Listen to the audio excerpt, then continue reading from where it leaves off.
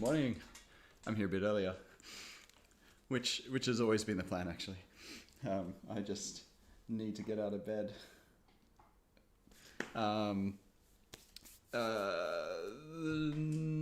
No amazing plans today. Just gonna go over the same ones. And I do want to add a new one soon, so I will create a poll at some point, very soon. But for now, I'm going to start with, once again, Opus 10 number 9, which I started with yesterday as well. Go. It's kind of cold in Sydney at the moment.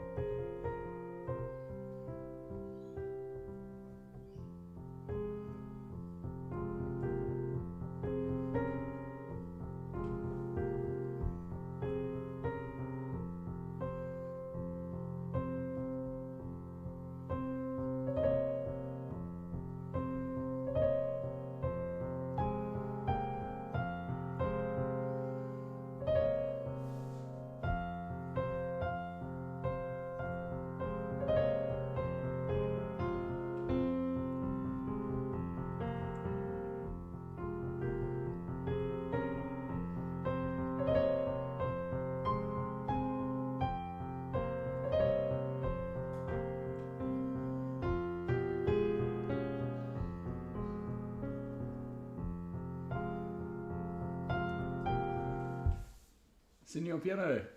How's it going? Welcome. Have you dropped by the stream before? Damn, it really is cold.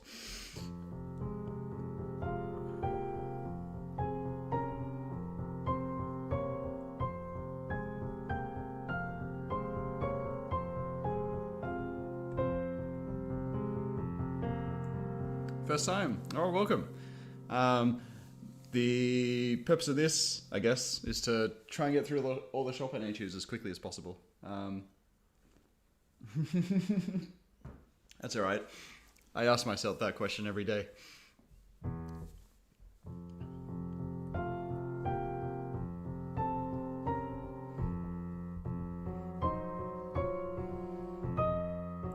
Are you a pianist or a musician, or is this like a very weird? Is this a very weird YouTube spiral? How many do I know now? I know so the ones I can play through: Opus 25 number 1, Opus 10 number 1, Opus 10 number 2, Opus 10 number 12. So those are the ones I can play through. This one won't take long. This one is not super tricky. Oh, you're a pianist. Oh, there you go. Okay, so it's not that weird getting into this kind of stream. And then I've got, so I'm working on 9 at the moment. I'm also working on 25 number 9. That's the butterfly. What is it? God, I don't even know the notes.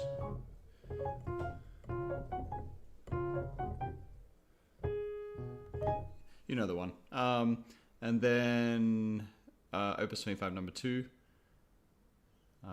Opus 25 number 5, which is the wrong note,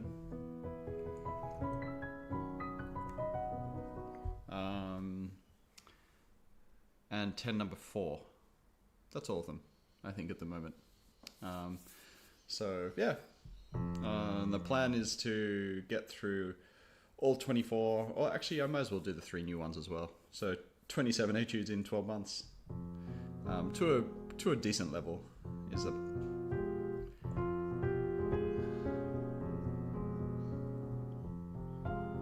Have you played many of these before?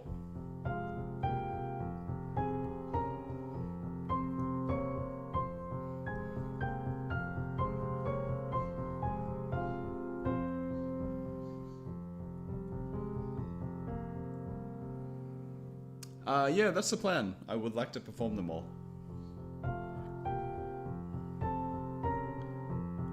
I've got a few other ideas around whether I'll record them or not. I'm not sure, but I definitely want to use them as like a concert program option, and then perhaps also create some educational content around them.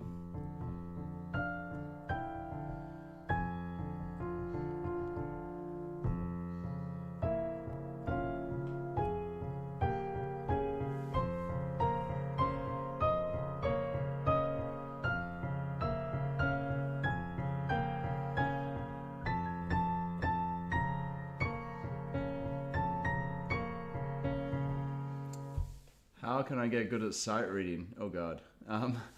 Okay, one sec. I will read up. One point. Yep, I've played most. So I did a similar challenge, but with Godowski. Oh my god. Okay. All right, Godowski etudes are something else. Those maybe. I'm not sure if I'll look at those after. I mean, I'm interested. That's about all at the moment. I'm also interested in doing like some I don't know, like Rack etudes, Debussy etudes, the Liszt etudes. I've played very little of those, so kind of interested to explore those as well. How can I get good at sight reading? Sight reading, oh god, that takes a long time. I take it you're talking about piano sight reading. A lot of it is, part of it is don't get too close to the music. and don't try and not focus on the note that you're currently playing. So it's better to sit back and take in like the whole bar, and then you kind of, the bar, the notes you're playing at the time is something you look at a little bit in your periphery. It's not like, shouldn't be the exact focus, ideally.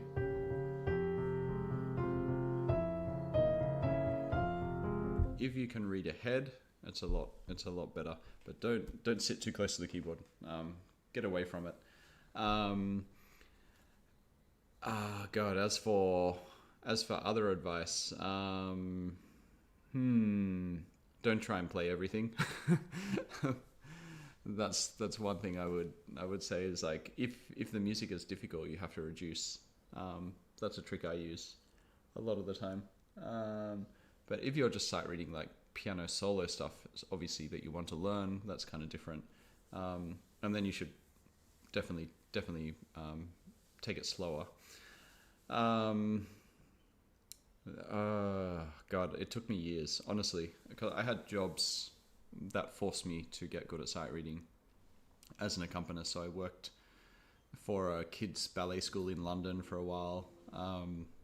I accompanied a lot of exams, concerts, things like that. Charlie, how's it going?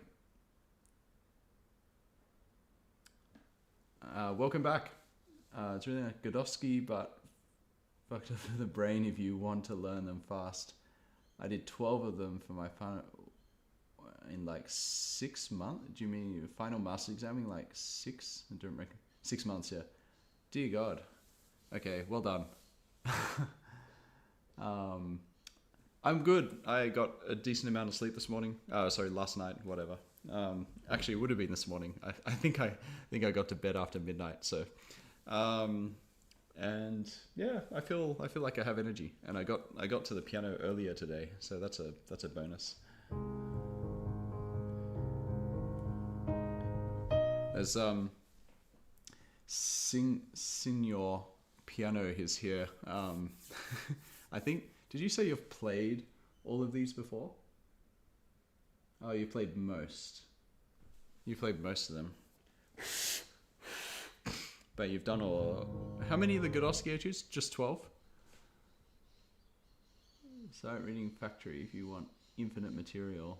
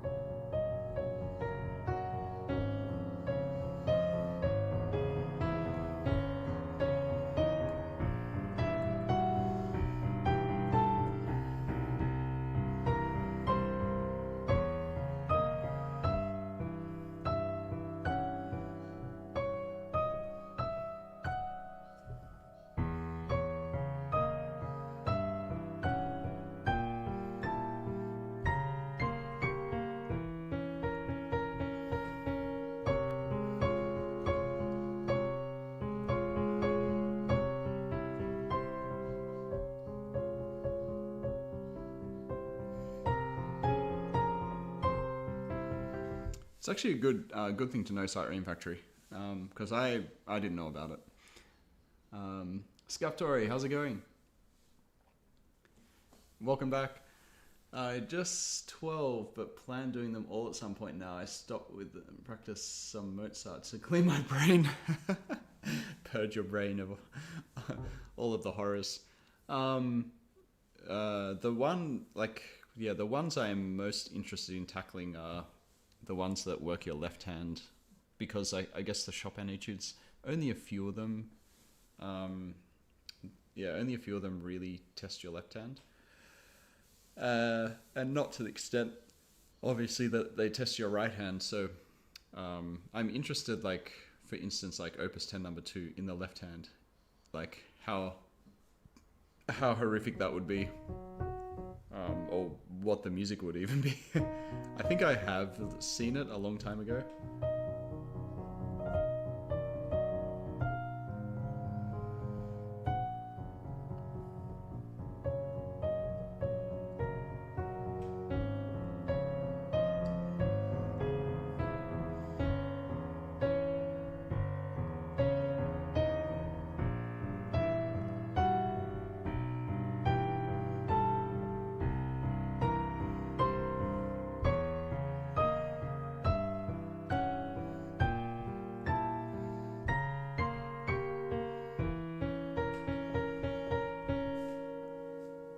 The other one obviously is Opus 25 number 6 or Opus 10 number 1. Like all of those I think are quite useful or interesting in the left hand anyway. But I know he also did multiple etudes sometimes for each etude.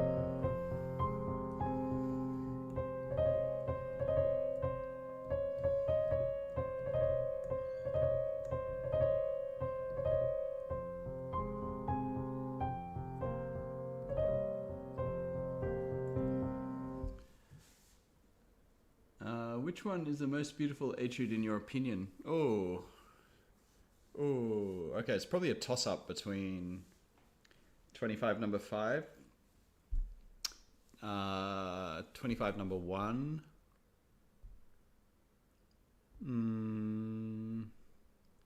I think a lot of people.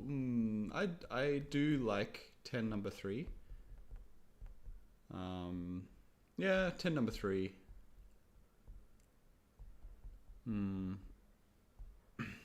Yeah, let's go with that. I think those are kind of the most melodically pleasing ones. And the E flat minor actually has grown on me a lot. That's 10 number 7, 6, 10 number 6. But it's depressing. So it depends what you're into.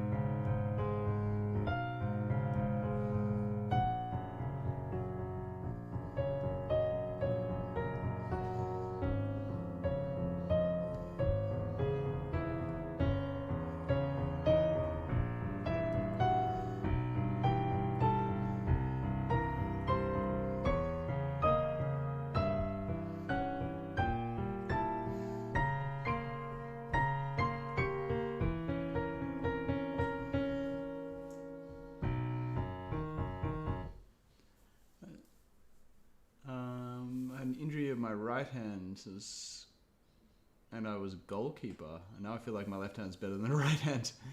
Godowski says I mainly focus on the left hand. Yeah, that's good to know. Maybe I will have a look at them. Maybe not this year, but let's see. Could be a fun like extra meme thing I can do. Some of the Godowski ones. What do you think are the most valuable ones?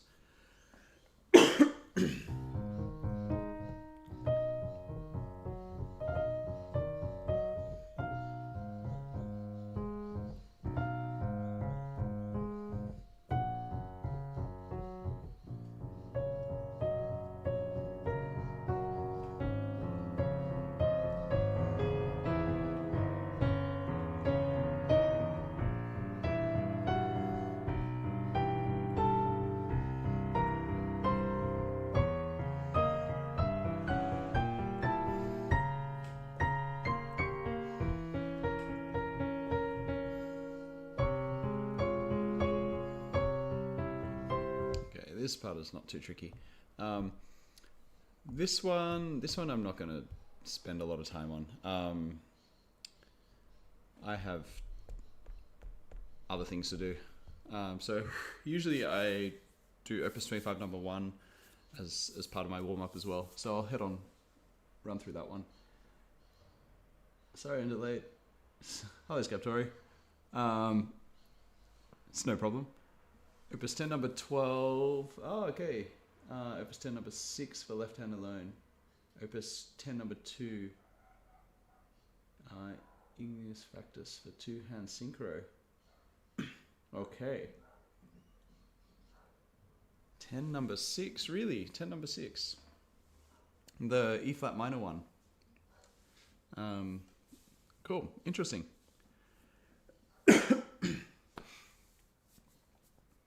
Okay, maybe I'll add those to my diet, I suppose, as a bit of like a mix up from these, or just as like a supplement.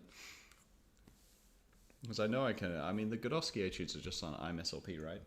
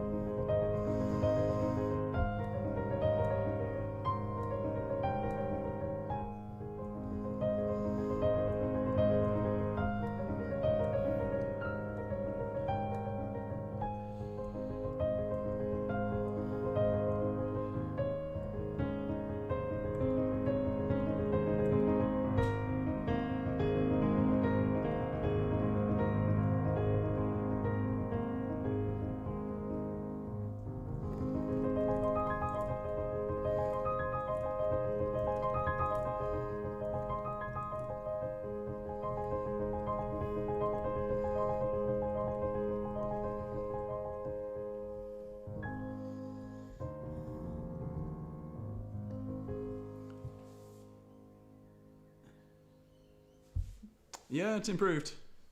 It is improving. It just takes I don't know. It takes time. And it's one of the things I've noticed, like with piano, you can do a lot of practice and then sometimes doing nothing actually even helps. As in 2 weeks later, it will just be better.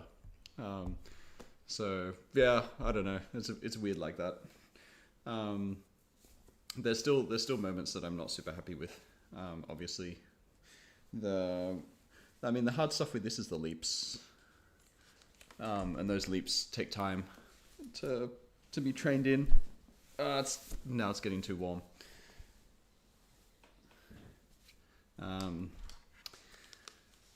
But yeah, it's getting there. It's getting there.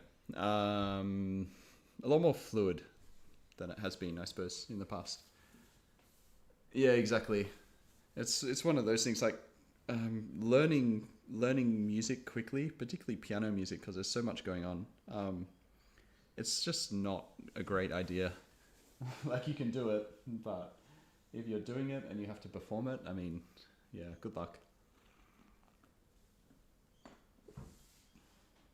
Crash learning difficult music is not fun.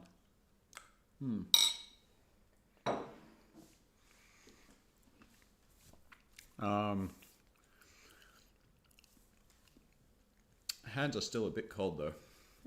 So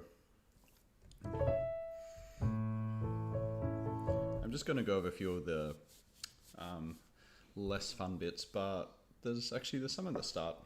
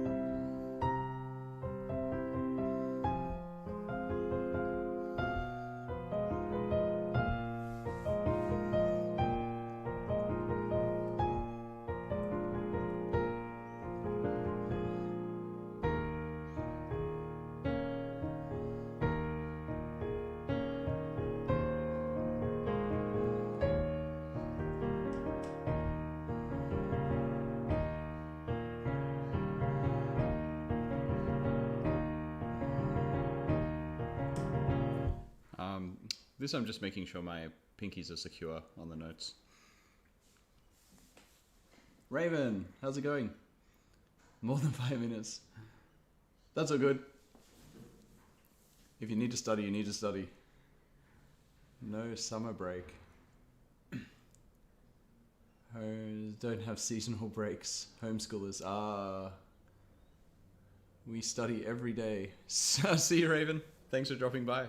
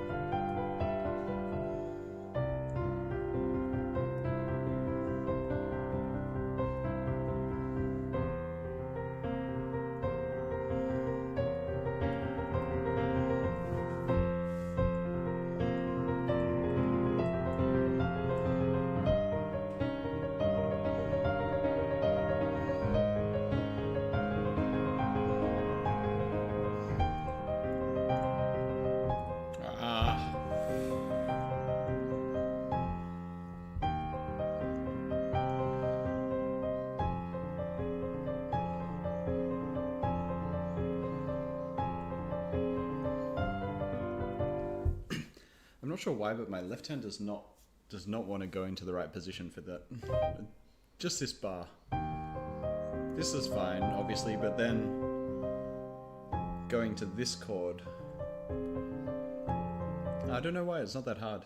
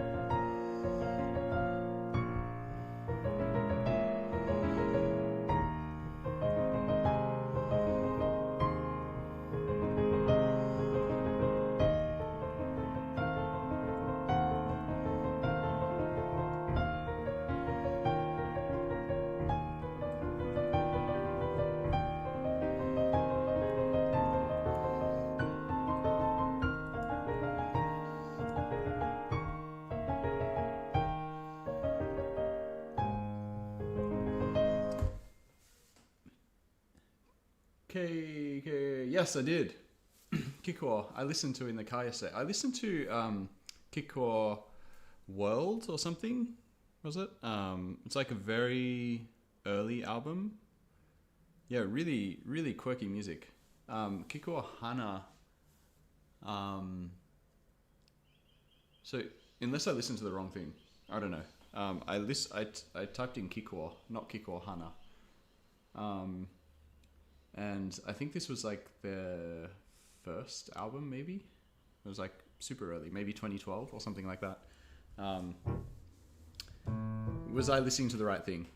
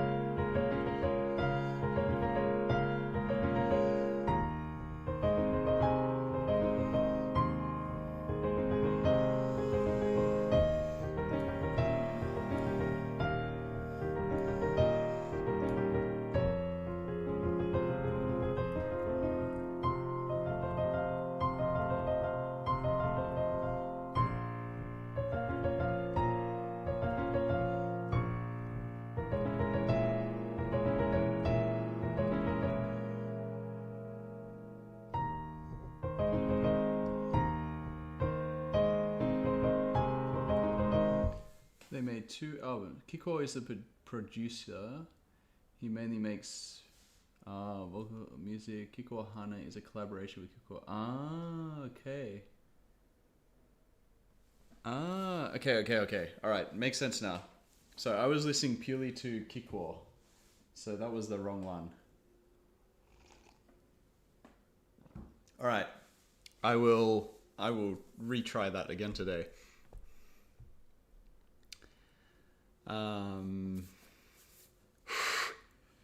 Okay. I'm going to move on because I need to spend a lot of time on some other ones. Those ones I'm happy for them generally to just like work on small bits and then they will improve throughout the year. So I'm just thinking what to do next. I could do Opus 10 number 2. Now that I'm a bit more warmed up.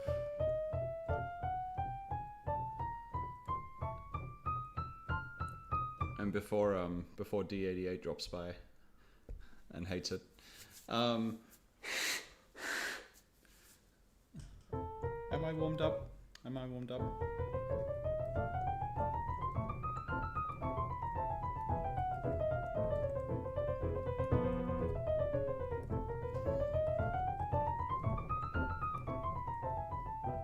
Are you?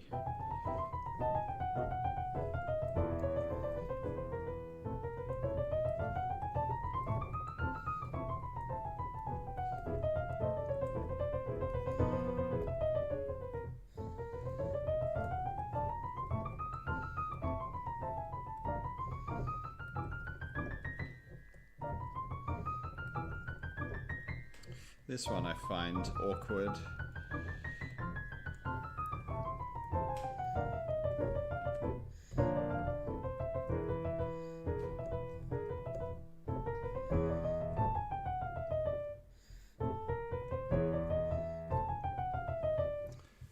So I guess you listened to the wrong thing, but all of Kiko is great, but I wouldn't just recommend any Kiko album as someone first listening to him.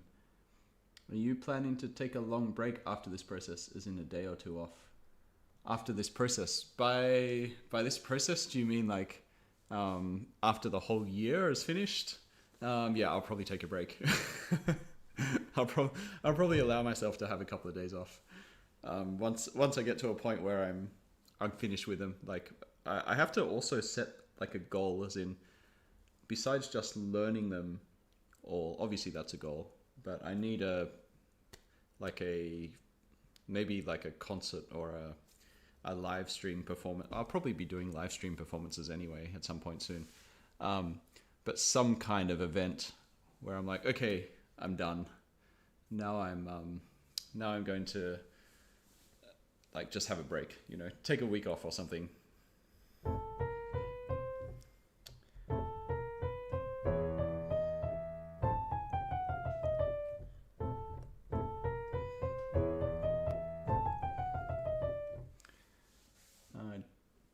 Thank you. Yeah, the plan is to get good skills. I wish they were a lot better, and so I guess that's why I'm working on them.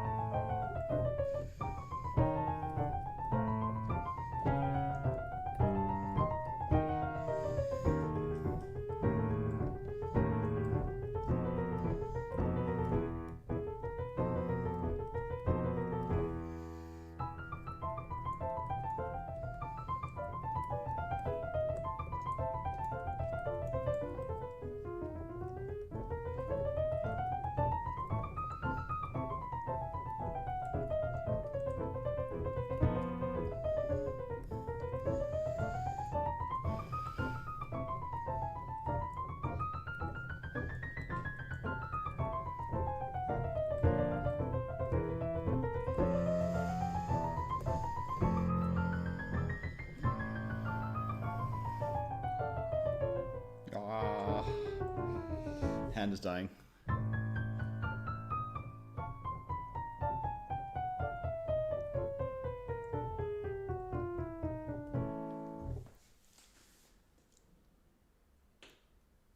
This is a Kawai actually, but yeah, close enough.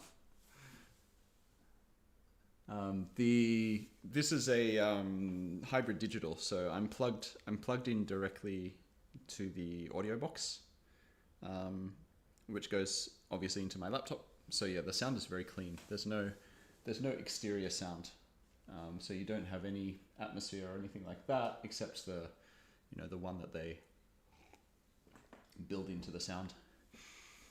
I often feel it's closer to a game than music. I'm not sure if that's a problem, but it feels kind of perverted. I think that's totally fine. I see no issue with that.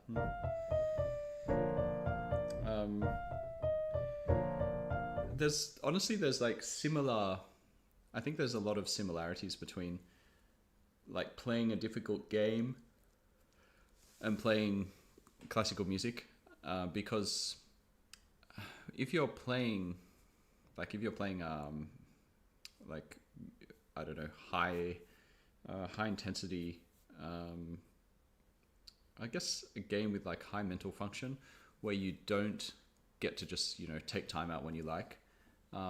It's similar because there's a lot going on and you have to do everything in the moment and you don't get to redo. Let's say like esports or something, right? So if you're playing Dota or League of Legends or something, like if you make a mistake, you can't just undo it, or you can't just like sit out and wait for the perfect moment. Everything is just happening live.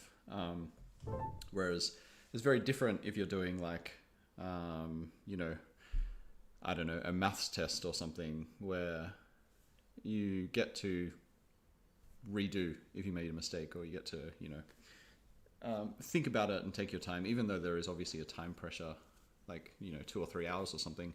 Within that, you get to take your time. So live music is quite unique in that sense, or live performance in general. So I'm playing GD, took over 300 hours to beat a level called Bloodbath. Dear God. It reminds me of people playing Elden Ring and then like taking the same amount of time to like beat Millennia or something, if anyone knows what I'm talking about.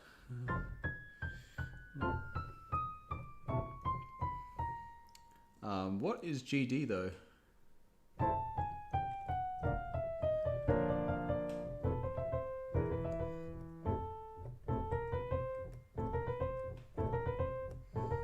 Minecraft OST. Geometry Dash.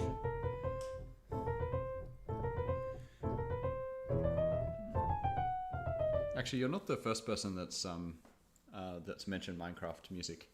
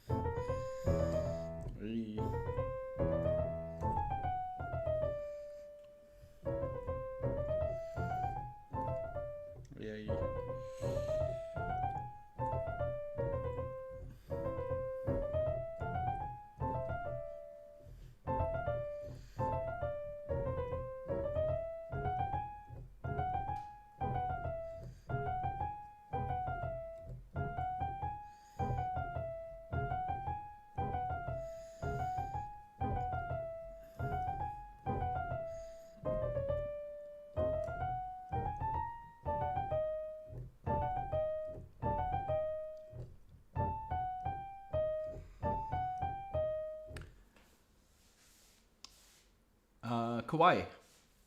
It's a Kawai actually. I can type it in chat. I should probably honestly update my description. A lot of people ask me about the piano. Where are we? I'll put it in the description. I also did not update today. I think we're at day 30 on this stream anyway.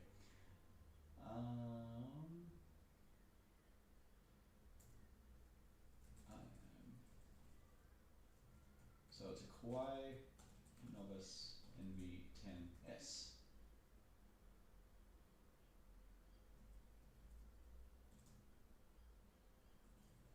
Hybrid.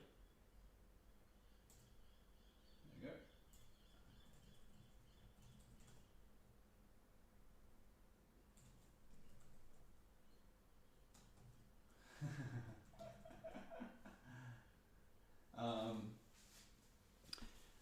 Yeah, this is where I think again I should get Kawai to sponsor me.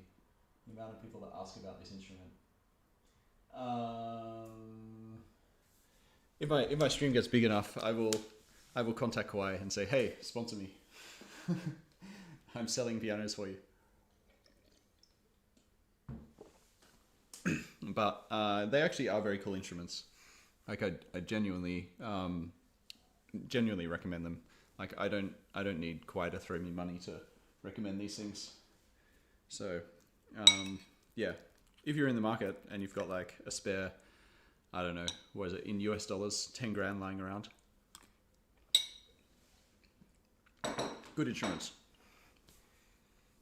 You like the purple octopus? I can make it blue as well. There we go, and it's happy. There's now a happy octopus. So it depends what you want. Do you want purple or blue? And the purple one is grumpy and the blue one is happy.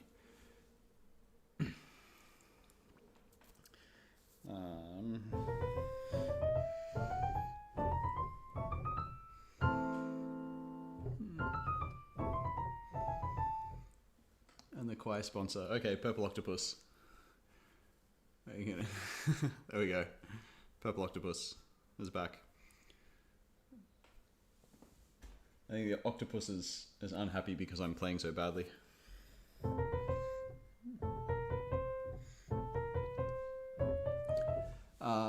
That's the this is the NV10S. The NV12 I have not looked at yet. It's quite new. And I would like to look at it. I'm very interested. And I like probably if I move, like I'm considering moving overseas. So if I move, I can't take this with me. And if that happens, I'll probably get an NV12. Or maybe I'll check out the Yamaha instruments, you know, who knows. The octopus, no, the octopus was a gift actually.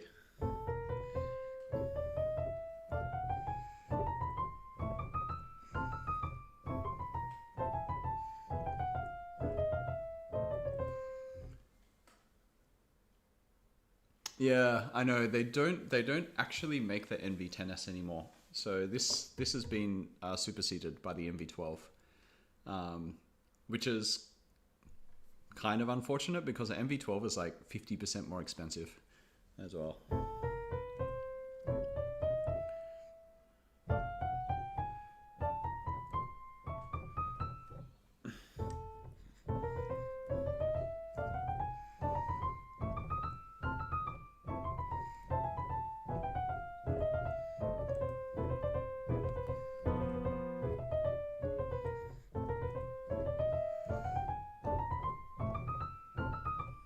Yeah, they put the price up quite a bit. So in Australian dollars, when this first came out, the NV10, so this is the original NV10.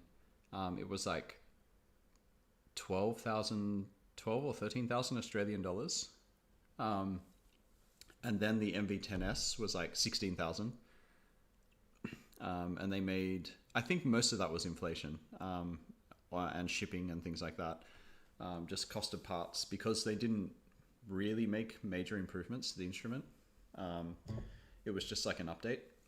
And then they brought out the NV12 and it's like $23,000 Australian. So yeah, literally twice the price of the original one of these when it came out.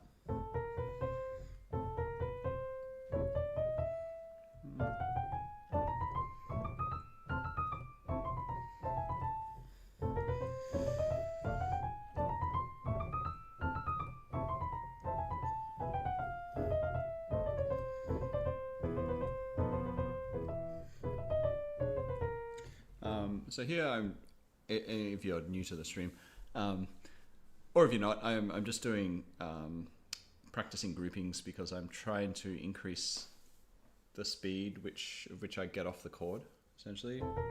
So that being kind of like the hardest part, along with getting onto the chord. So I'll do this and then go that as well.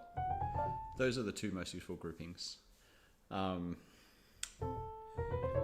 they work on getting onto the chord and off the chord, and then relax. So always make sure you relax immediately when you can.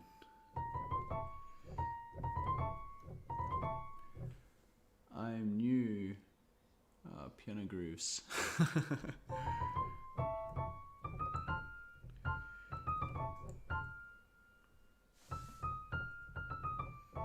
Someone actually pointed out an interesting instrument yesterday, which apparently has a full piano action in it, and I'm really interested to check it out because it's only like $3,000 or $4,000. Kawai CA501. That was the one I thought is like really good price range. Like, definitely interested. Like, if they can make an instrument with a good piano action for like $3,000-ish, it's amazing. Oh, Fantasy Impromptu. Great piece. Struggling with the coda.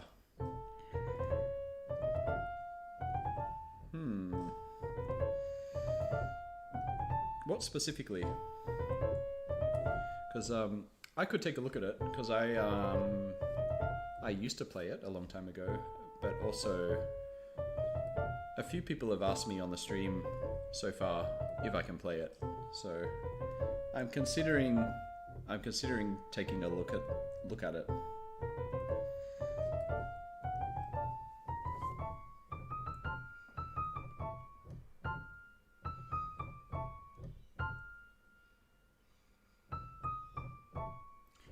Yeah, it does have a coda. I suppose I would call it a coda. Let me have a look. Oh, I don't have it on. I think I'll have to download the music from IMSLP. But where is it? Fantas. And he spells it weird too, I remember. From Chopin. IMSLP.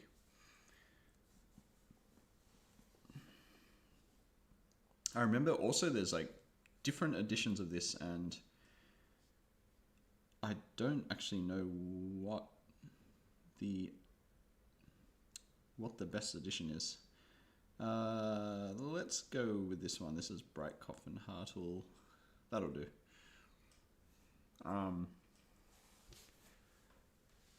The last part, but I never called it a coda. Yeah, I don't know what it's called. I suppose you can call it a coda.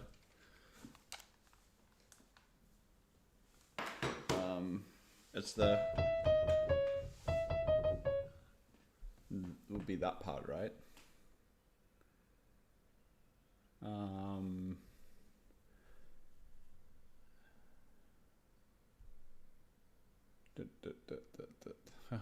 Wow, it's been a while since I've seen this music.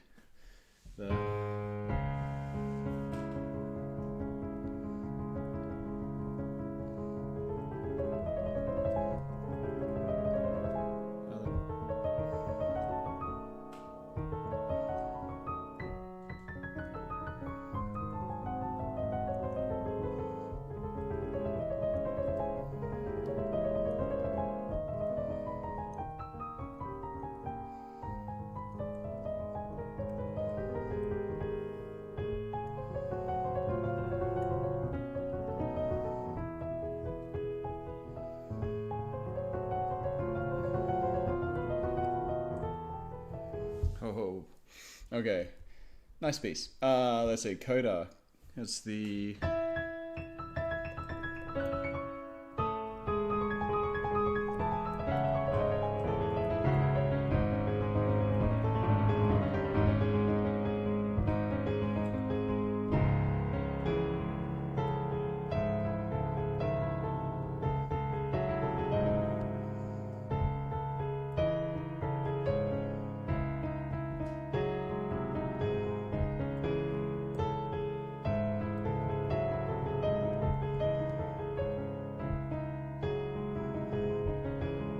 I feel like you've gotten through the hardest part of the piece. A coda is when the music. I'll turn it down.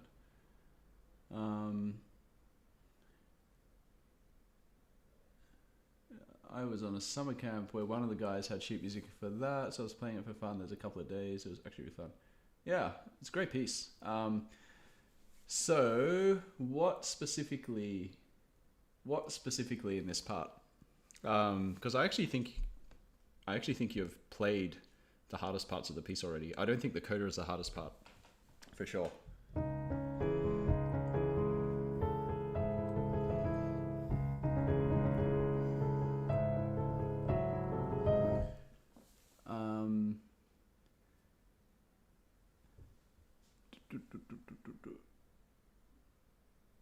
So, where is it?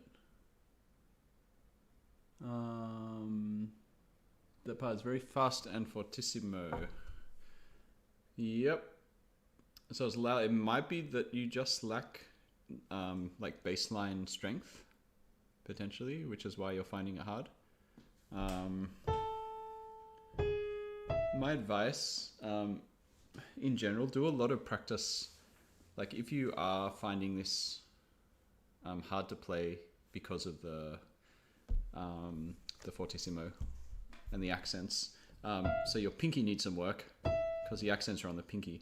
So you can do a lot of practice like this, as in play a note, relax, and then relax. So you have to be relaxed. I talk about this a lot. You need to be able to hold down a note with your finger and move everything else. So like wrist, elbow, all of that. And then relax. And then like hit with your pinky. Like play it with your pinky. Don't play it with your arm. So, and then play it with your pinky, relax. And then play it with your pinky. I do a lot of practice like this anyway, still. But if you lack that strength, that is like super valuable practice. And it also it trains you to relax like all the time, but also it builds up like speed in those muscles, so you can just play on the keys, so you don't have to lift and hit, so you're just pressing straight down, and then you can be more accurate as well. But yeah, this part here, technically I don't think it's the hardest part of the piece, definitely. So it must be a thing to do with your natural hand strength, which is why you're struggling.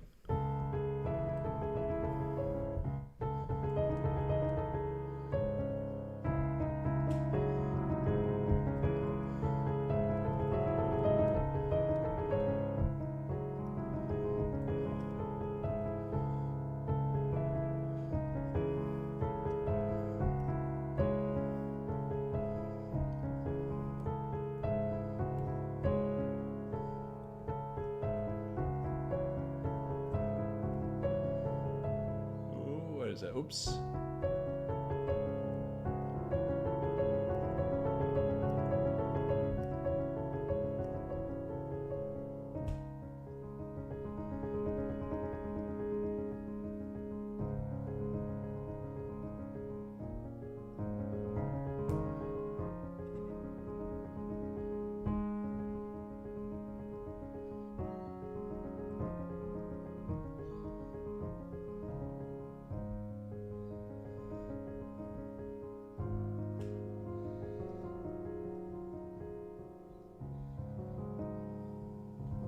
Nice ending. I like the ending. I feel like my pinky is weak and it kind of aches when I use it too much, and I don't know how to make it stronger without hurting it. Damn. If it aches when you're using it, yeah, that's a problem. I would suggest, actually, the one thing you can work on, you can try just gradually, is the Corto exercises. I really like those. So there's a lot of held note exercises. And basically, like the first one, for instance, is like this sort of stuff, right? So you're holding down 4 notes, and you're just activating the fifth, but you keep everything in contact with the keys.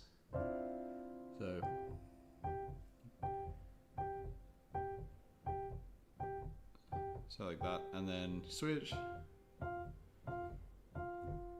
etc. And then you hold down 3 notes and do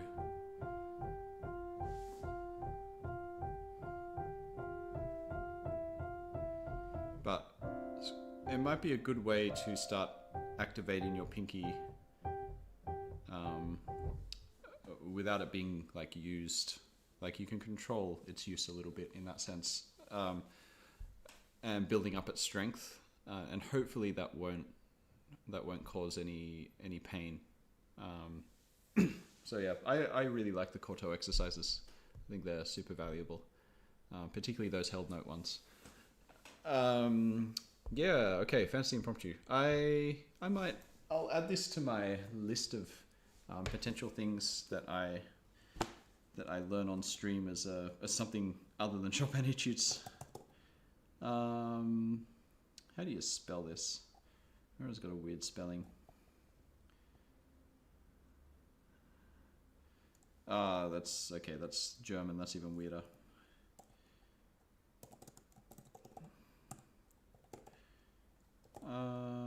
And it's Opus, is it Opus 66 or something? Is that it? Oh, whatever, doesn't matter.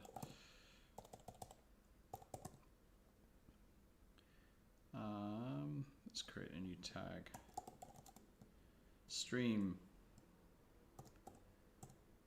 memes.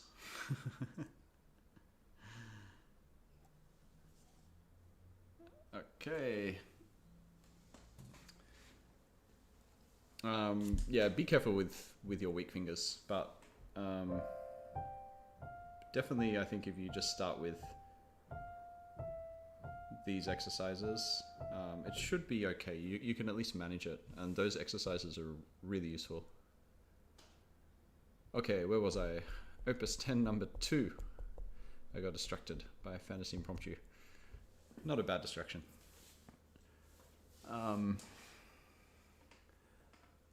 Good luck with the rest. Thank you. Yeah, thanks for dropping by. And yes, I need to get through 9 etudes, so I will need some luck. Let's see, other thing I need to do is add a 10th one actually. So I'm gonna create a poll.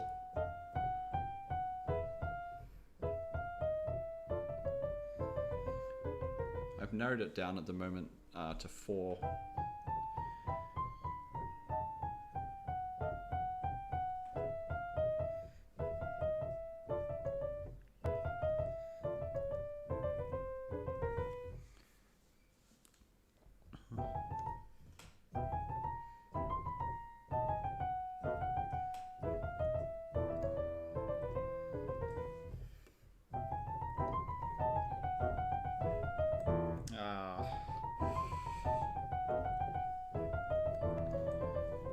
I cannot reach that easily.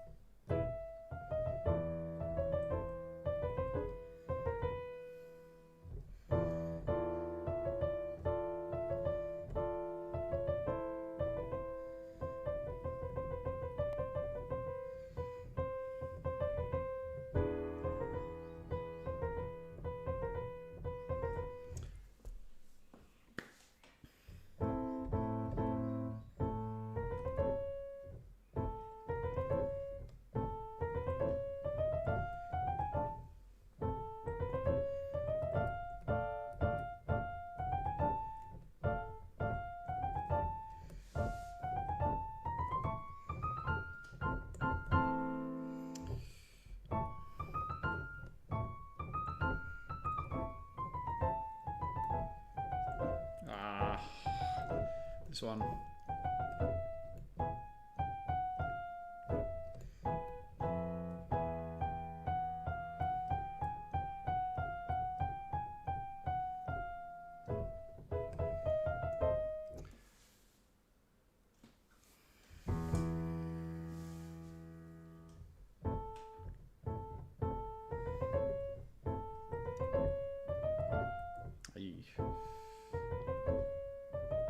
So one of the harder things with this is actually striking the chords together all the time.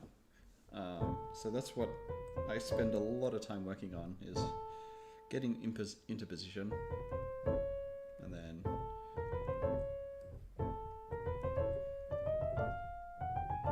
just listening and feeling like very closely for the chords to be well balanced and everything going down together. Particularly when your pinky has to play the top note, very, very easy, because your pinky is so weak compared to your thumb and second finger. It's very easy for the thumb and second finger to go down first.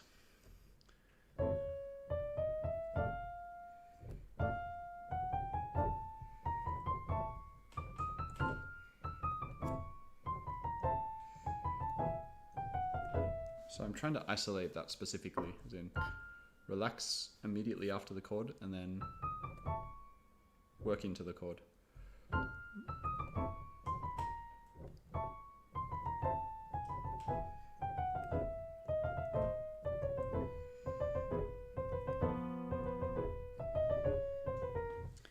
This is also a good way of increasing the tempo.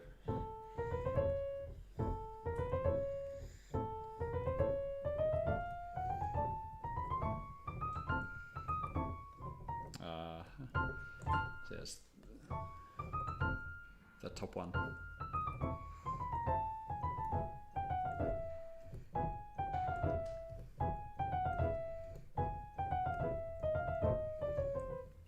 Fail.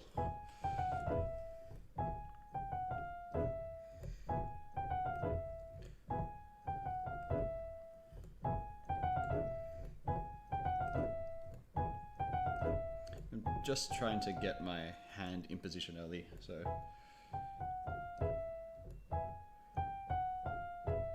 but I have to move it very quickly, and when I move my hand position quickly, it's very easy for the hand to become unbalanced. So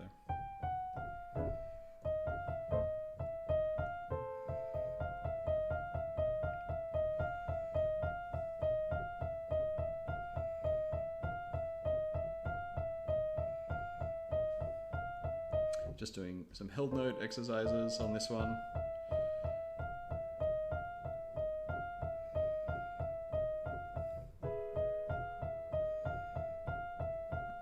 Whenever my fingers feel particularly weak in a hand position, I do some held note exercises.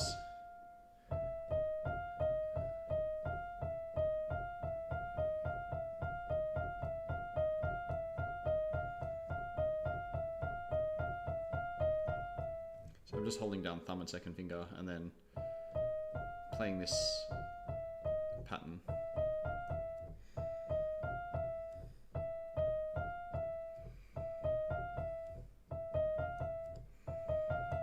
Okay.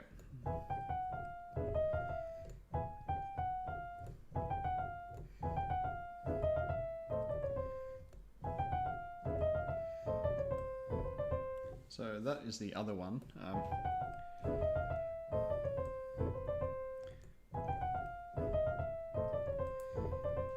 And then that's where I play the first three fast and then rest on the fourth one.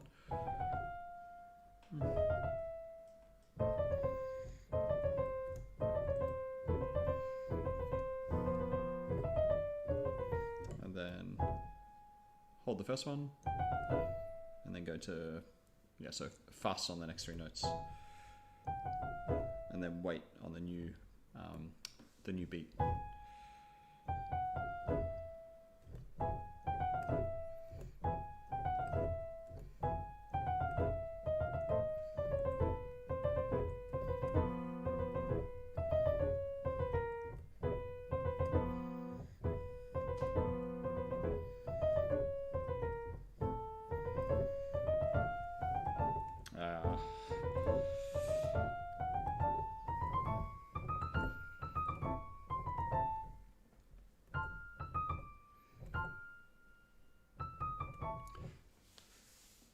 No way, hello. How's it going? Stonic.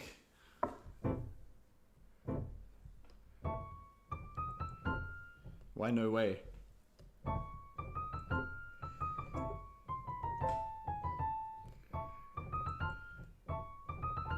Ah.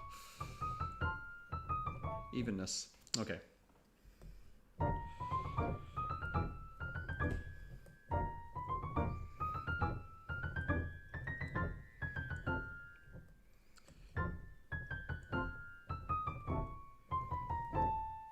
This particular passage is one of the most awkward, coming down from this. And you're here, and you're live. Is that a shock? I'm pretty much live every weekday. Same time. Like honestly, not the exact same time, but I cover the same sort of time period. Up till about just before 3 p.m. Sydney time. So I try and get here as early as I can. This morning I started quite early, like around 9:30, I think. What's the time? Oh no, like 9:15 actually. AM. And then practice till about 2:45 PM. And then, so that's what, 9, 10, 11, 12, 1, 2, 5.5 hours. And then I have to work, so I go to work. And then usually, sometimes I will stream again at night. Like I might do like another couple of hours at night. But most of the time, no.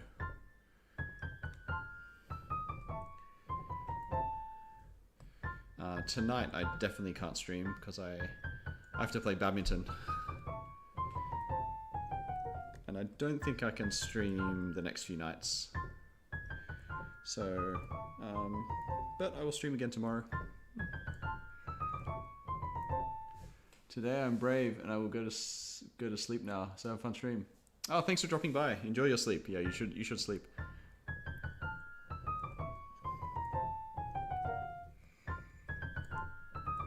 Catch you another time.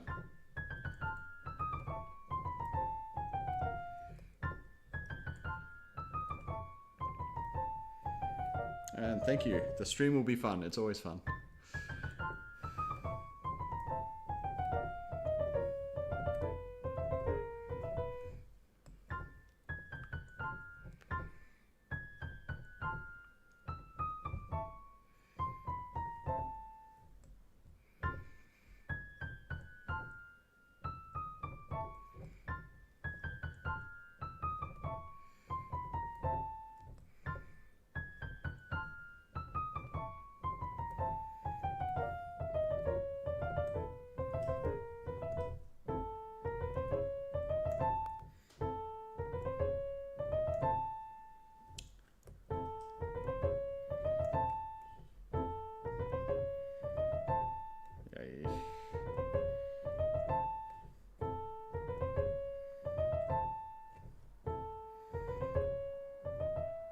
That stretch is too big for me.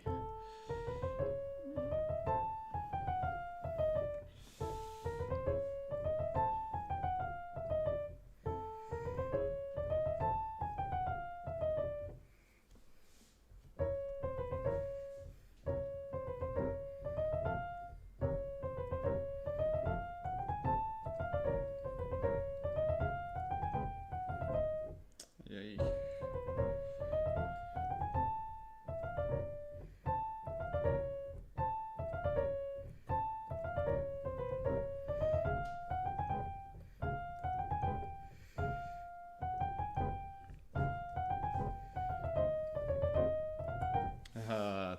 It's uneven.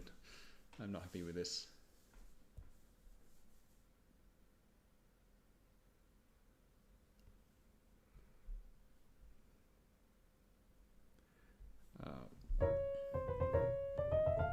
Yay.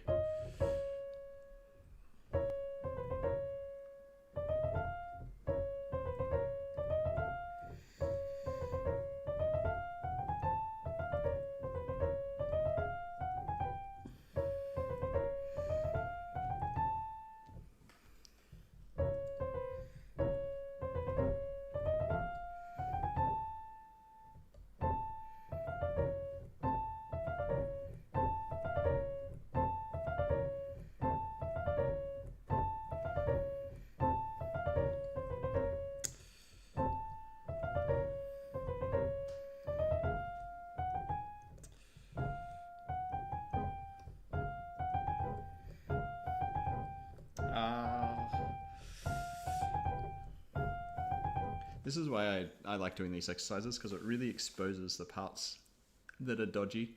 Because you'll do a pattern like 4 notes or whatever, and then you'll do the one after, and you're like, wow, the one after feels so much worse. But it also allows you to push a few notes at a higher tempo, and then rest on the 4th one, and then relax, and then redo. So it really allows you to focus specifically on that little figure, but also increasing the tempo, and then you compare it directly to the ones around it, and you're like, wow, that feels way worse. Whereas you don't notice these things so much when you just play through.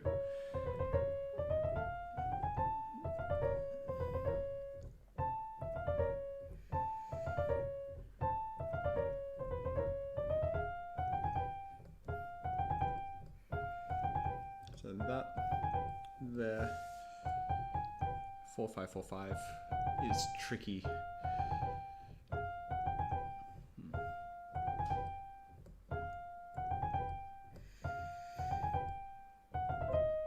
And that's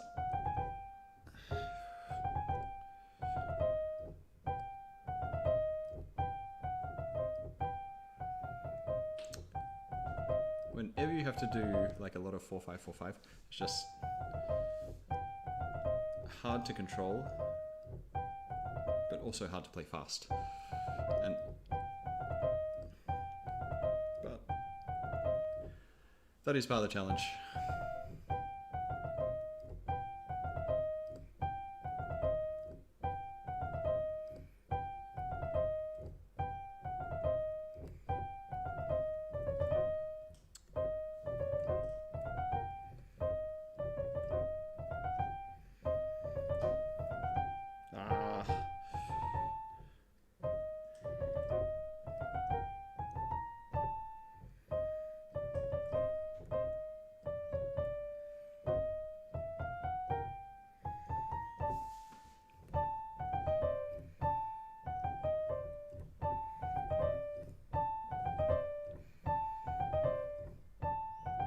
So this particular movement down to there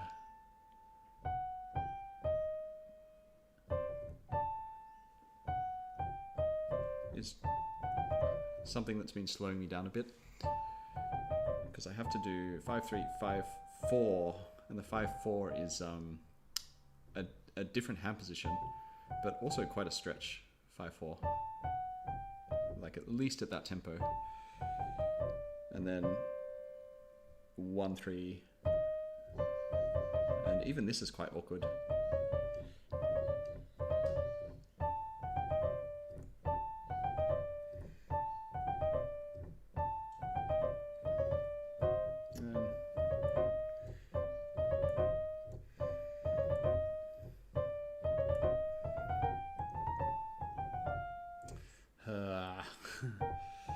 And then 5-4-5-4 again.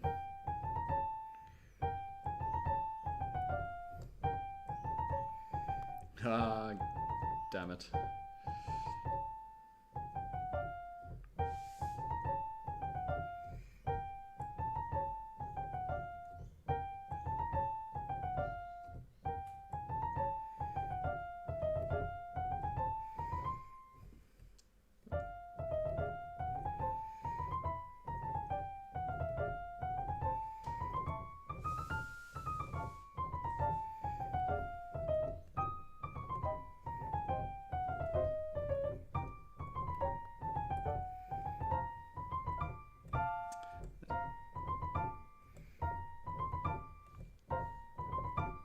Yeah, definitely I've noticed the ones where the chords don't go down well. It's always the pinky at the top. The 4th finger ones tend to be fine. My pinky is just late to the party.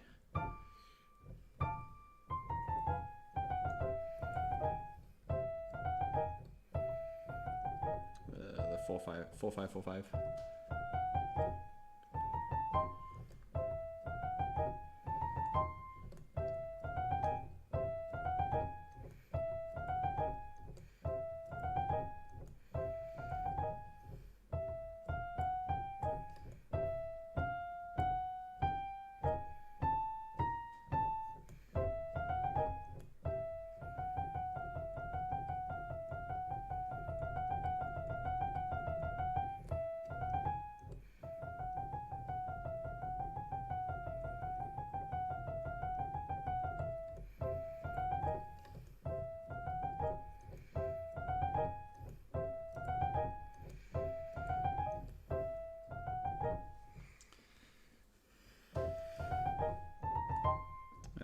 That's better.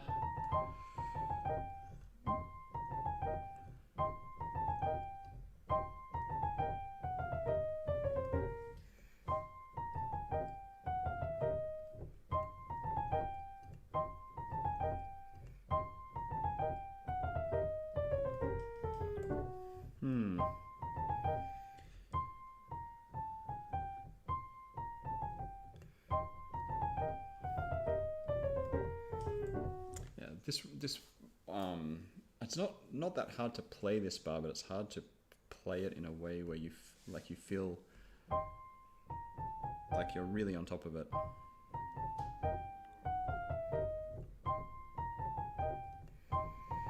Like, I don't think I ever really stuffed this bar up, but it doesn't feel great.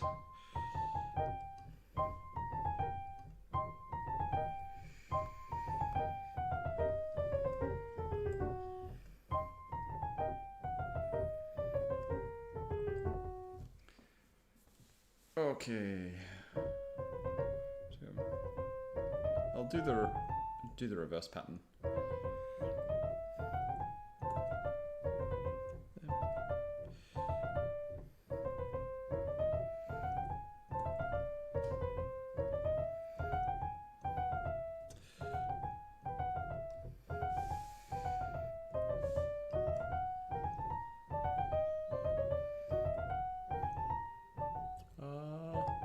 That's correct.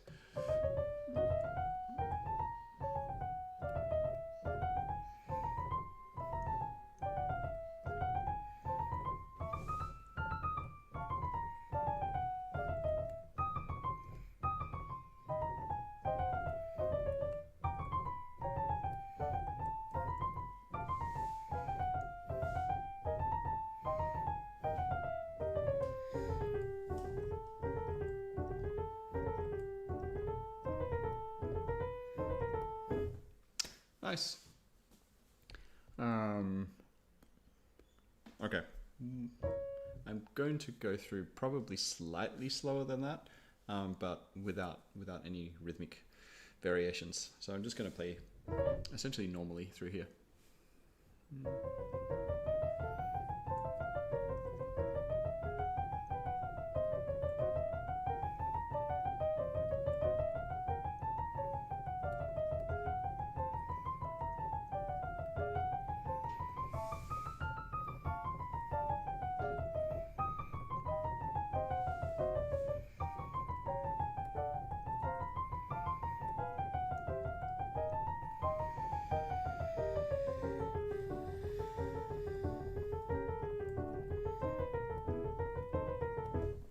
Okay, pretty good, pretty good.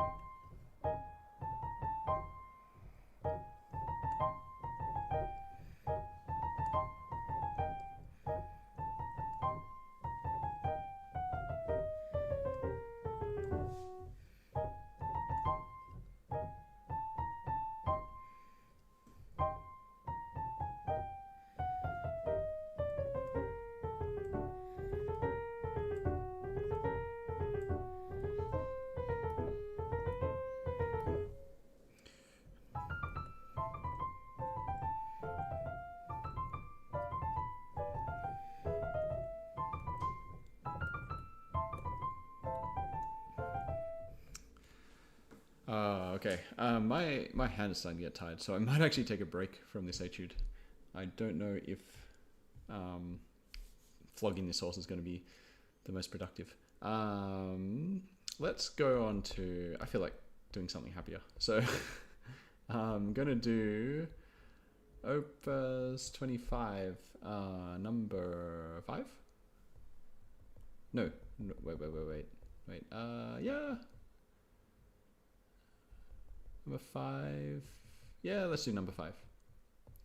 And then maybe, I was thinking about doing butterfly, but butterfly is also kind of physically draining on the right hand. Hello, how's it going? Etudes, I don't know how to pronounce that name. How do I say that name?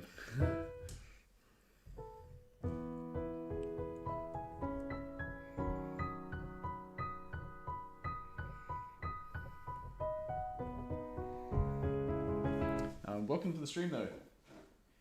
I am going to be rude and say I'm not sure if you've been here before.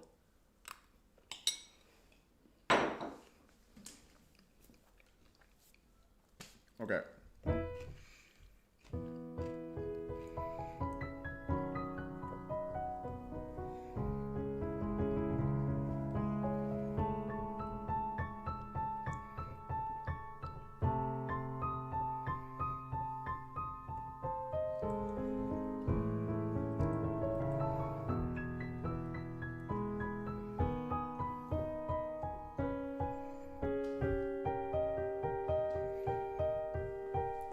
Notes, not in a good way.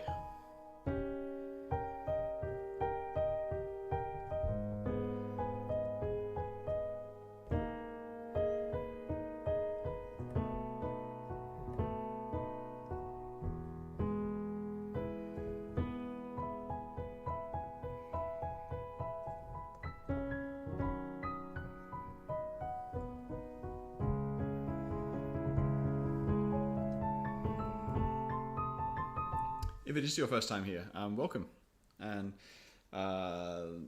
feel free to ask any questions. I'm happy to answer questions. Usually I do like, what tends to happen is people get chatty, ask a bunch of questions, and then people quieten down, they do some more practice again. So, but anything you feel like asking or want to know, go for it.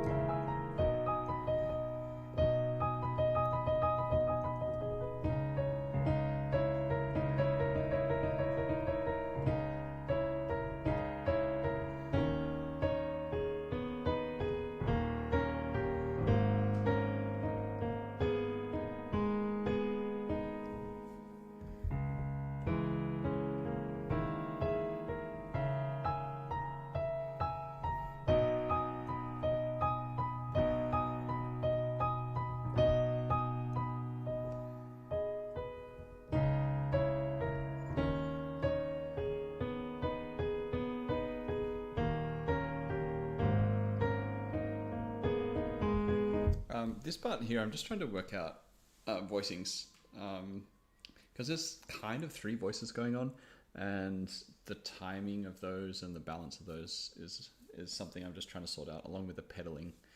So.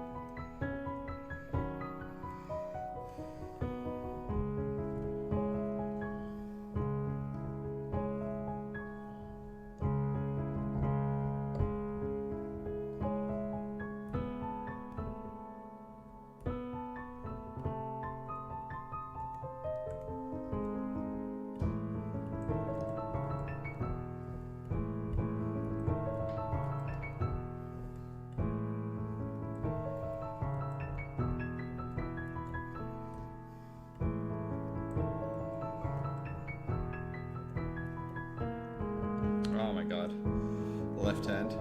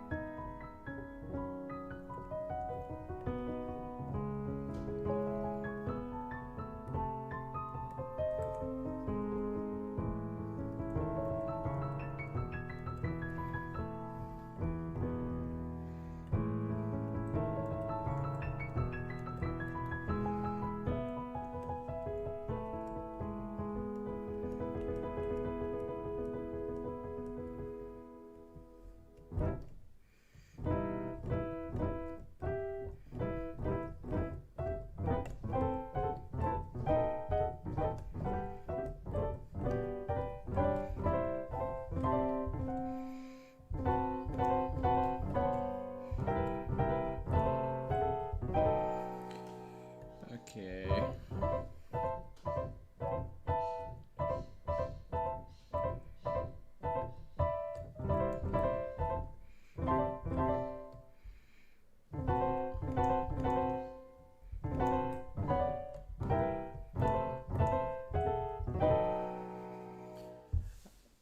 These ones I need to make a decision whether I'm doing 1-2 or 2-1 at the bottom.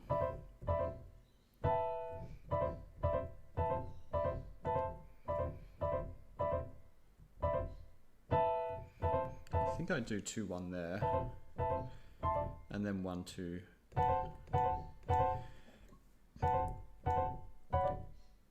Here.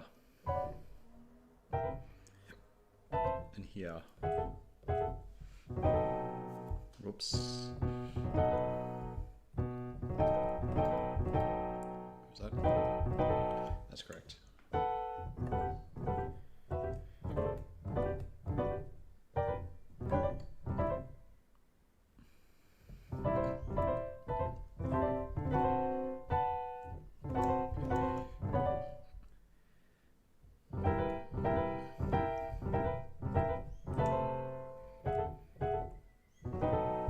I think doing 2-1 the whole time is a bit risky with my hand size. Unfortunately, my hand is kind of small.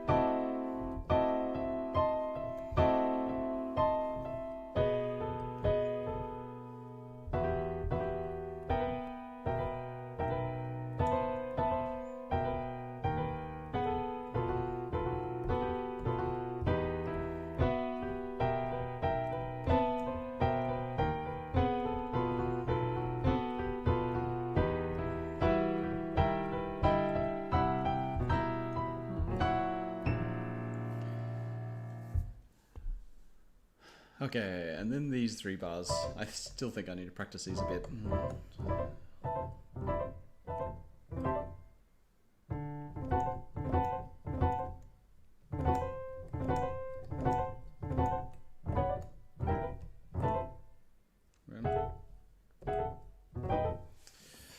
And hopefully you can memorize them as well. So.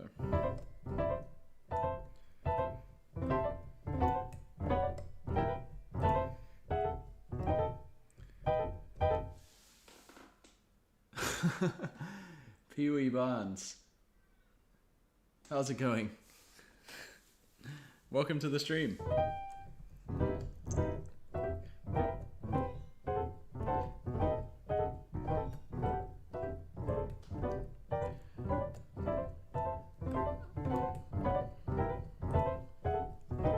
I wish I could say I was young. I'm no longer young.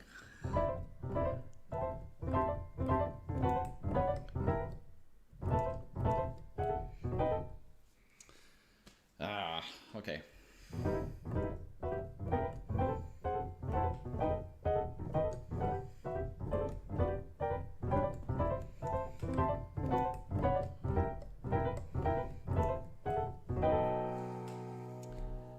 That is getting better. I'm just going to go back to the beginning.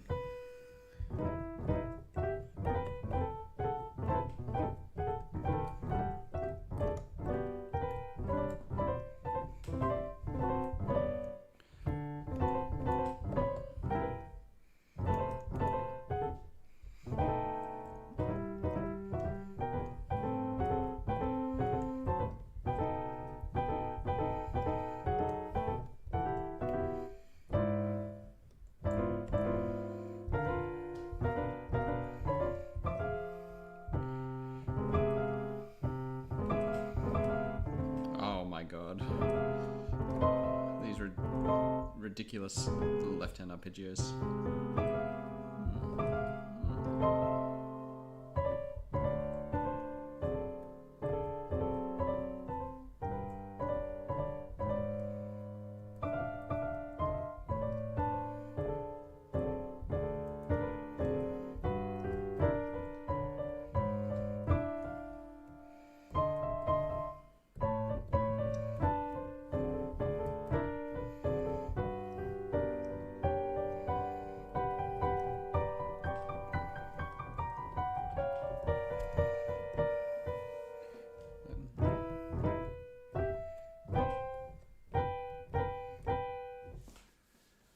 Nocturne's much easier to play. Yeah, I guess so. Overall, yeah, I guess so. Some of the nocturnes are quite tricky though. Actually got a couple of nocturnes on my list to learn, just as a bit of a mix-up from the etudes.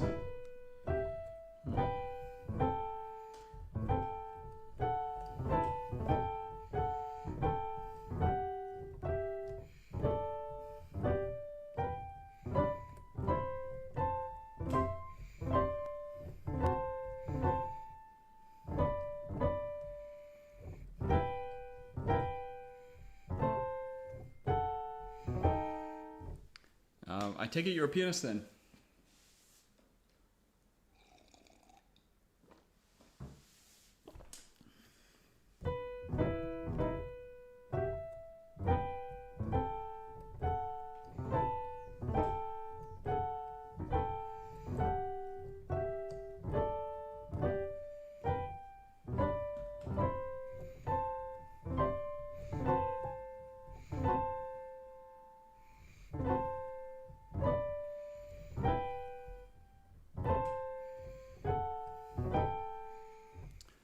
Theory and composition. Ah, very cool.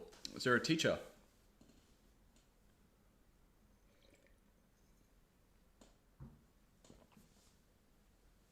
Composition, that is cool. That's something I actually want to improve at. I've been working on composing, just trying to do it more consistently.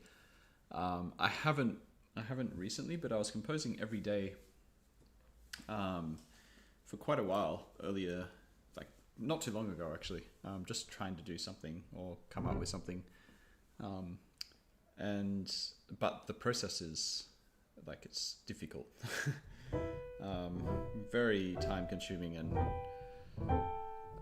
at times very frustrating.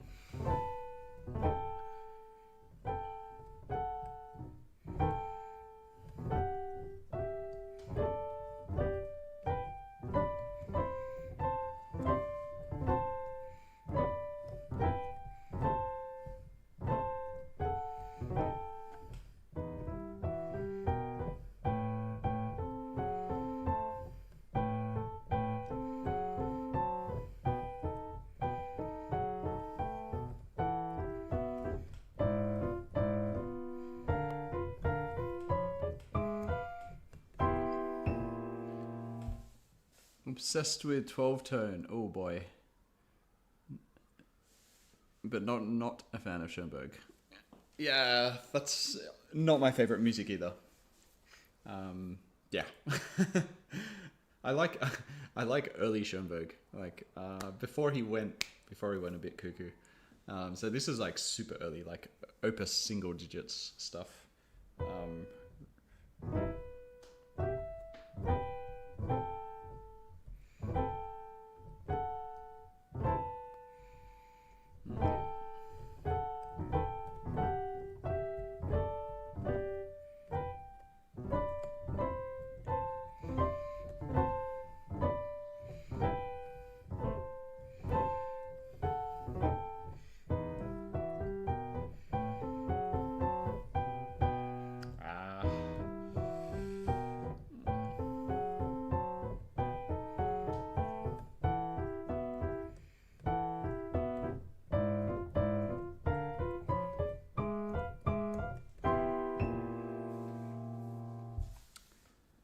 Oh, Kang, welcome.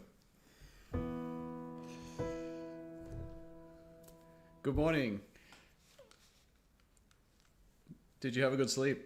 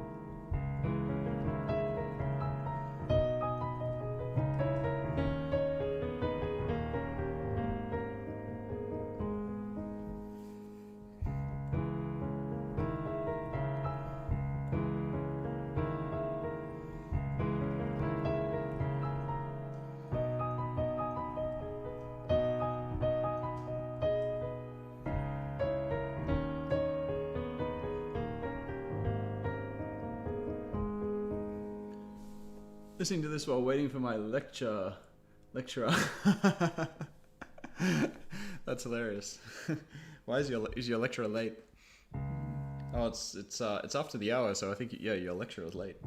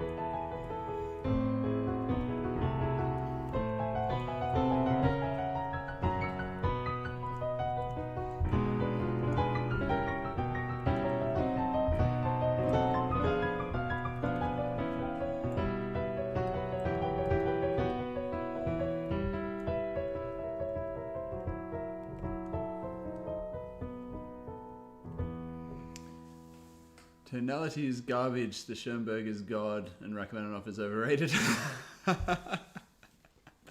That's hilarious. Oh, I don't know what to say to that. Is Rachmaninoff overrated? That's an interesting one. I don't think that debate will ever be solved. He's definitely extremely popular. I'm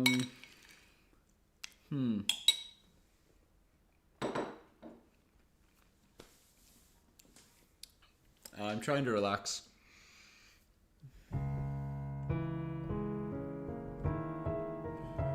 Maybe if Aqua was here too, and I have both of you telling me to relax, I would be relaxed enough.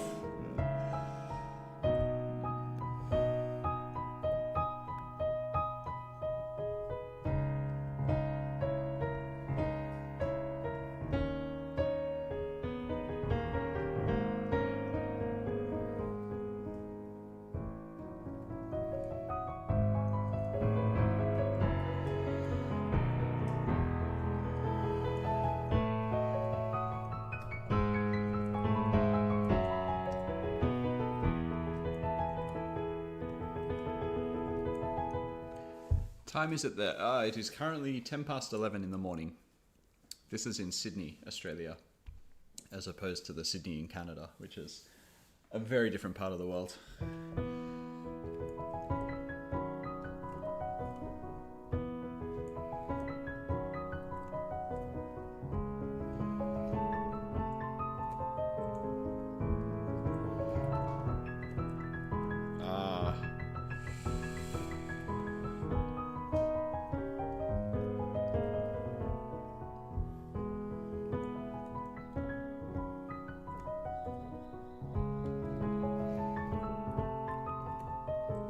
What are you studying?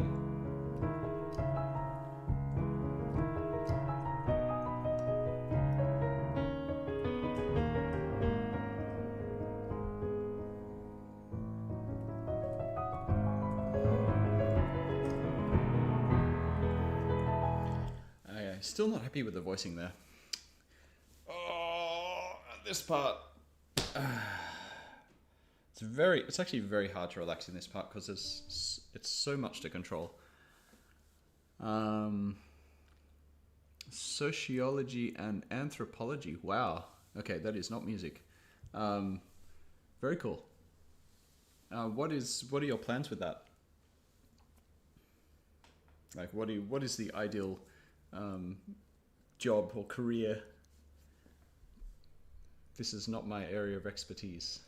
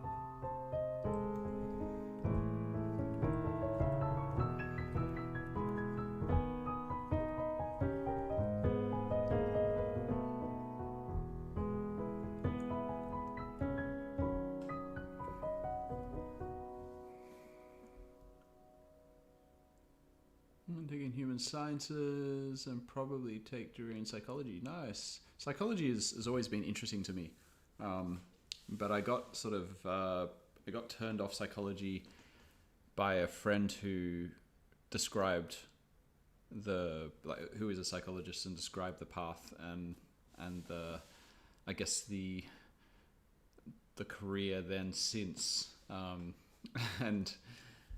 She enjoys it, but she kind of persuaded me it's not as yeah, I don't know, maybe interesting, like the ratio between interest and pain as a psychologist is probably not what one would think. Yeah, I'm more interested in the maybe the research side or the intellectual side of psychology more so than more so than the, you know, just churning through patience or whatever. A lot, but the piano and violin is nice. Yeah, you picked two good instruments. I'm also a big fan of the cello.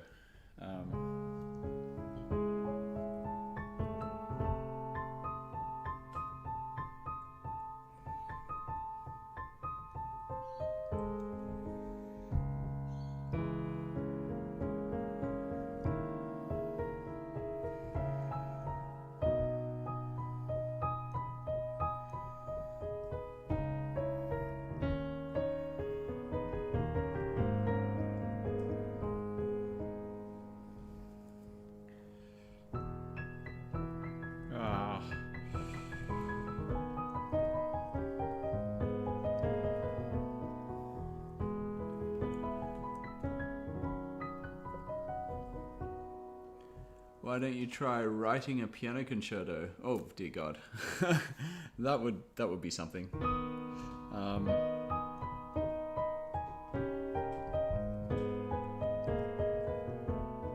That's something I would have to build towards.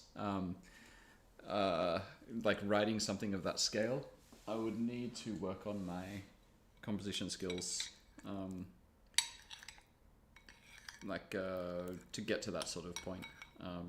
Something with that sort of structure, very difficult to write.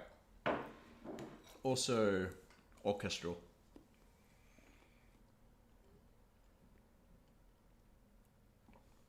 Being a small psychologist would at least be something. I mean, it's definitely not a boring path, I think, but what I understand is your lifestyle. It's very hard to switch off a lot of the time. At least she would tell me that her brain was active about her work regularly outside of work, and also you need to do a lot of your own emotional management, and you also need to have a psychologist yourself very regularly. So she has a psychologist who helps her with her, basically with her job. So it sounds full on. But I think quite rewarding potentially. Definitely rewarding, I would say. Relax your mind. Props to the friend. I hope she lives well. Yes, same. I think she seems to be doing well. Relax your mind.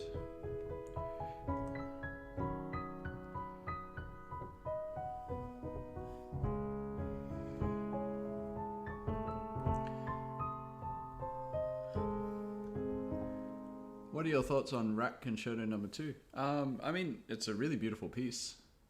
I don't listen to it a lot. I think because I've heard it so much, I don't go seeking it out to listen to. But it's one of those pieces now where I'm always happy to hear it. And when I do hear it, I'm like, oh yeah, that's, I see why people like this, I appreciate it when I hear it. So I no longer seek it out to listen to, because I want to have that experience now where I just listen to it by chance, like someone either puts it on, someone wants to listen to it, or maybe there's a concert. So it falls into that basket for me, I would say. Is Chopin your favorite? I got Carpal Tunnel playing list. Oh dear God, okay. Right now, I would say Chopin is my favorite. Yeah. I appreciate him a lot since particularly more so since I've started these etudes. So yeah, I'm starting to discover new things about him. And I can't believe he wrote all of Opus 10 before he was like 20, right? Which is kind of blows my mind a bit. I got no, we have a kind of a mix of people, all sorts of backgrounds. Not too many people are professional musicians on the stream actually, or students or whatnot.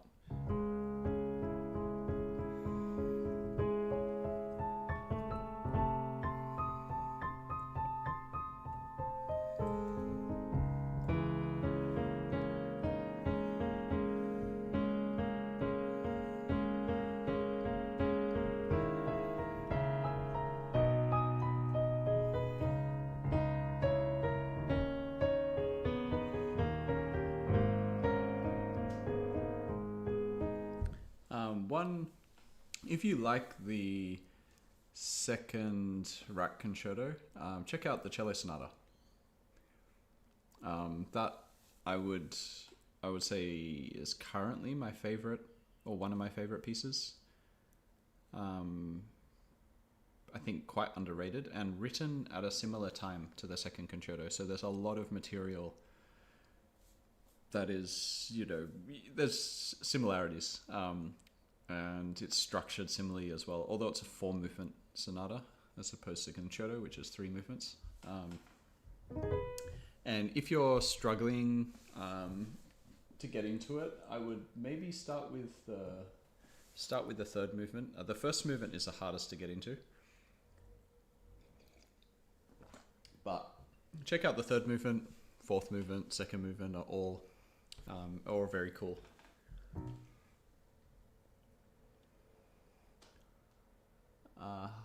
Post high school, very young. So any composer or a specific piece that has made you cry? Ooh, interesting. I think it's very situational. So yeah, I mean it can happen, but it's very situational. Depends. A lot of it depends on what's happening in my life at the time or whatever. But definitely Sibelius symphonies. I really enjoy those. The 7th Sibelius symphony, I think is like really beautiful.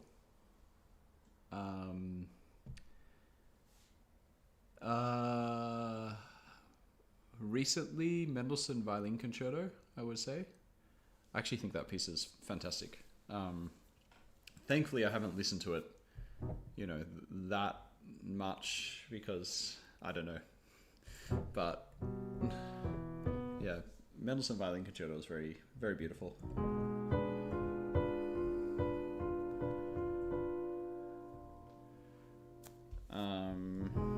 Also, the Mendelssohn trios. I particularly like the second trio, piano trio.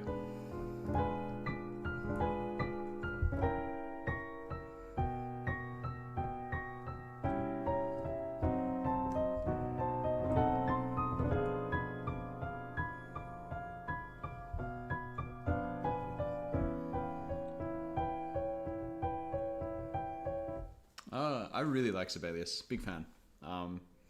Everyone obviously knows, like if people know Sibelius, it's usually because of his violin concerto, which is great, obviously. And then also for some reason the second symphony is really famous, but I don't really go after it. It's like, again, one of those pieces where I won't put it on myself, but if I hear it, I'll appreciate it.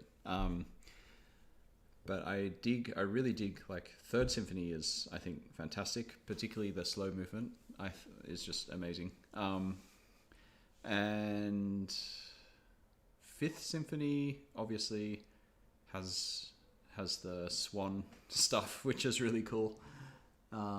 Sixth symphony is really beautiful, really interesting orchestrations.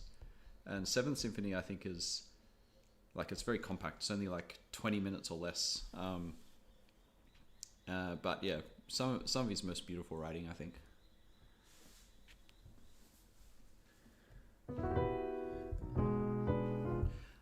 I should practice something else, but I do want to just run over this middle section again.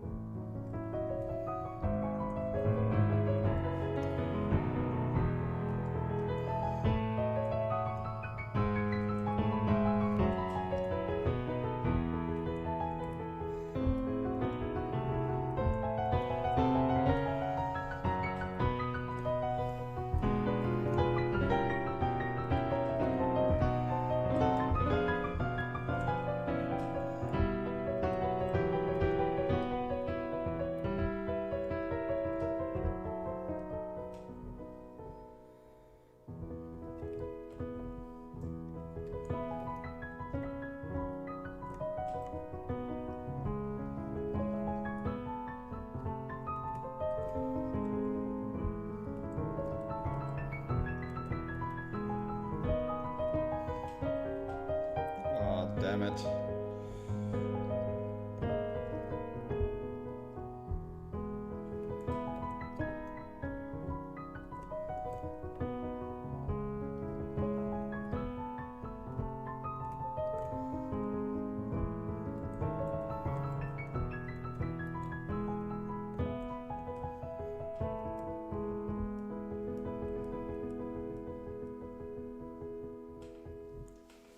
The lecture could come at any time.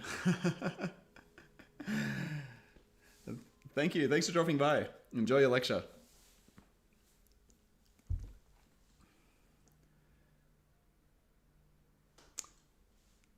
Enjoy. Thanks for dropping by, Kang. Good luck with your work today.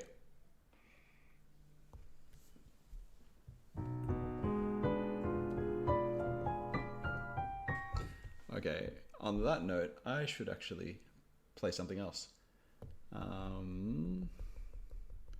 Let's go to Butterfly, I think.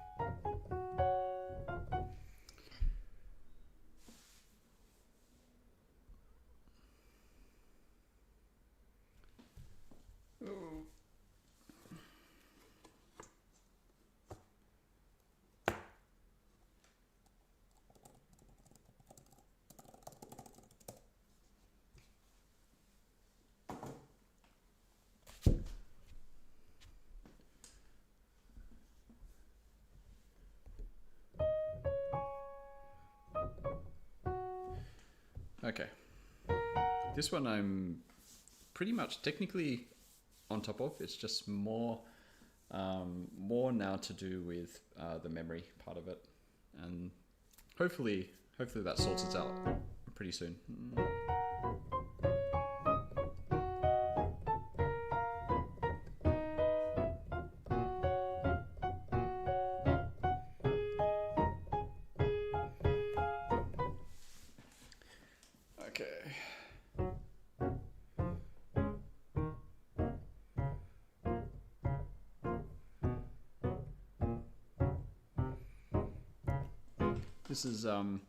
This is the Chopin pop music, basically. Have a good sleep, Pee-wee. Thanks for dropping by. Nice to meet you here.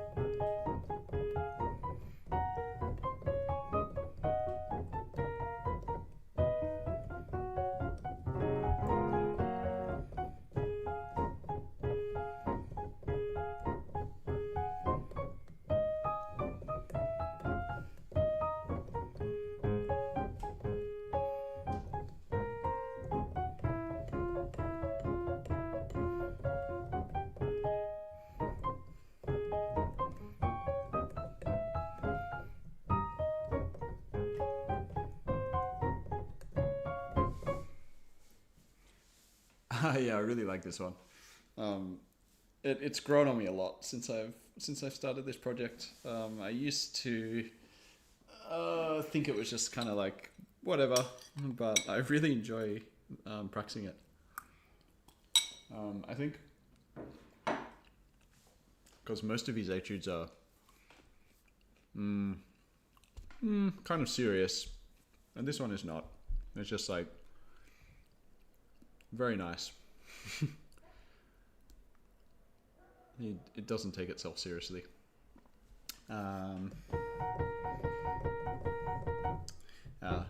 It just reminds me of pop music, basically.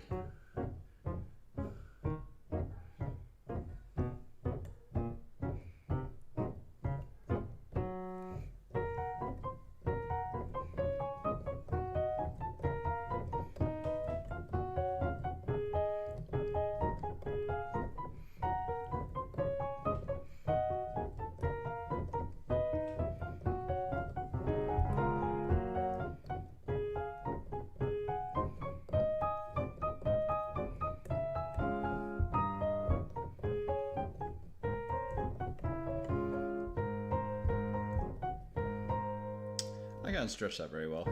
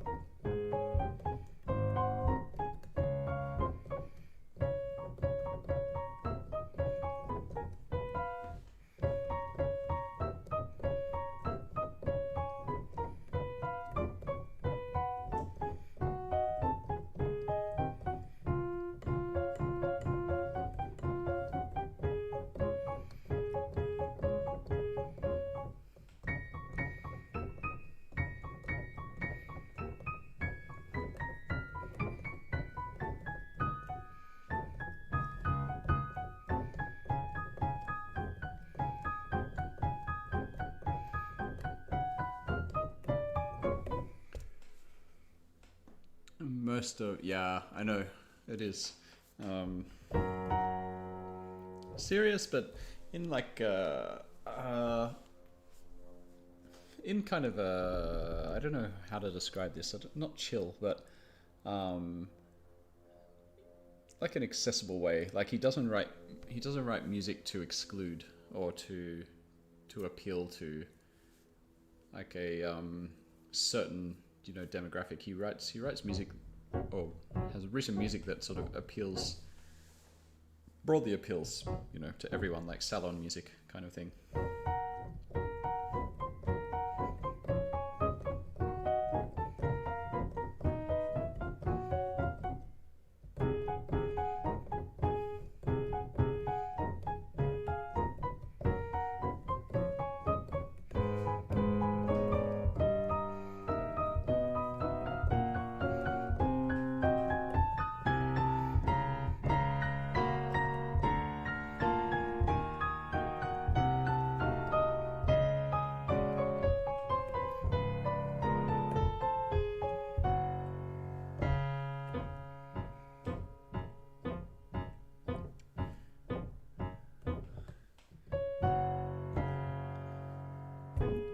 Yeah, beautiful. I'd say very, very human way.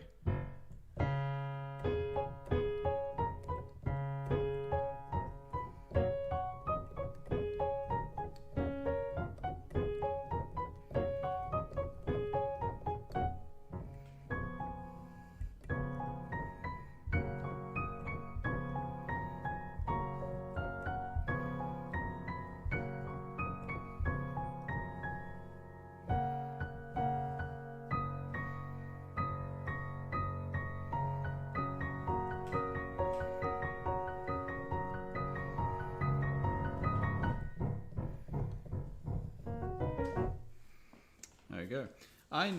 One thing I need to do actually at the moment is create, because I've been meaning to do this, is create a poll for which one to learn next. How do I do this? I was meant to do it last night or this morning before I started streaming, and I didn't do it. How on earth do I do this?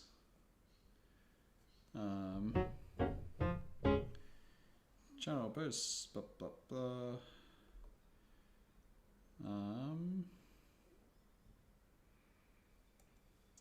Can I do a poll here? Schedule, expiry. How do I do a poll? Does anyone know how I do a poll on? Is that it? Okay, here we go. Yes, there is. I figured it out.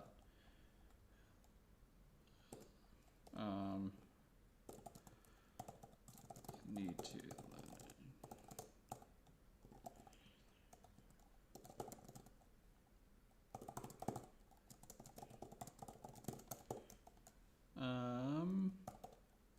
okay, Opus 10 number. Hello Aqua. How's it going? You missed the crowd, but they might be back. I was getting told to chill earlier. Opus 10 number. Which ones? Opus 10 number 7, I think. Yeah, Opus 10 number 7 is 1. Opus 10 number 11. That's the arpeggios.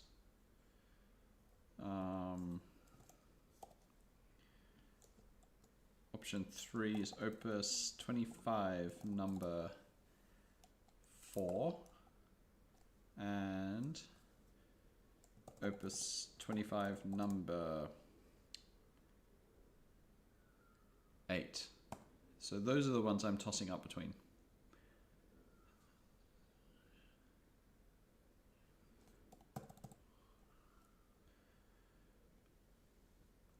There we go. Poll is posted.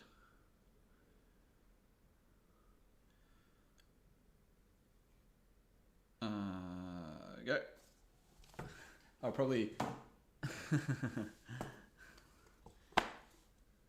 get some comments like they all suck. Learn something else. I learn Winter Wind.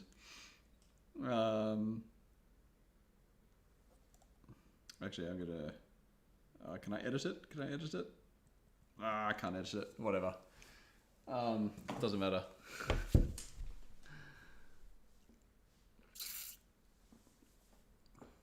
So I've chosen 4 that are kind of not. They're not like the super popular ones. Yeah, it's in the community section.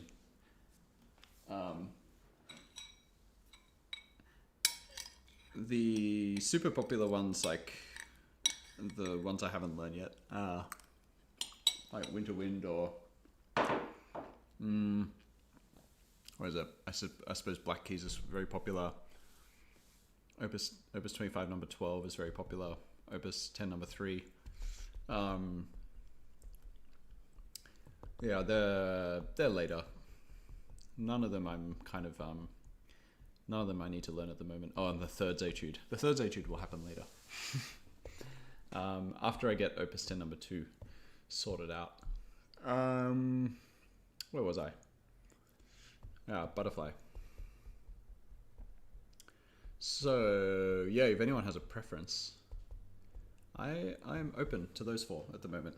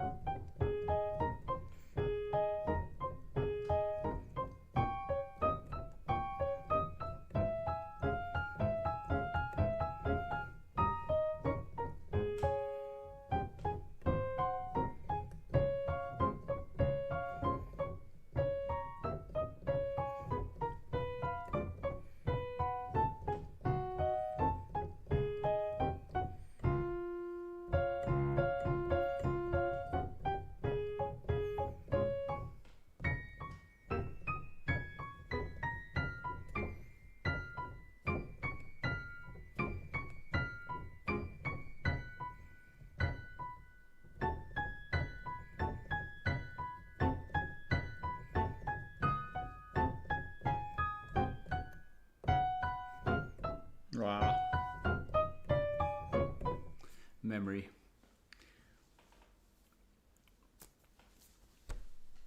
Mm. 11, 12, 1, 2. So I have 3 hours. I can spend a little bit more time on this one.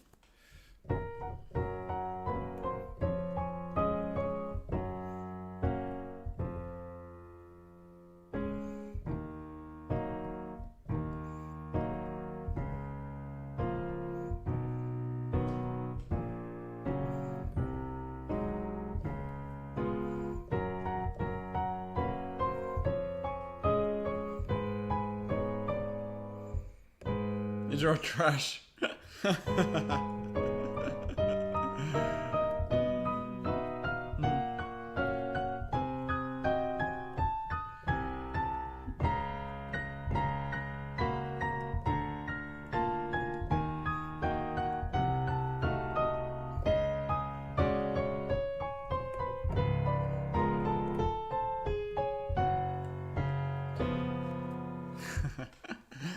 Thanks, Charlie.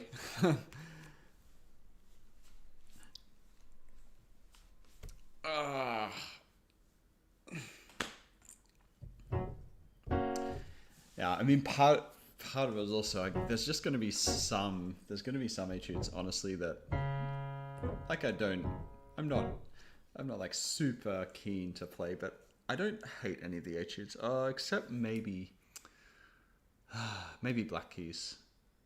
I find black keys annoying, so I'm putting it off. Why is Chopin not Liszt? Liszt, honestly, Liszt might happen after. It's on my radar. I have a few things in mind after I finish all of these, and the Liszt etudes are one of them. The Rack etudes or Rack preludes are another thing. Debussy etudes,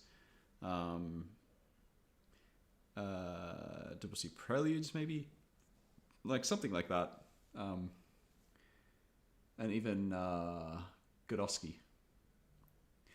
I find black keys annoying to listen to. Is that a controversial opinion? I don't know how many, because I know black keys is quite popular. I don't know how many people like really like that etude. I'm not sure. I haven't sourced.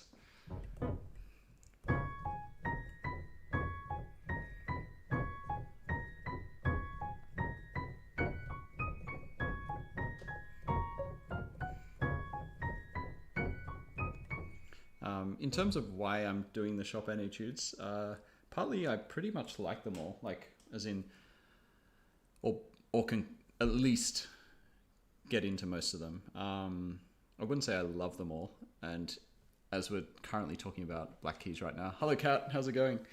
Because I don't like black keys, but I pretty much enjoy the rest of them. And also there's like 24 of them, so there's so many different technical things going on. Whereas the Liszt etudes, I feel like don't cover as much broadly technical stuff. So Chopin ones are very specific.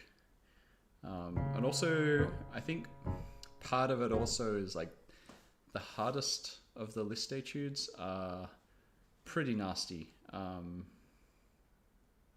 So it's something that I think I should tackle second.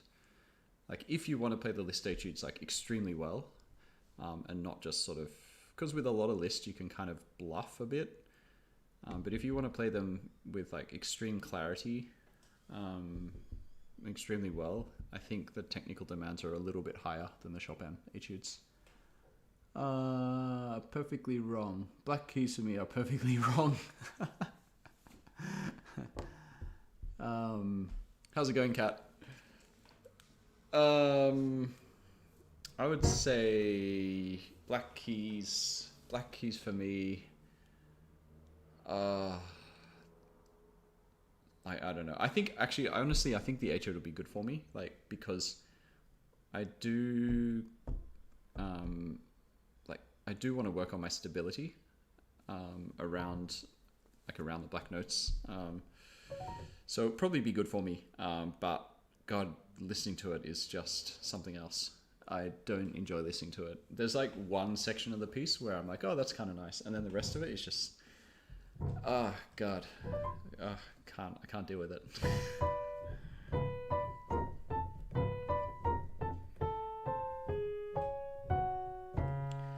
The piece is kind of like a meme, basically. Like and one of those annoying memes.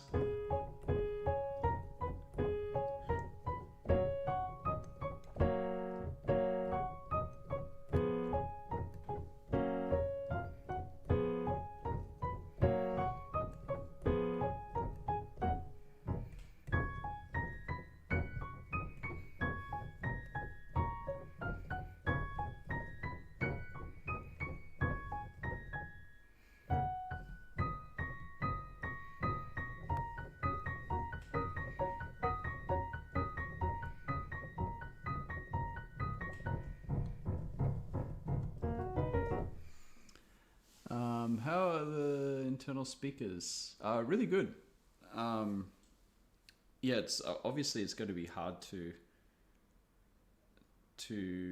test that because yeah, if I unplug my headphones, it's going to go through this voice mic, which is not going to pick it up well. But yeah, I'm not going to be able to demonstrate that. But honestly, best thing to do, go to a shop and play. It's really nice. Like honestly, really nice sound. There is like a slightly digital element to it for sure. But I'd rather that than the sound of an upright piano, honestly, or the sound of a like shitty grand piano, like a small grand piano. I think small grand pianos just do not sound good. I completely list etudes of being much tougher, harder than Chopin. I have absolute pitch, yeah. Yeah, the list etudes are on the like at their most difficult are more difficult. But my thoughts are like which ones are scarier to perform. That's a bit of a different question. I would say maybe the Chopin Etudes are a bit scarier to perform. I think more can go wrong in the Chopin Etudes. Like you can just, there's no bluffing, there's nowhere to hide in the Chopin Etudes. Whereas in the Liszt Etudes, if you're getting a little bit unstable, you can just throw the pedal down and sort of bluff your way through it a bit. But the yeah, the Chopin Etudes, you can't really do that. Like as soon as you start getting unstable, it's so obvious, right, instantly obvious.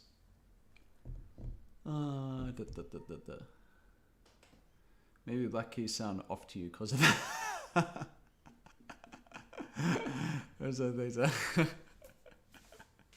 I feel like this is going into a dark place.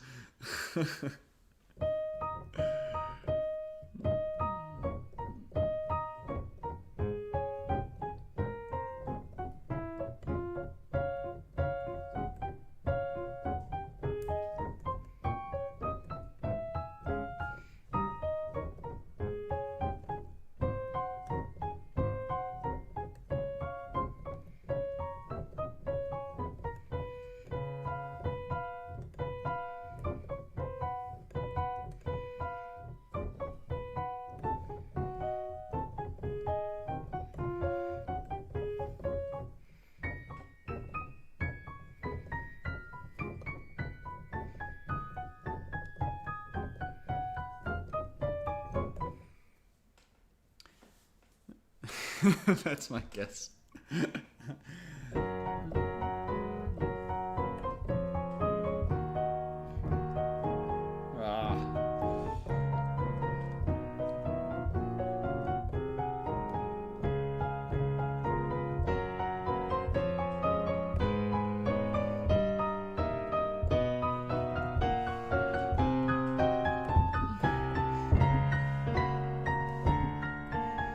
Oh no.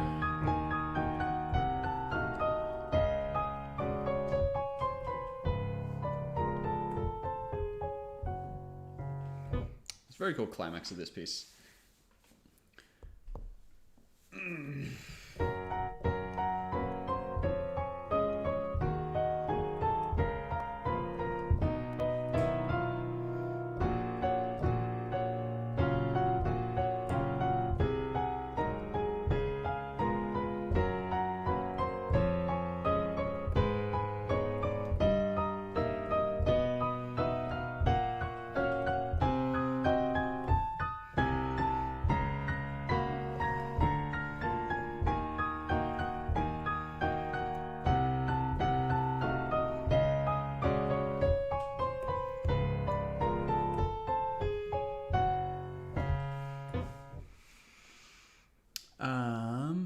Have you listened to transposed black keys? Maybe that would sound normal. I would say, yeah, Chopin's etudes demand more precision. Yeah. Like it's, in terms of, if you want to play them at a high level, they demand more precision. Yeah. Whereas I think Chopin, list etudes can sound good with less precision.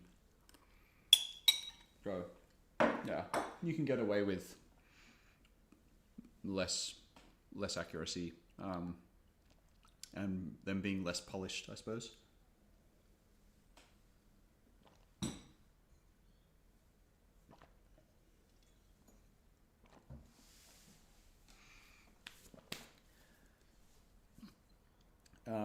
And Chopin, I think also, like, Chopin can also just sound really clunky. Like if you don't have a good stylistic grasp and you don't have a refined touch, shape, articulation, things like that, it loses so much. And I think, again, Liszt doesn't suffer the same way. Okay. What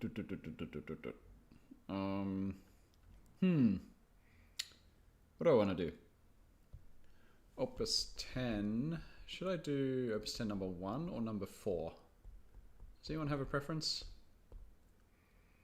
Opus 10 number 1 is learned. Opus 10 number 4 is not currently. It's getting there though. It's getting close. Not at tempo, but it's getting close. At like 3/4 tempo, I suppose.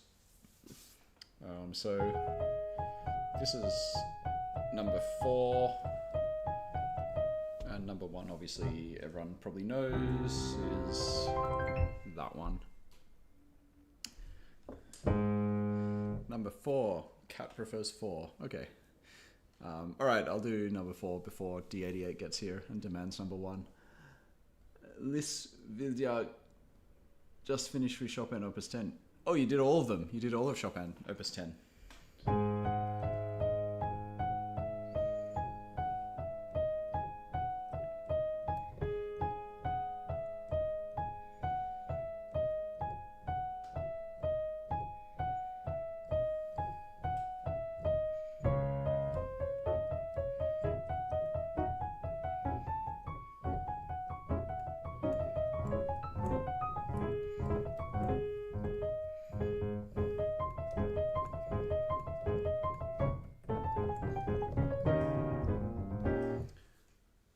Well done anyway. That's a decent achievement.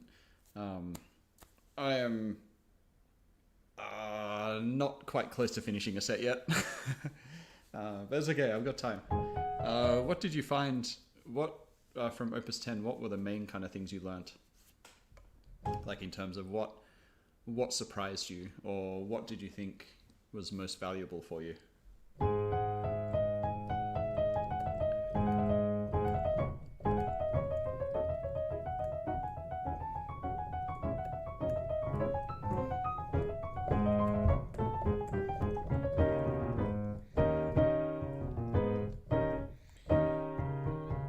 This thing.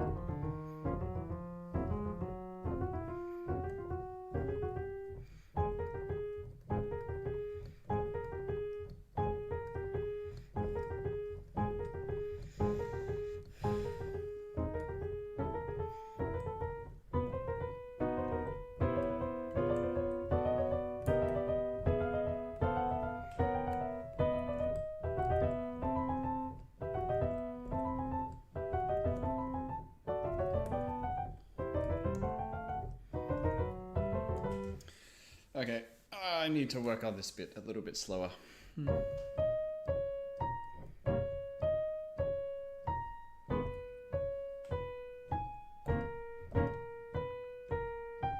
This here, like the pinky stability, and then getting back down to the thumb.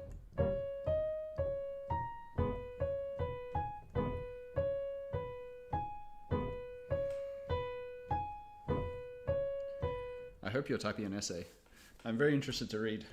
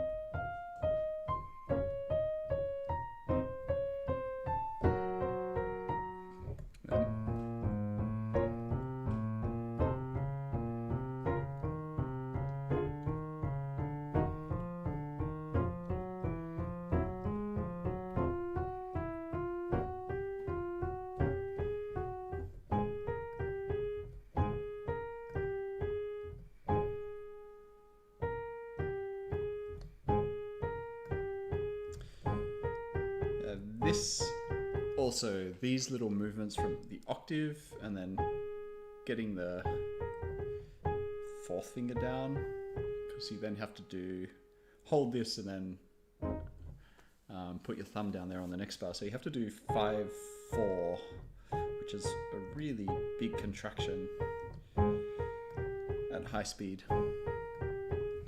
Well, I would say I learned how to listen much clearer. Longer, learn how to control my tension. Yeah, tension is a big thing with the Chopin Etudes. Overall endurance, yep, especially Opus 10 number 1 and 2, like in a row. And the control of anger, because whenever one note is wrong, everything collapses. Yeah, control of anger, that's great. Yeah, I mean, one of the things that I'm working on is like staying mentally very calm while I play them. So a lot of it is even tension in my jaw. I notice like my focus sometimes as well, and my neck. Or if things get tricky, sometimes I even don't want to see what's happening, so I like close my eyes briefly, which is all like weird reactive behaviors, which I'm trying to basically trying to relearn how I actually perform or play.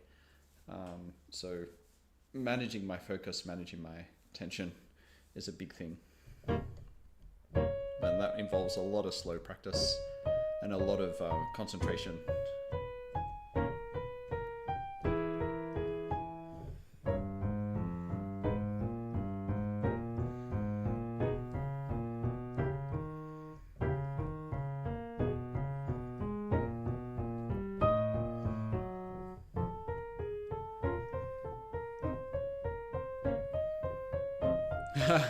Thanks, Aqua. At least I have 2 of you to remind me to chill and to relax.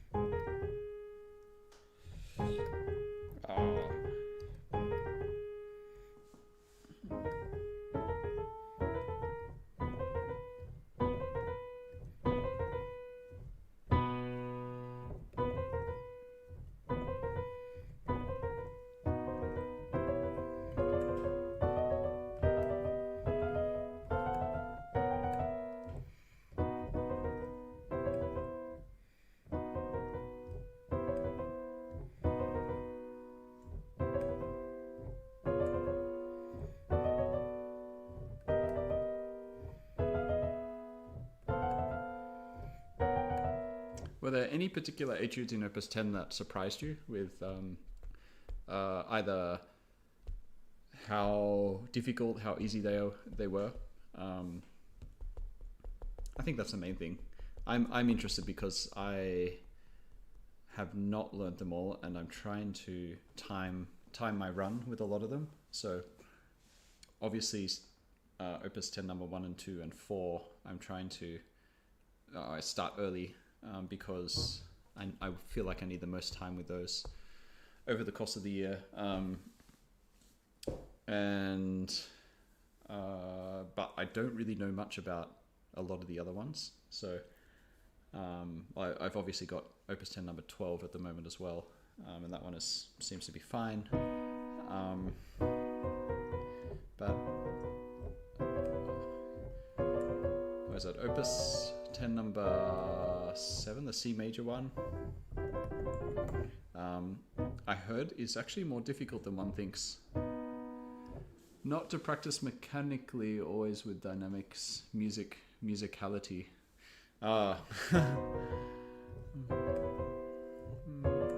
Yeah. I mean, I'm pretty much agree with that. Although, like, if you're doing this kind of practice, that's purely mechanical. Okay, because you're just throwing your finger down as hard as, basically as quickly as you can, and then relaxing. Oh, where on earth am I? There we go. Which I need to do more of, actually.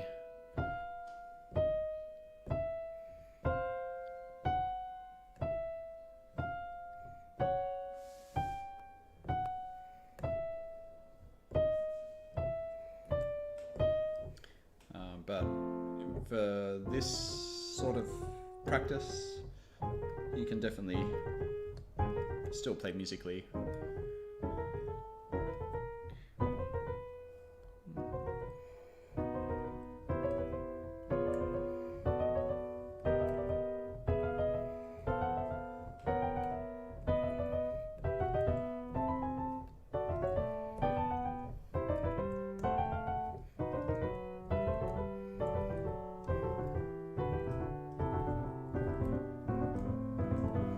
To get the tempo a bit quicker, actually.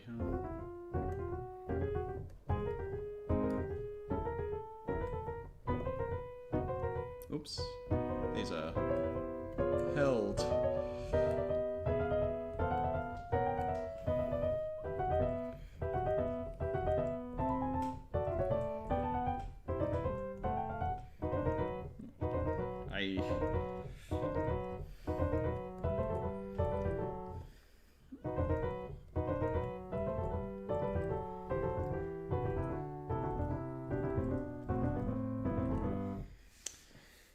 Okay, I'm going to do the reverse.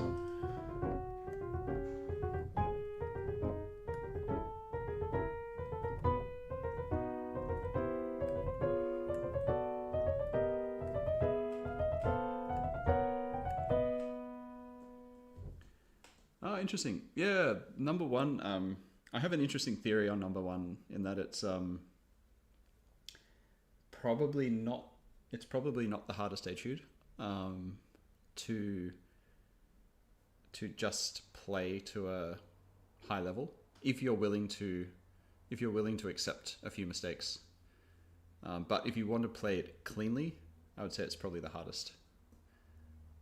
As in, if you're not happy accepting a few mistakes, it's probably the hardest etude. Whereas, like the third etude and Opus 10 number 2 probably are harder from a purely kind of like technical issue, but they fit under the hand very well. So once you get that technical issue, which will take longer, then it actually is quite easy to play all the correct notes. I think that's kind of my thinking. But yeah, I'd say 10 number 2, it feels like the progress is slower. And yeah, it's brutal because it's obviously just like exposing your weak fingers. Whereas I think most of 10 number 1,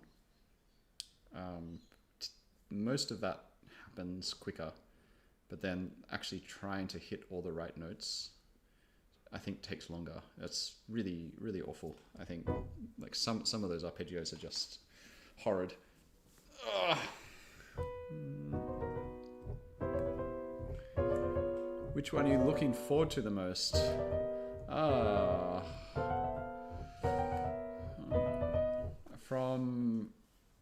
From Opus 10, in terms of what's remaining, in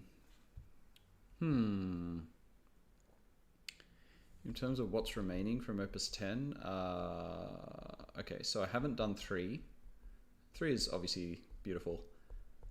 Haven't done 5. Definitely not 5. 5 is one of my least favorites. That's Black Keys. 6, I'm really starting to like in terms of listening to.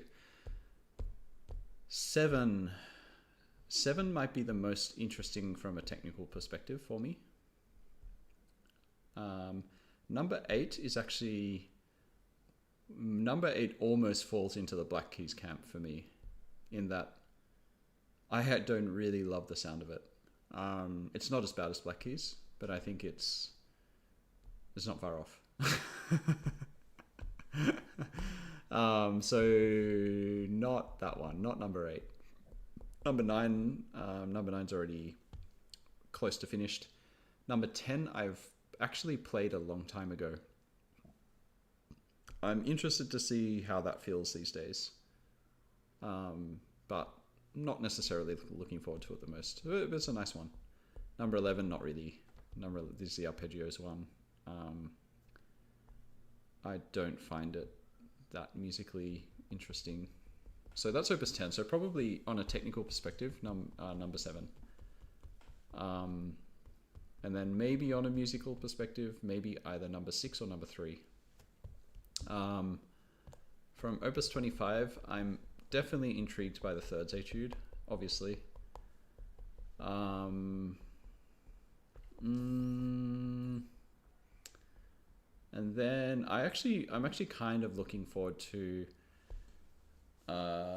number 12, because it's just like, it's not that hard and it's just very satisfying, I think. So I've played Winter Wind a long time ago. That one is fine. Octaves Etude, not really looking forward to it. It'll be fine. The middle section's nice, but otherwise doesn't interest me that much. I'm interested in number 8 purely from a technical perspective again. I've heard that the 6th Etude is actually quite a valuable one. Obviously the thirds is.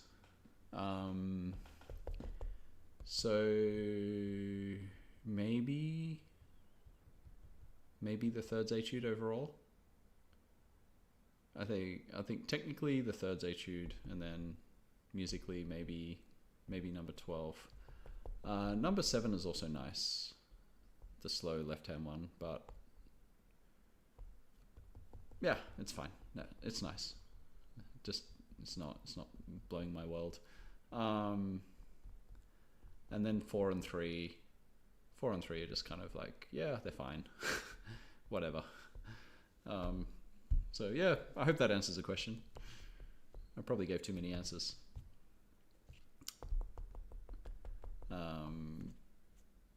Back to, where is it? Torrent. I'm actually looking forward to being able to play Don't Damage. Yeah, I know. I'm having to manage that as well. So that's why I haven't started the Thirds Etude, because I don't want to be heavily practicing Opus 10 number 2 and 25 number 6 at the same time. So I'm going to wait until Opus 10 number 2 is at a point where I don't need to practice it heaps. Where I'm just sort of able to just touch it up kind of thing. And then I can start the heavy practice on 25 number 6, which I need to do hopefully soon, because it's going to take a while. So, but yeah, if you have any things that, any advice or anything that stood out for you during your Opus 10 journey, throw it over.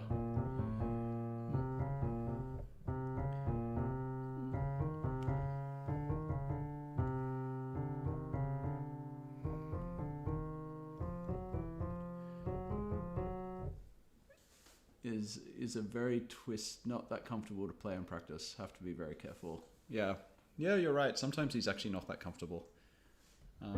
I think that's part of the intention of these etudes, though, is that they stretch the hand in weird ways to test it. I'm trying to think, is there anything in his writing that is as obscene as like Opus 10 number 1 or 2? And can't really think of anything.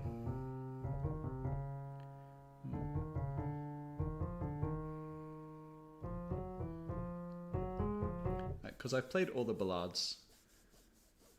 Like the fourth ballade has some stuff like reminiscent of Opus 10 number 12 near the end, before the coda, and then obviously the coda has some thirds, but the thirds in the coda are much easier than the thirds etude, right? So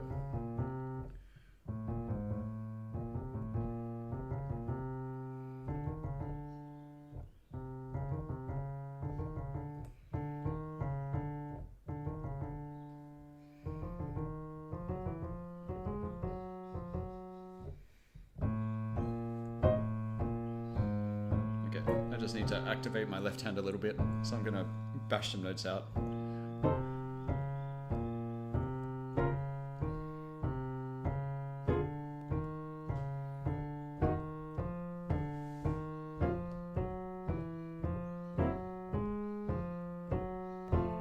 This is also, this kind of practice is also very good for your memory.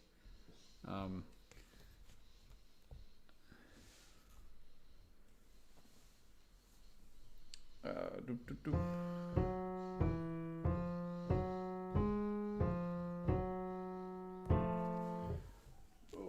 sec, just have to respond to a message.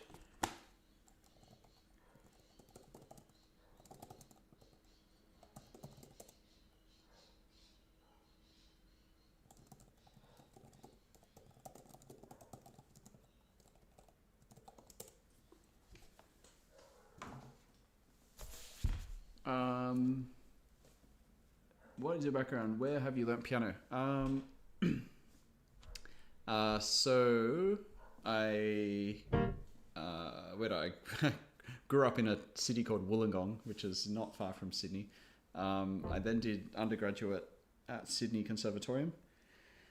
And then I started my master's in Sydney, but then finished it over in London, in Royal College of Music. And then after that, I went mostly into education. So I did a lot of accompanying, some teaching, and then also mostly just then chamber music. So I'll do concerts, but concerts with a violinist or concerts with a whatever chamber group or flute player or something. So that's why I kind of feel like I need to get my solo skills or piano skills back to a level where I feel happy again. Because I kind of, although I became a better musician, I feel like my technique did not keep up. Not to the level I want. So, yeah, how about yourself?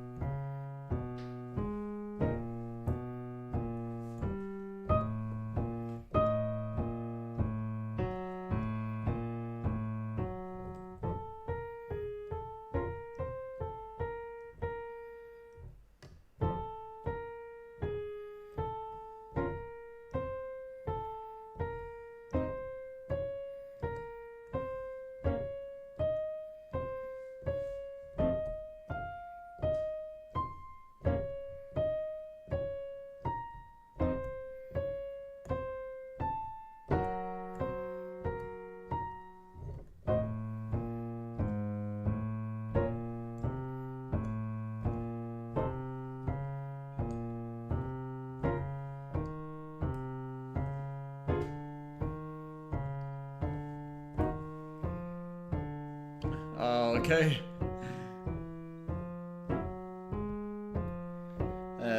How do you feel about that now? My parents were not musicians. Yeah. So I apparently just really liked it when I was a kid. But I was definitely, like, I had to practice every day. So I was kind of like, once I was in it, I sort of had to take it seriously.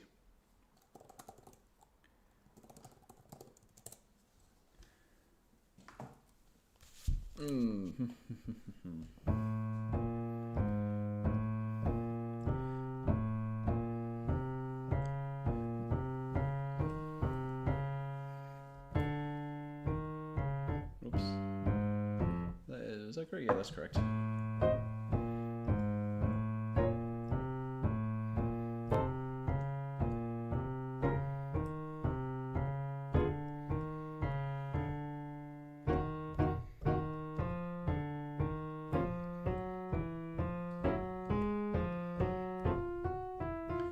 What do you do for a living right now? Oh yeah, that's fine. I do a little bit of music work, freelance, but not heaps. I just pick and choose the stuff that I guess makes a good balance between, you know, pays well and is enjoyable. So I'm not doing any private teaching right now.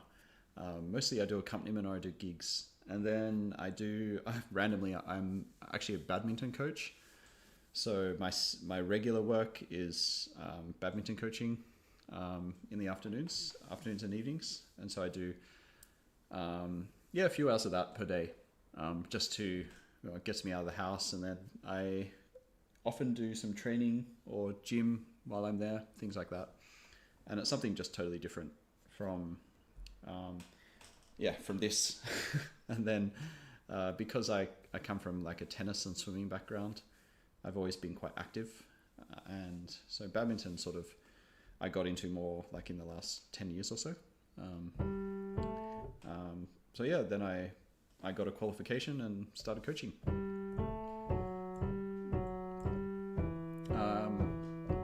Yeah, are you studying at the moment? What's your why are you learning Chopin Etudes and things?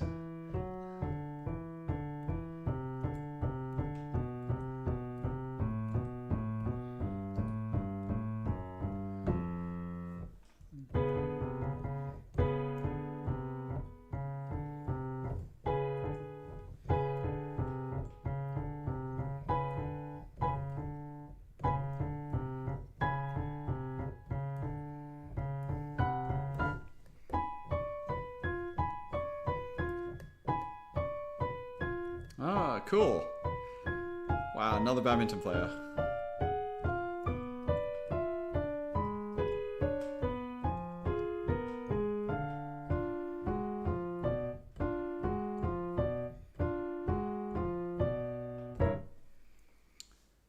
Studying aerospace.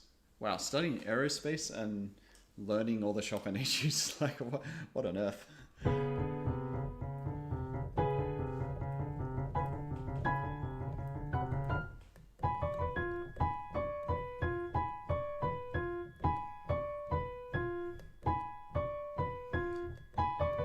Too. Oh, that's great. Oh wait, sorry, Charlie. I'm confused now. Charlie, I mixed up people. Studying aerospace engineering right now. Okay, that's Charlie. Yeah, it's just another hobby. I'm too. Piano is I don't regret for the rest of my life.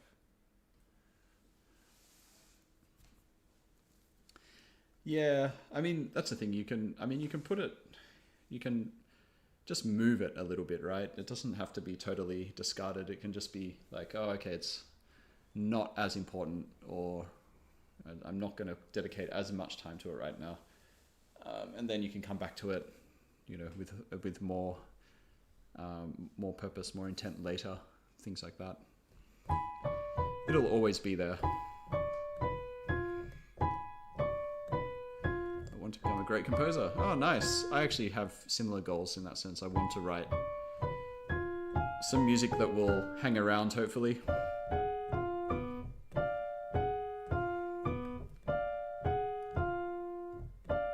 Yeah, sorry, Charlie. I mixed you up with Bruno for a second. I just wasn't reading the names of who was talking.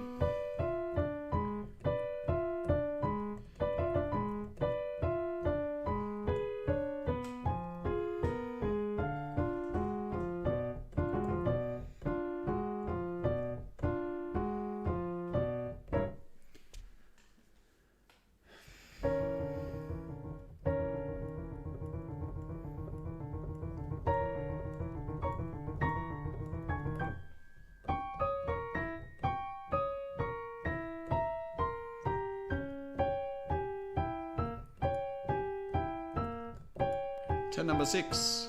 Yeah, the E flat minor, that's right. Yeah, you should learn it. It's a nice one. And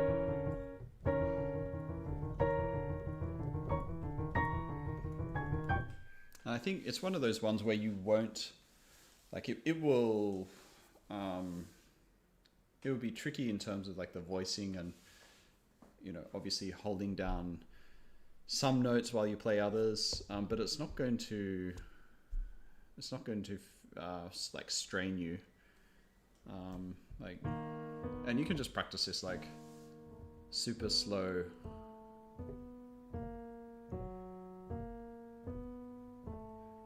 and it'll be really valuable. Like this even as an exercise is very valuable.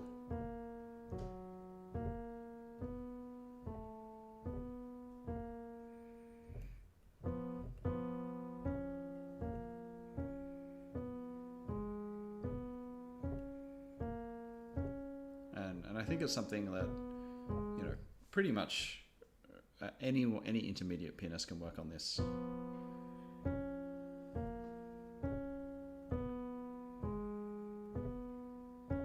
Just one note at a time, holding down the pinky. Like, I find held note exercises actually really valuable. What pianos do you like the most? What pianos do I like the most? Ooh, so that's interesting. My institution bought a Fazioli. I really liked it. Really nice sounding instrument. So this is Sydney Con. One of the Steinways they bought was really nice as well. Definitely.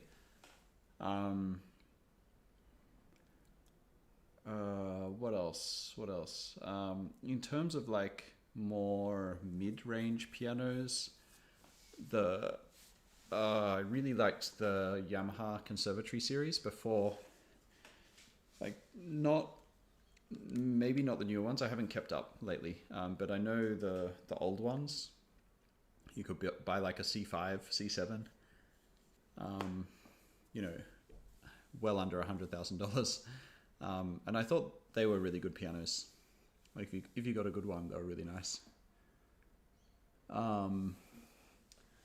Thanks, Dix. Welcome to the stream. Estonia piano. I don't really know it actually.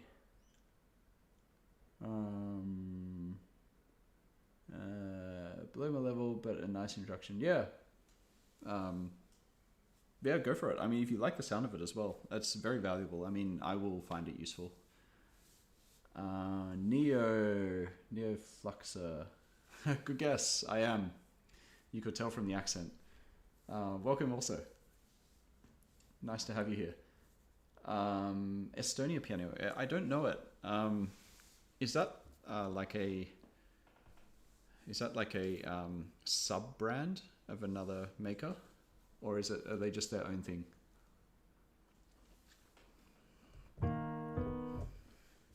Okay, I need to do some more work on this, particularly the left hand.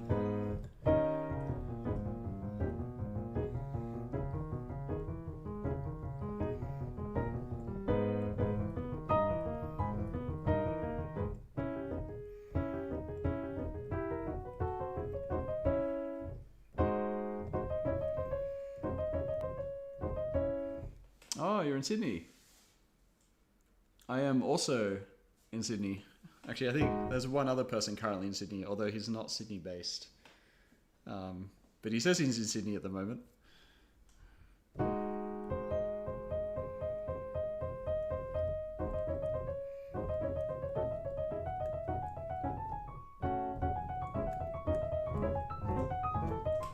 Ah, my God. Yeah, this passage here is quite awkward to play in the context of this etude.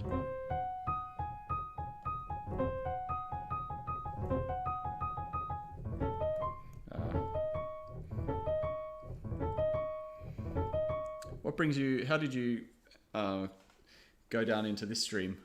I don't know how people find this stream.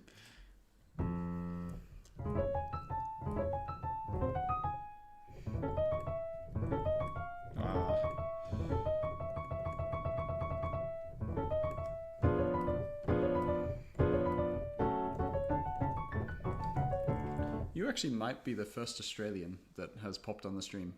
I'm trying to think if there's another one, but I don't think there is.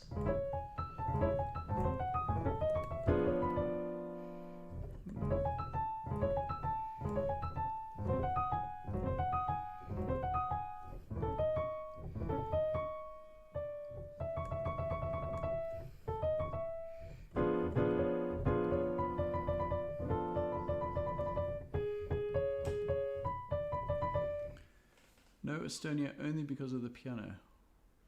Oh, okay. You're talking about the country. Sorry. I thought Estonia.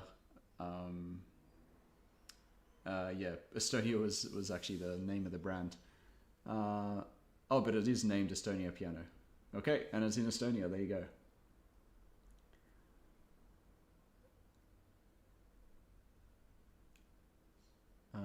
I watch a lot of piano content on YouTube, especially Chopin, so it just popped up. Oh, cool. Nice. Are you a pianist yourself?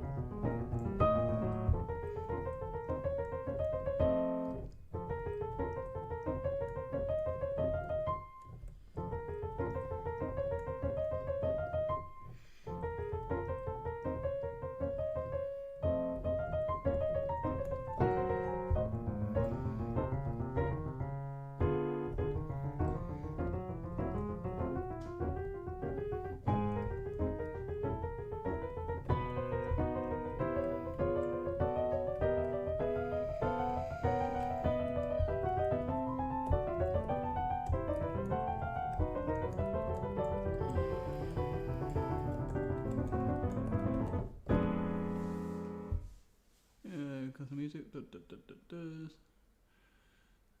Yeah, it's named by the country. Yep. Have my piano for leisure. Introduced to classical music when learning. Only about the past 2 years really got into it. Nice. I have taught some of the piano for leisure syllabus. Can't specifically remember anything from grade 8.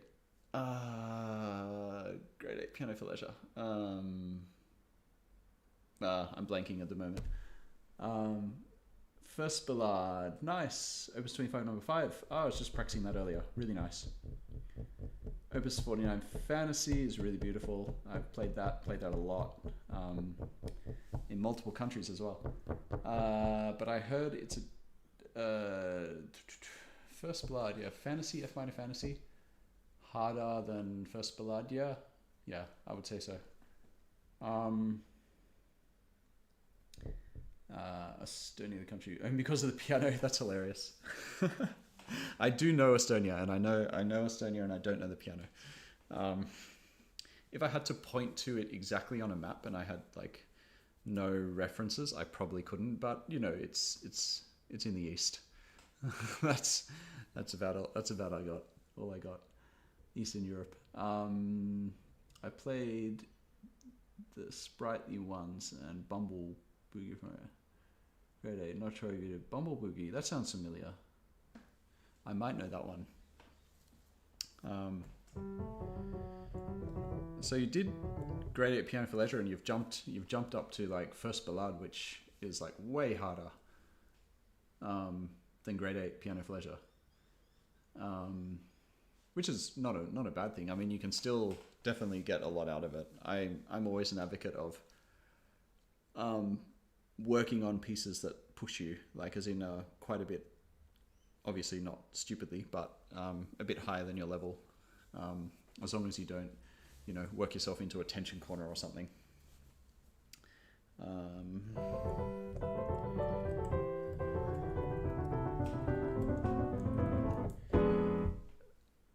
So you're going to keep going with exams, or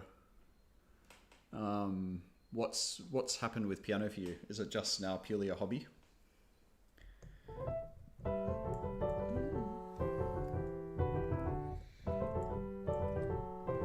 Also, I'm interested to know about the Estonia piano since you brought it up.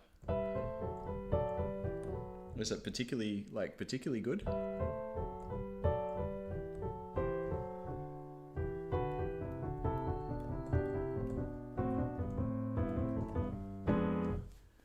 Practicing Ballade number 1 for a year and still got a lot to do. Way trickier than I'm used to. Yeah.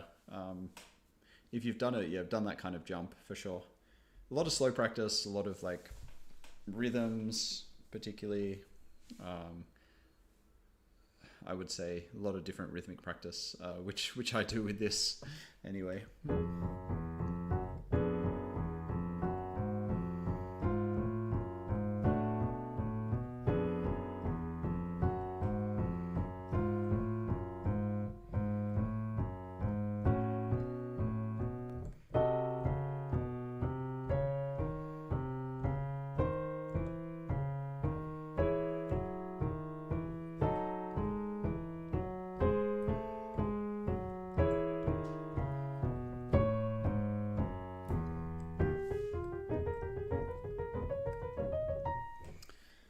Okay, I still actually think one of the most difficult parts of this piece is this opening.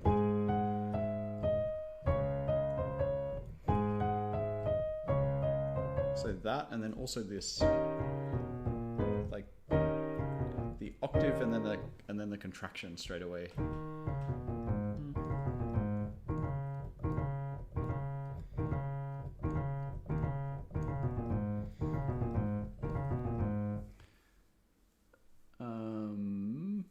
I teach piano on the side, but it's also definitely a hobby. I can't go a day without playing. Oh, nice. That's great to hear. You're practicing all these etudes for fun. I want to perform them for sure. Perform, record, maybe make some material around them as well, about things I learned from them, like ways I practice them, which I found effective. You know, stuff like that. I'm interested, like a little bit in the education side as well, because that's been a lot of my career. So yeah, but I definitely want to use them besides just for my own technical development.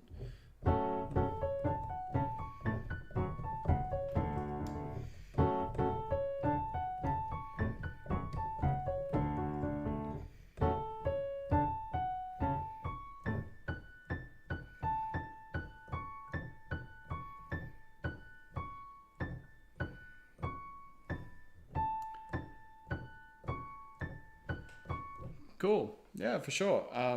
Look, when I get these things done, I will definitely probably put on a concert, because I know a lot of my friends who are the non-music ones are interested as well. And so they've been like, oh, when are you playing? And I'm like, when I have something to play, I'll play.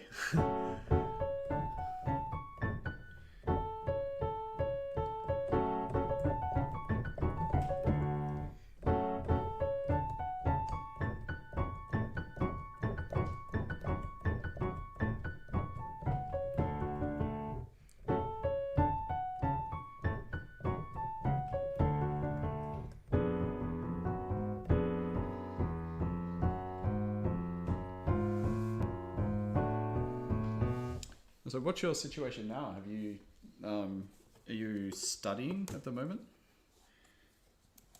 How are you managing, because you're obviously still practicing a lot.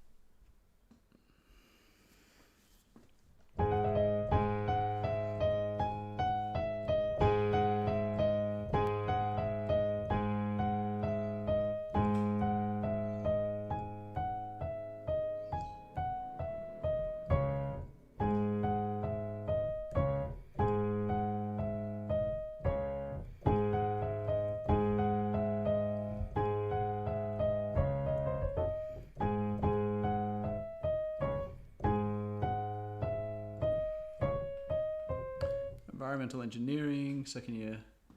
So it does get pretty busy. Haven't been practicing as much recently because, yeah, understandable.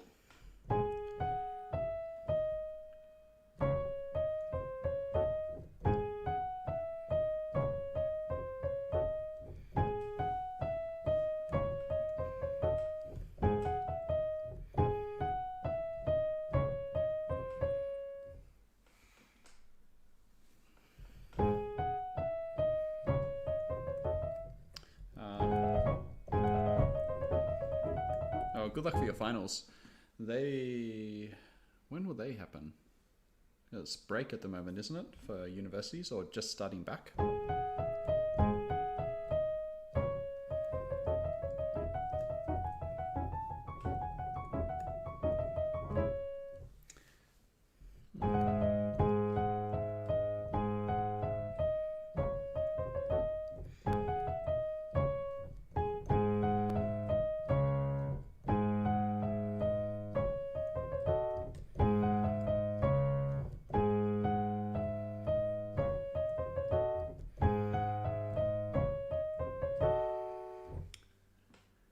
UNSW. It's week 9. I know some people at UNSW. Basically, I'm also, because I'm in the badminton scene. I know some of the people there that are studying. Oh, jeez.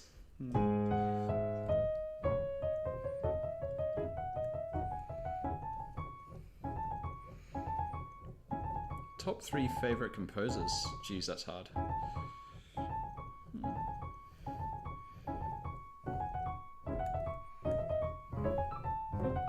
Yeah, so if you know any badminton players at UNSW, I would probably know them, like most definitely. Your top 3 favorite composers. Chopin would be one of them. God, this is hard. I would say Rachmaninoff comes to mind because of, and not because of his concertos actually. It's because of basically everything else. I'm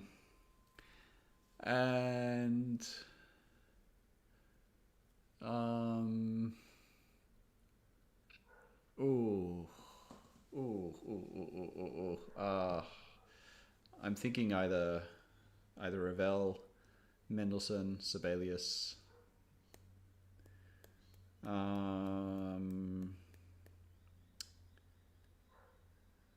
Yeah, that's tricky. That's tricky. Hard to pick a third. I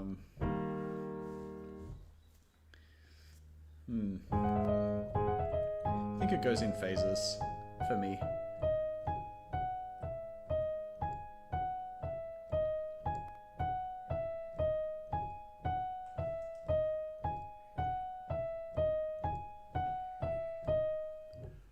Tableau 3995 best. Yeah, that's a cool etude. I know. That's why I want to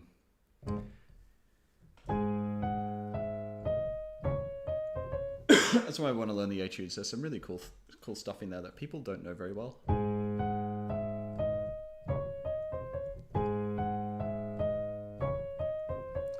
Favorite piano players? Yeah, Yunshin Lim is fantastic. Definitely. In terms of modern pianists, he's easily one of my favorites. Yeah, Lugansky.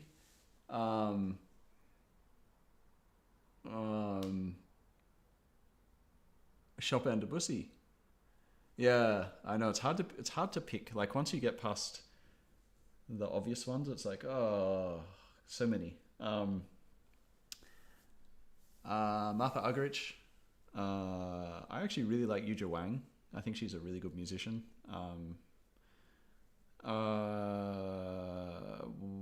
Who else? Julius Katchen. He's dead now.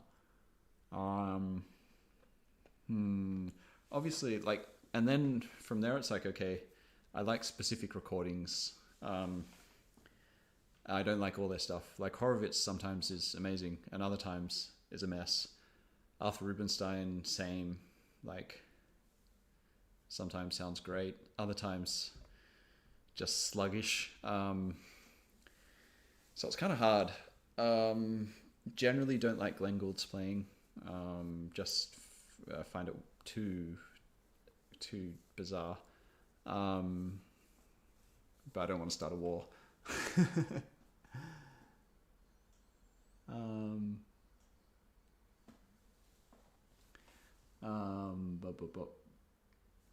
Yeah, Yuja.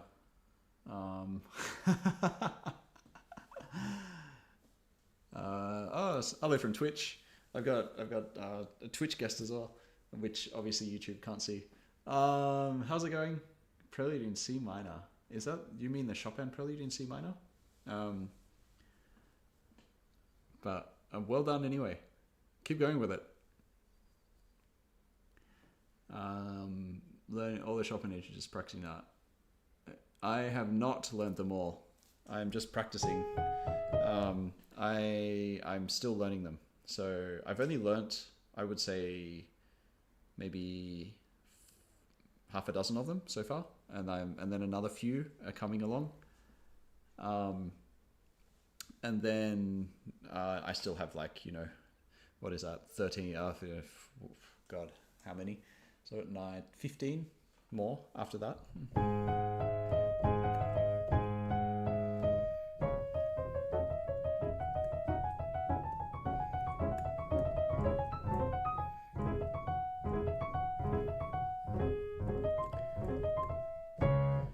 Rachmaninoff, Prelude in C minor. Do you mean C minor or C sharp minor?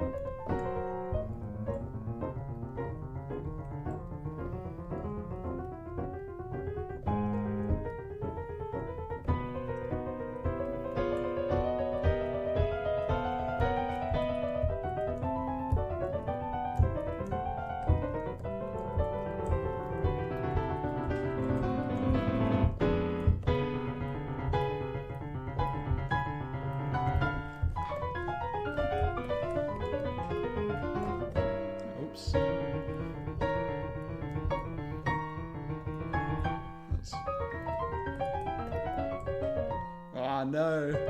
What are my notes?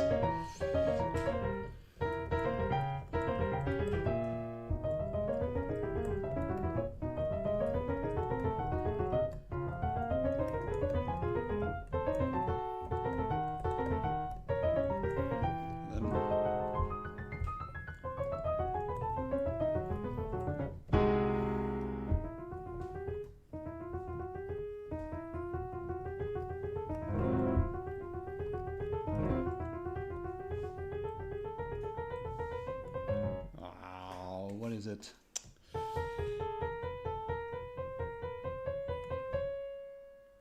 That's correct.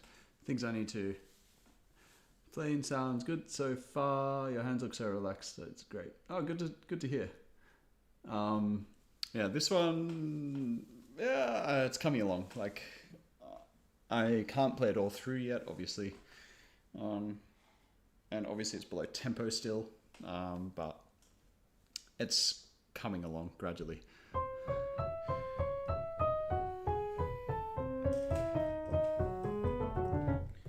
It's one of those ones I thought it would be easier than it is.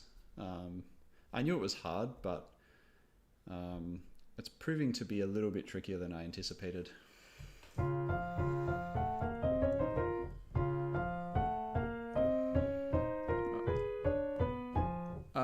Favorite etude to play?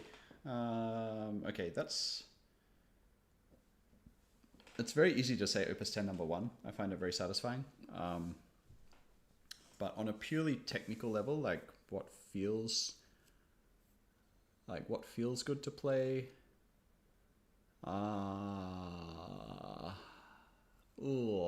So far. Maybe Opus 25 number 1 is really nice actually to play. Scriabin's great. Yeah, Scriabin's great. He's also on my list of things like, should I learn, set of Scriabin or Etudes, Preludes or something after this? Or, I mean, there's the sonatas, but the sonatas get weird. They get weird. I think the stream would leave if I played some of those sonatas.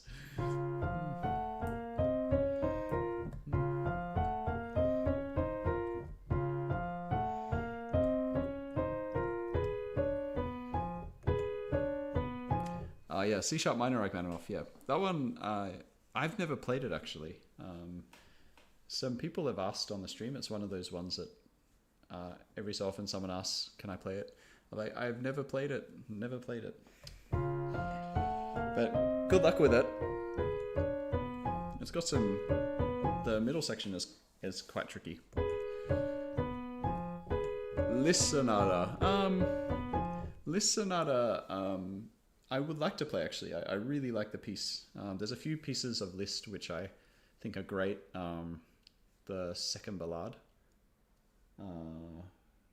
Years of Pilgrimage, some etudes, and the sonata. Really good stuff, which I'd like to have a look at.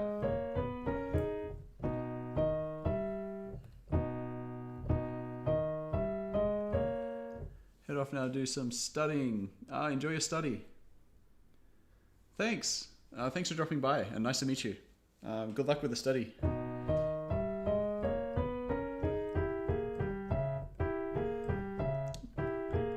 And the piano too, and the ballade.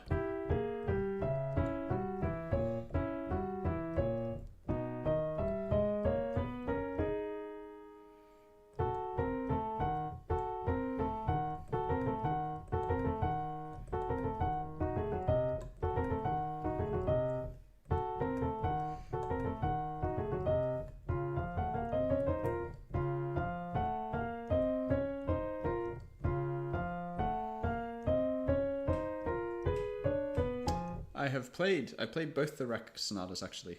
I performed the first one for my final undergrad recital.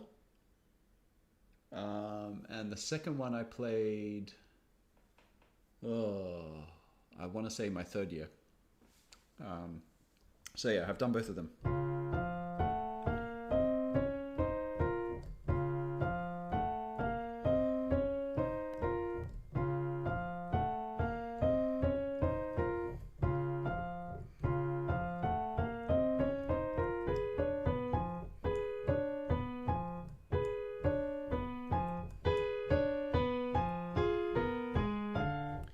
Play them well. What would you say?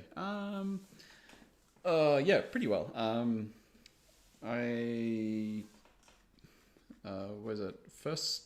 I remember I had to perform the first movement in a competition in Sydney. It's kind of like the main Sydney piano competition. It was just a Rachmaninoff section actually, and I won that.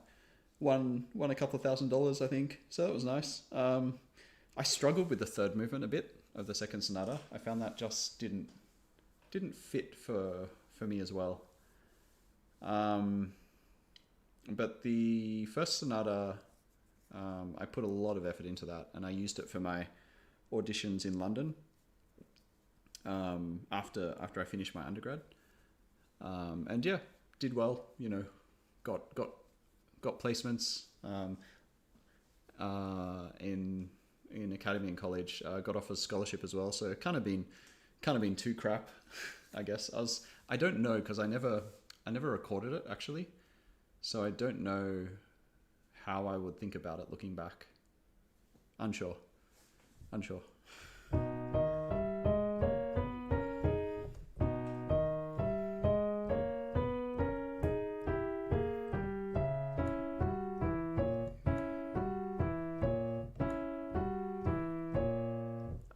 Dynamics on this are good, yeah. Like I can like control it. Like there's a there's a big range on here, and obviously I can turn it up, you know, make it louder as well. And so, although no, I'll kill this. I will deafen everyone if I did that, so I'm not going to. Whereas I about this level, I think. Maybe that's a touch too loud.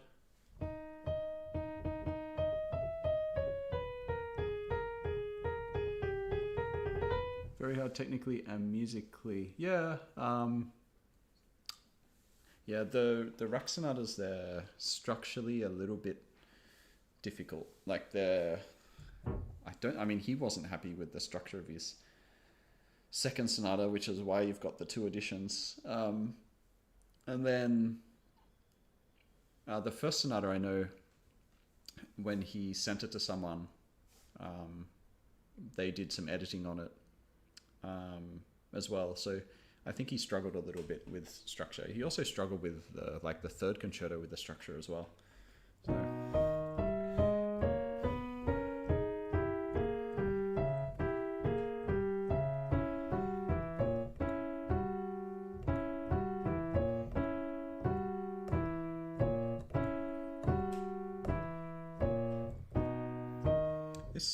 I'm working on this because my hands are in awkward positions when they're playing this, and when that happens, your fingers don't have as much leverage over the keys, so they feel a bit weaker or less stable. So I'm just working on getting my strength in essentially awkward hand positions.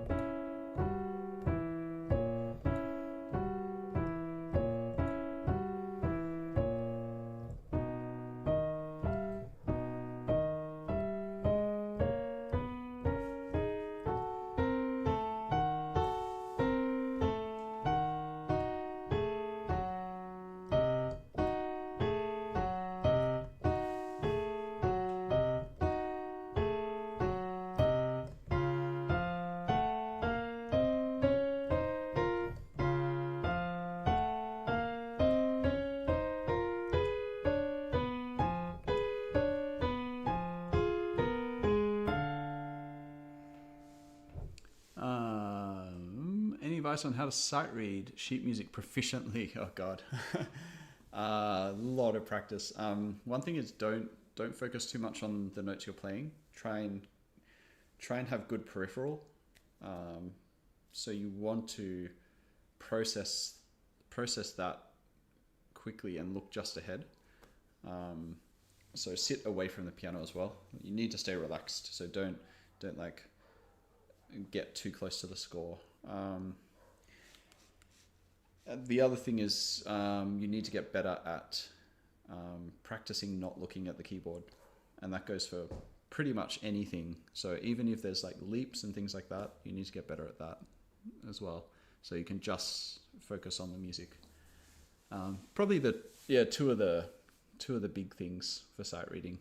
Otherwise, just so much practice, because you'll discover like a lot of patterns, and then obviously you'll get more proficient with recognizing the ledger lines, above and below the stave, and then you'll start to get familiar with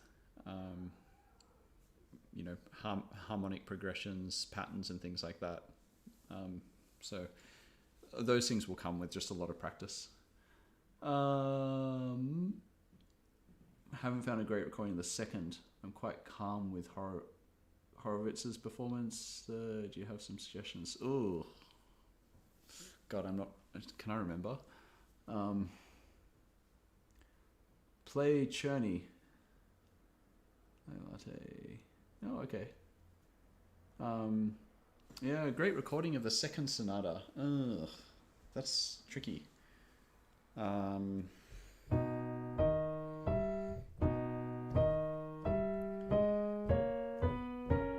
trying to rack my brain at the moment as to who I've actually listened to, and I'm not sure if I remember. I know obviously Horowitz because he does his own version.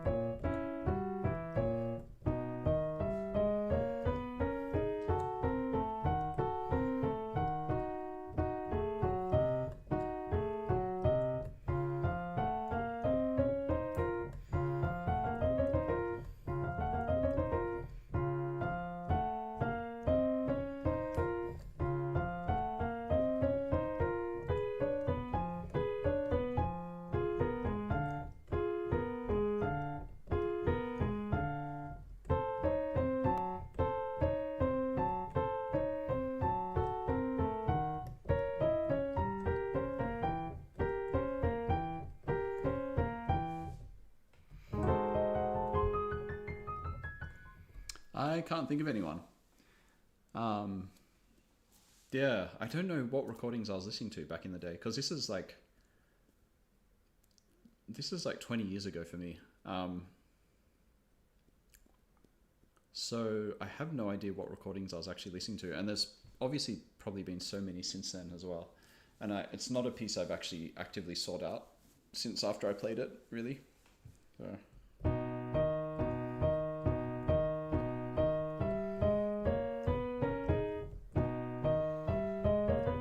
Right now, I'm particularly fond of the cello sonata.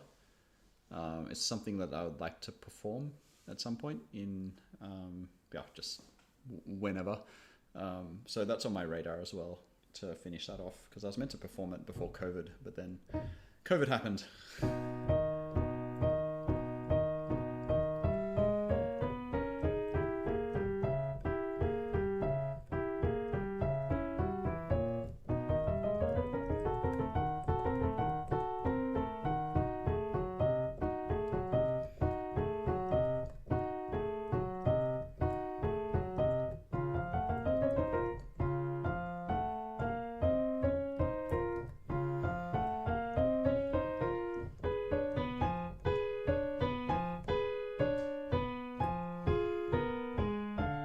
Hey Kang, how's it going?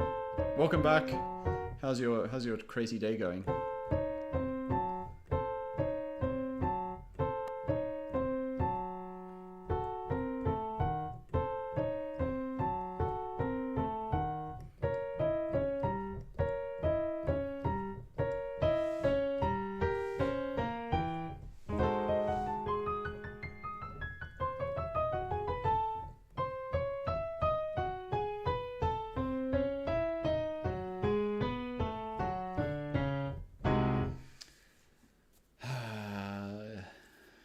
Am I going to make progress on this one?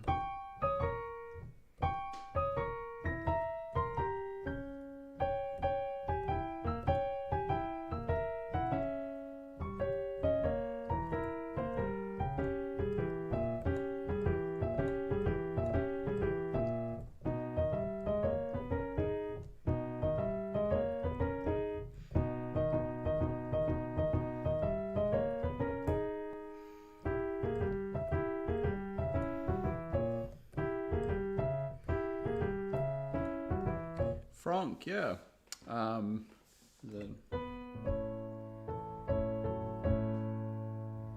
is it?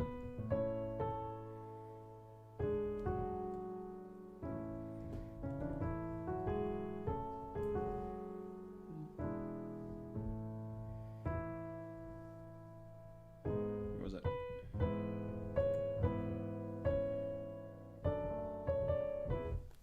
God, I've forgotten it all. Beautiful piece. Yeah, I've played that. I've played the whole sonata. Really nice piece.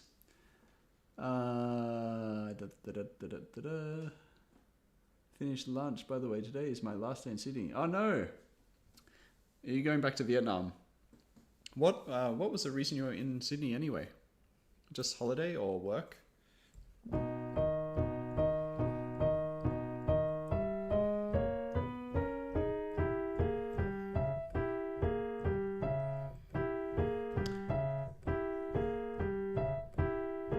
Yep, it was composed as a wedding gift.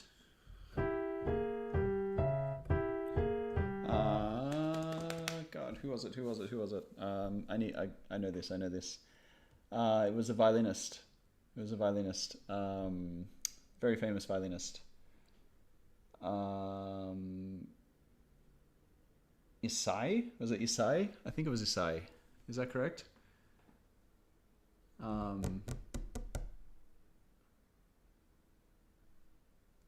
Dong Huang.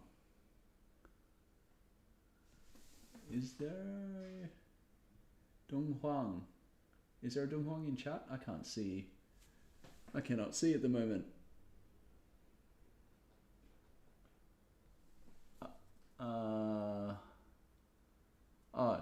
Is that where you're from? Yeah, I'm so confused right now. Dong Huang. There you go. There's a Dong Huang in chat. So there's two people here from Vietnam.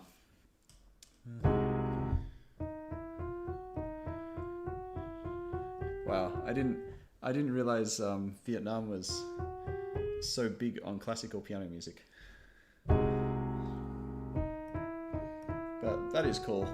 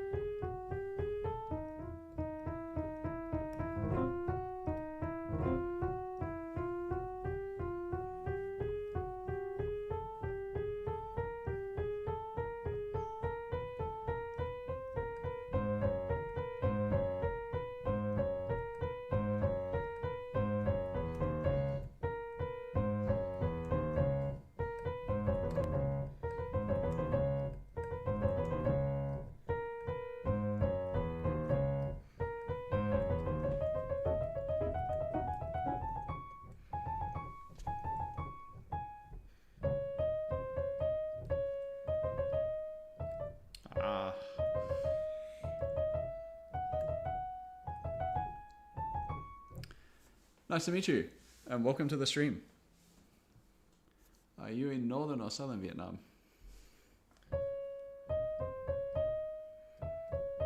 From memory, Kang is from Ho Chi Minh, right?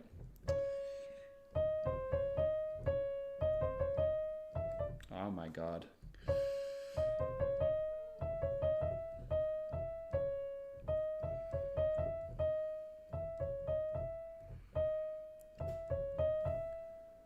Do you have any tips on how to practice Ville d'Args? I've not played it, so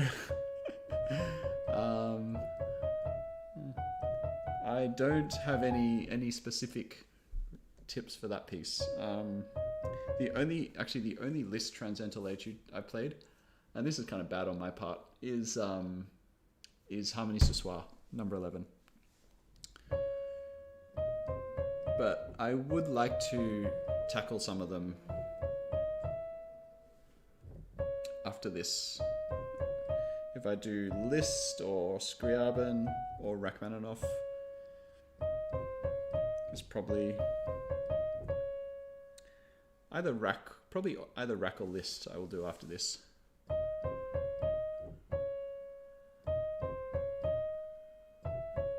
Hanoi. I have been to Hanoi.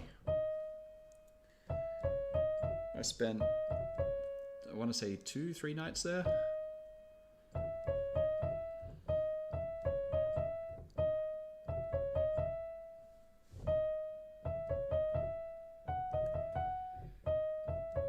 Or was it 2?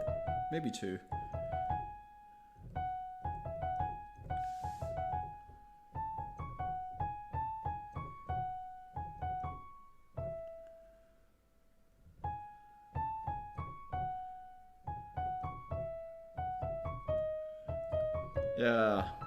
Yeah, I know. I should play more Liszt. I have played this one.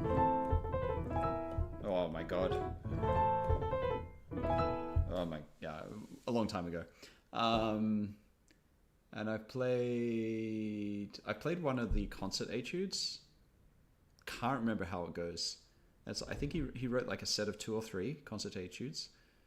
I played one of those, and I've also played Mephisto Waltz. And that's it. That's literally it for Liszt. So, kind of sad, isn't it?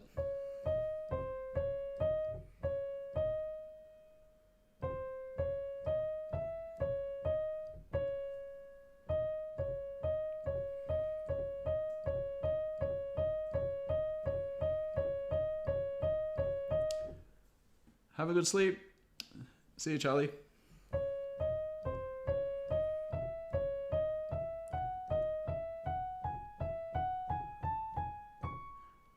Hello, Ancient Hunt.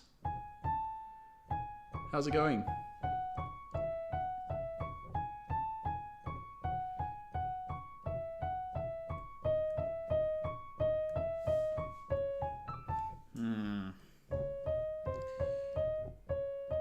Basically, my right hand doesn't feel stable, like with this particular passage, and it has to go really fast. That might sound funny because it's literally the first thing you play in the piece, but it is what it is. Oh, thank you. Thanks, Kian. Welcome to the chat. You're very impressive. Oh, thanks. I'm hoping that I will become more impressive in about 11 months' time.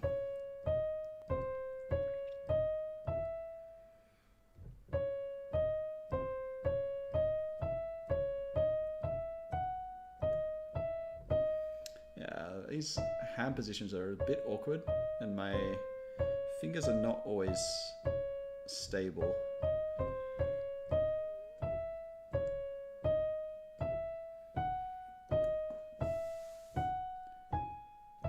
Makes me so angry. What is your weaknesses in piano playing, and what is your plan to overcome it? Actually, one of my weaknesses is like high velocity, I would say.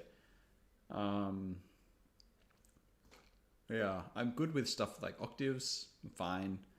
And even leaps I find okay. High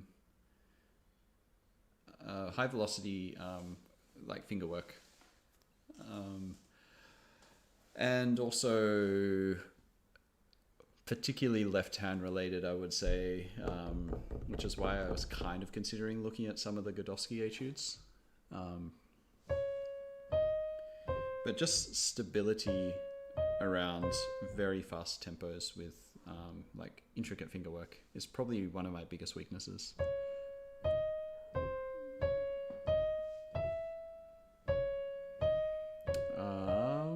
Beethoven makes me so angry, although Beethoven is my favorite composer. Oh, he's an angry guy, so that's not surprising. You're allowed to be angry.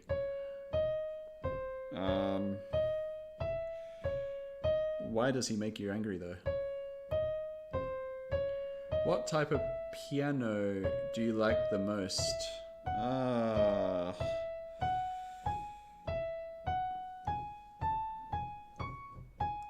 That's tricky.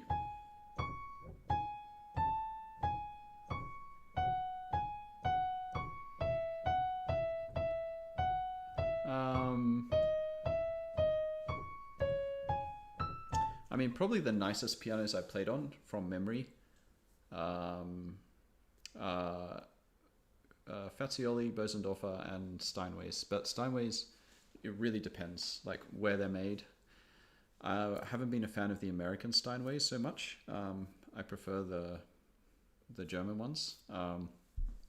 And then again, it's case by case, right? So there's been many Steinways I've just not been impressed with.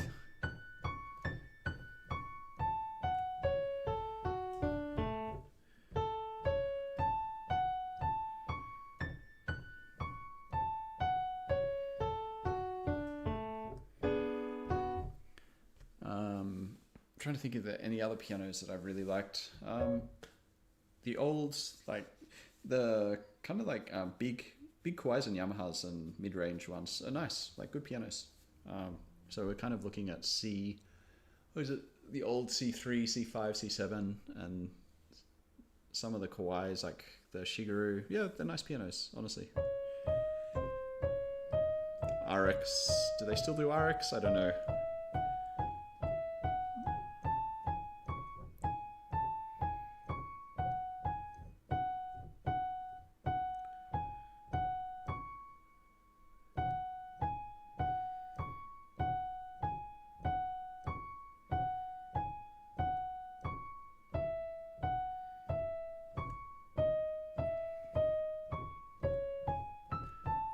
No, I have not. No, not really. I remember when I got my refurbished C5 Yamaha. So this was when I was like 12 years old. I got a secondhand refurbished C5, and I did ask, like, basically it was very simple. It was like, can you make the touch a bit lighter? That was about the extent of it. So, oops.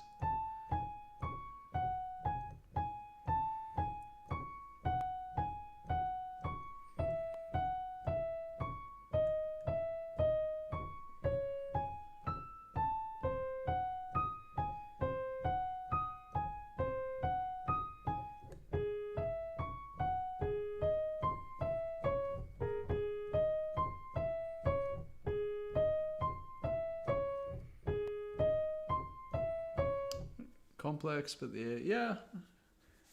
particularly like his later stuff gets quite weird and a bit esoteric.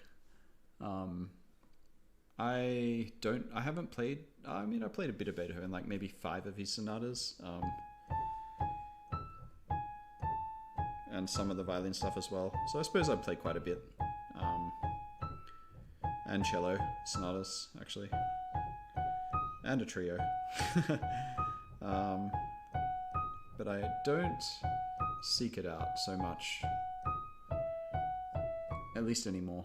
I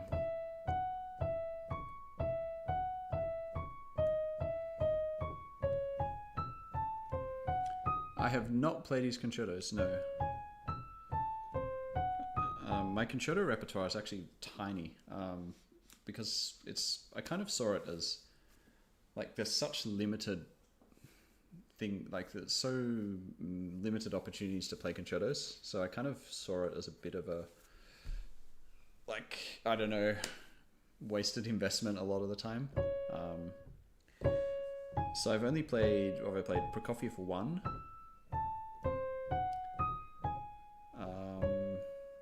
and an Australian concerto, a premiere of Australian concerto, and then also Ravel, G major. So I never learned any of the really big concertos because it's a lot of effort. And then it's like, well, will I get to use it? Probably not.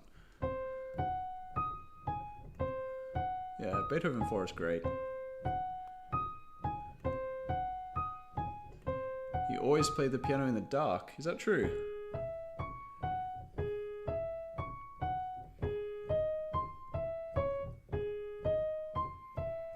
I mean, blindfolded practice is really useful, so maybe I should do some more of that actually.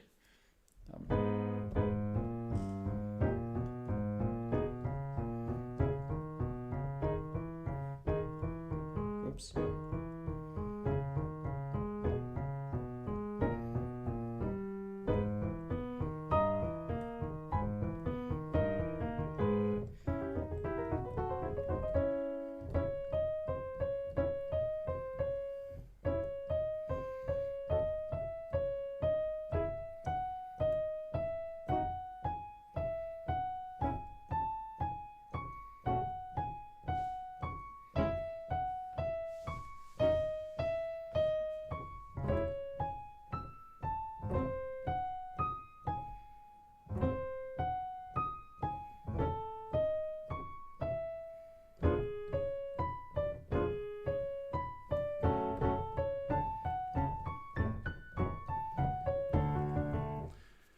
Did Chopin and Liszt have some kind of beef? Yeah, apparently they had a little bit of beef.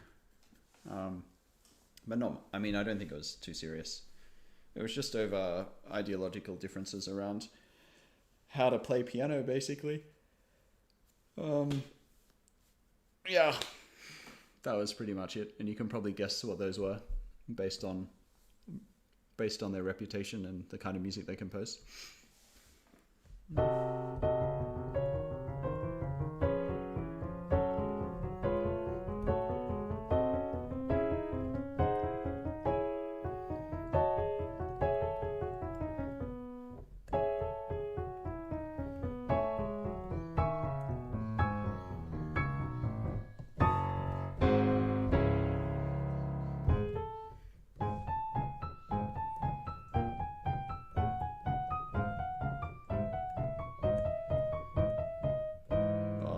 What am I doing?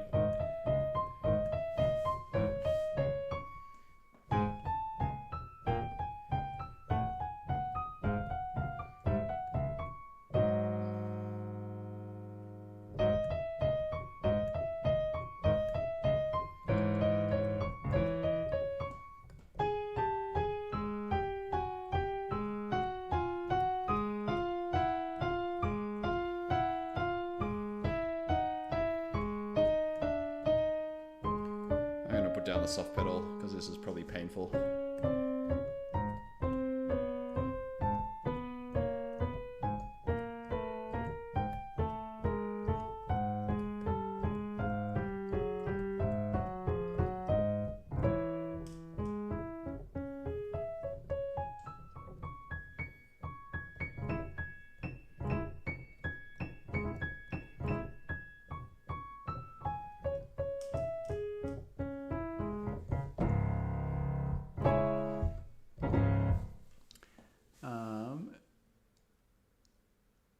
Have you ever focused on the sound of your piano, of your finger? Yeah, I do. That's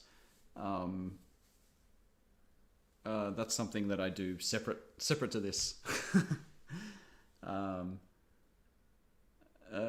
long do you advise people to practice? Generally, I think you don't really need to go much beyond 5 hours, I would say. I think it's kind of diminishing returns very quickly after that. You need muscle recovery as well. Like, you can practice for longer, but you need to at least break it up. And also you can't just do like really intense practice for that period of time. So you need to, if you're going to practice beyond 5 hours, don't do it in a row, obviously. But also, make sure you're doing stuff that's not physically demanding. So it could be just like, note reading through some new stuff, or doing some slow, more musical based practice, musically based practice. Heavily focused or physically demanding stuff, you'll just burn yourself out.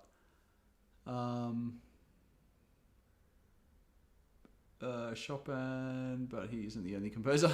That is true. Was accustomed to playing in the dark and left behind the peculiar final wish for his heart to remain in his homeland. That is the truth. Or did you say how long to play in a row? I mean, ideally, you want to kind of take breaks every so often. I mean, I kind of get breaks on the stream because I talk, like now, for instance, or I go off and get a drink or something like that. But I reckon at least every sort of like 90 minutes or something, seem just to refresh yourself so you can focus again. Because otherwise you just end up doing unfocused practice without even realizing, maybe. So yeah, sort of around 90 minutes. You can even take like short breaks every 30 to 45 minutes, like take a few minutes, something like that. Because yeah, it's your focus which goes first, and then you just find yourself zoning out, you know, not really thinking about what you're doing, and then you're kind of wasting time. Yeah, I actually think I read the same thing. It's like every 20 minutes, take a 5-minute break or something. Which is, yeah, maybe that's it. I think I read that possibly that exact same book. And I forgot which one it was. It was like, again, like 15 years ago or something. 20 years ago I read this. And obviously,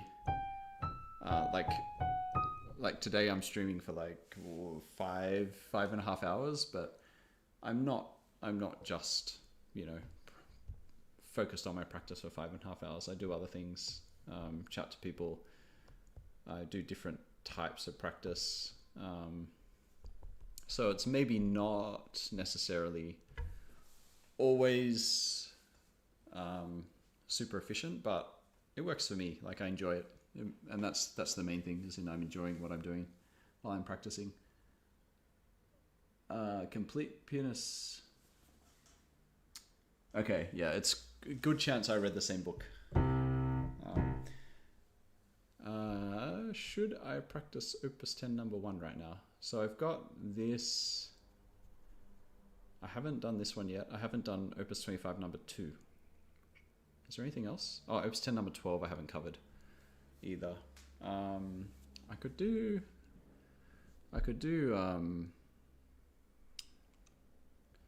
Opus 10 number 12. Give my left hand something to do.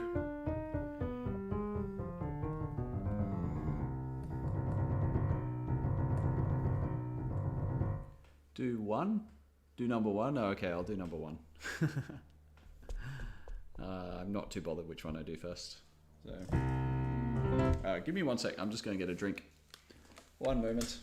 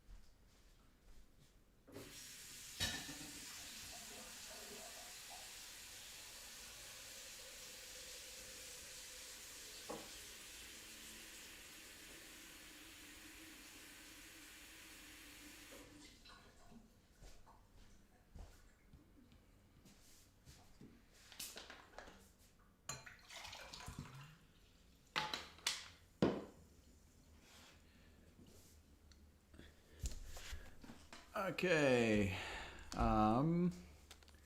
Have you eaten yet? I ate breakfast. Does that count? Oh, Kurdistan. Cool. Wow, I've got people from everywhere on here. That is the beauty of the internet. I'm just eating an apple now, so I promise you I have food.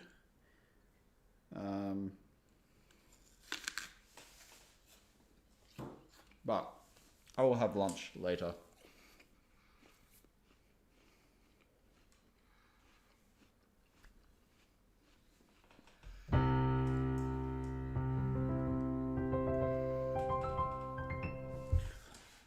Alright, let's see.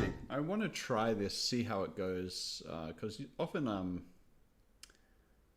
I kind of warm myself into this one, as in like the feeling of this one gradually, and then you know, I play it faster and it sounds pretty good. It's fairly accurate, but playing it just fresh is a very different situation. So I'm just going to try, maybe not at full tempo. We'll see how we go.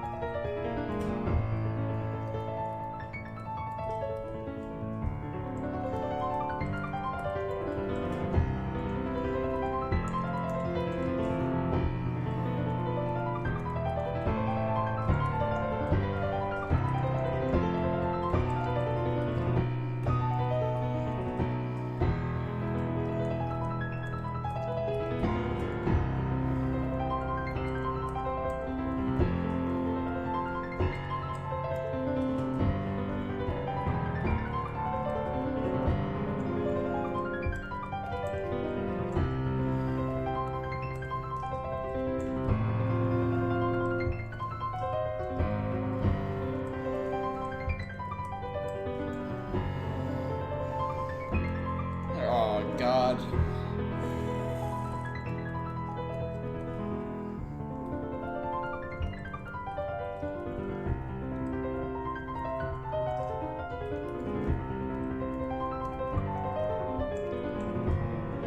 The hand is dead.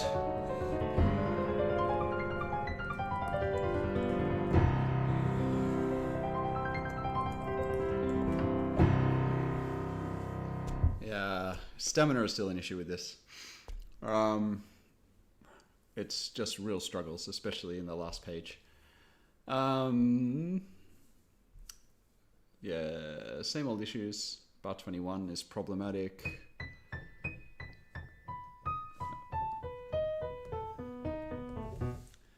Yeah, that particular passage, actually sort of bar 21, 23, and then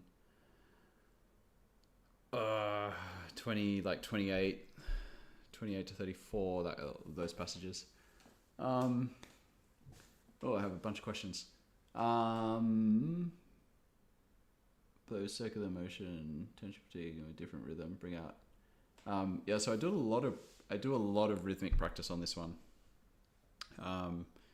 If you watch me long enough, I do break down different segments. So I'll do like this, or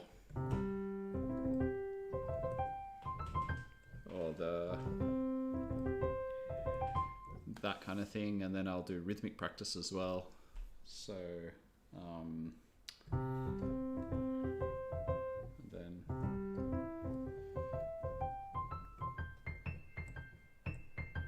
it's all about basically I'm just trying to feel like my hand is never thrown at the keys, that it's just contracting and expanding but remains in balance, and that my fingers sort of feel relatively equal. Circular motion, yep. So 25 number 1 helps a lot with that, actually. And how many hours do you practice, and how do you divide your practice time between finger exercises and everything else? Right now, my finger exercises are Chopin Etudes. Does that help? I practice 1 hour and get bored. Yeah, I just didn't see circular motion, which is prominent. Yeah, so you mean this kind of thing? Like, I will use it rarely because I find it unbalances me. Whereas with this etude,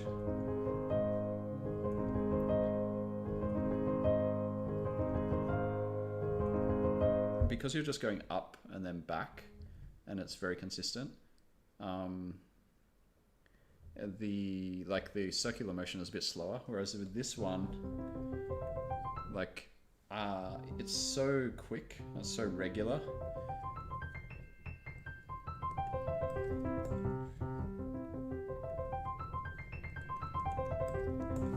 That I feel like it just throws off the balance a bit. So I'm trying more to get the reach with the like expansion and contraction of the hand, if that makes sense. I don't know. I hope that answers the question. What volume do you find to be the sweet spot on NV10S to achieve a realistic depth?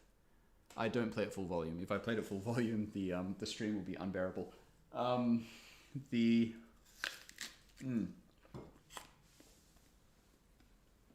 Through headphones, you don't need it at full. So at the moment, let me check. Okay, at the moment, I'm about 1/3.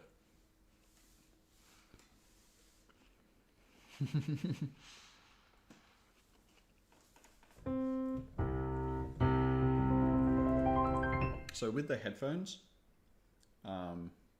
you can have it at about 1/3 and it sounds very full, not too loud.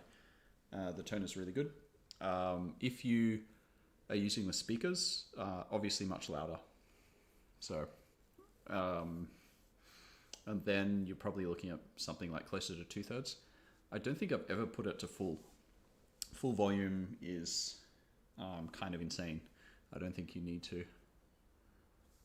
But you get a really good sound out of it at these levels. Okay. So I want to go and practice specifically.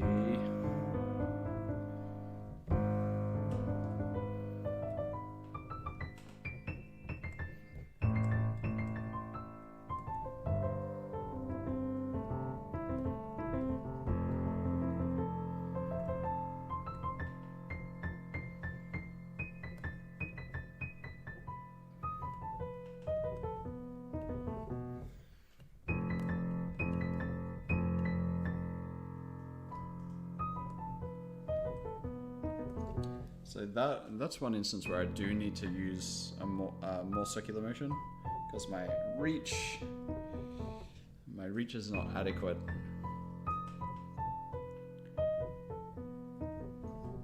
But even then, it's just so awkward.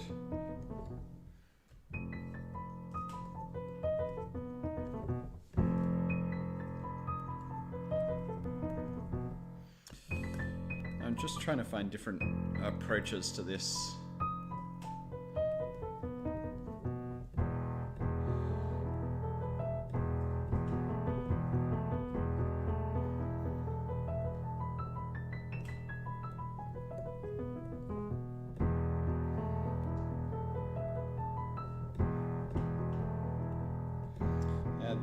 If you do circular motion with this one,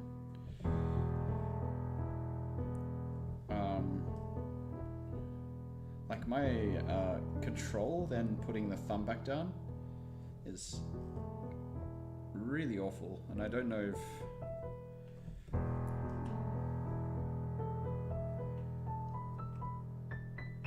whereas if I just expand the hand and then contract it, as long as I'm not playing too heavily, it seems to work better for me.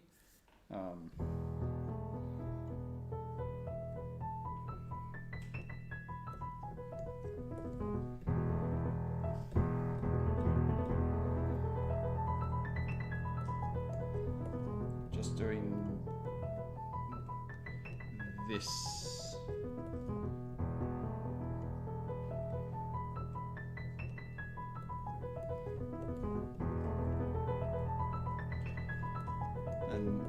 a tiny little bit of elbow or arm, just using like little bits to aid you a little bit. I don't know.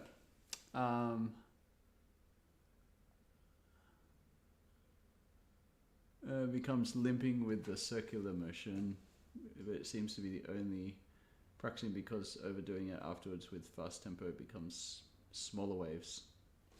Yeah. Okay, so yeah, very, very small.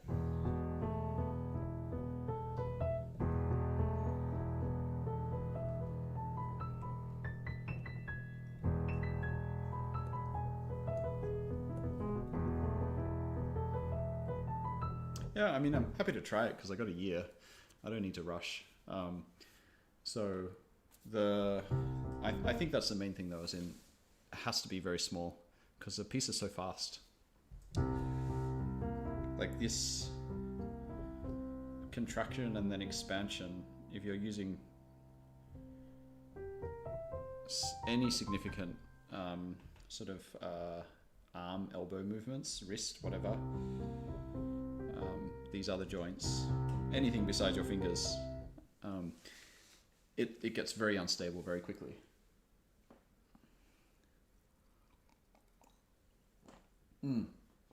Yeah, for sure. Definitely good for dealing with tension.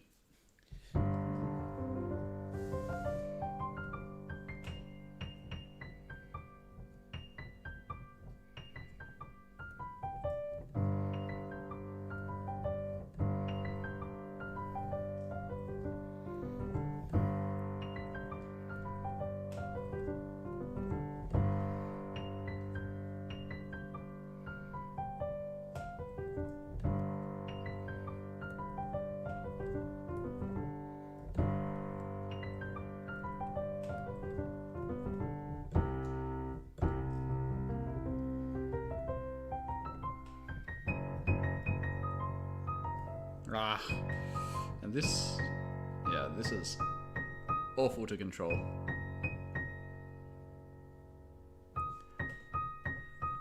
What is this? Shockingly filthy. He was extremely lazy about cleaning. His workspace was constantly cluttered with dirty clothes, plates, Not surprising.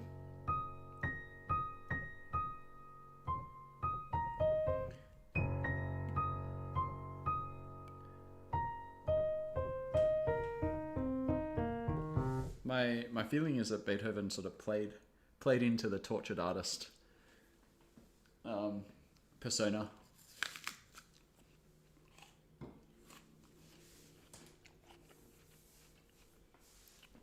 Like there's even kind of people now questioning how deaf he was, as in like, was he actually that deaf? Because I don't know, there's just unreliable character, and he was a dramatic guy, and then that Heiligenstadt Testament he wrote to his brothers, like just bizarre.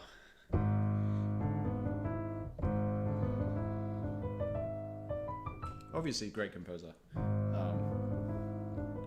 but I feel like the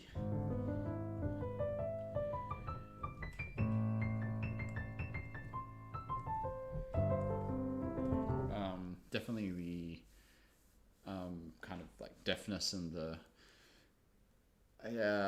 moods and everything, I think, were played up a lot.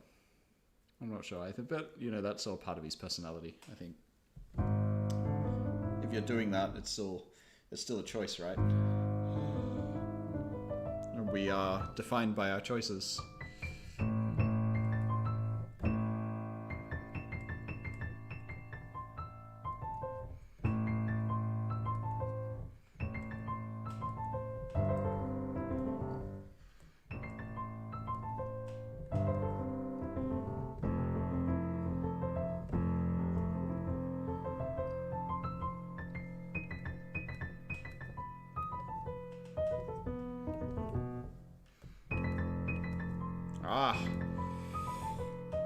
This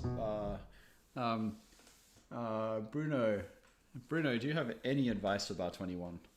Bar 21, and also the same bar, essentially the same bar at the end of the piece.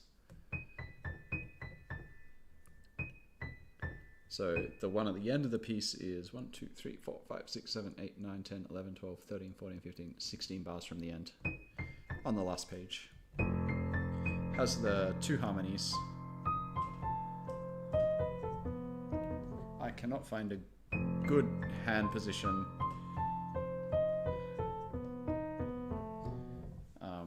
to not hit black notes basically on the way down.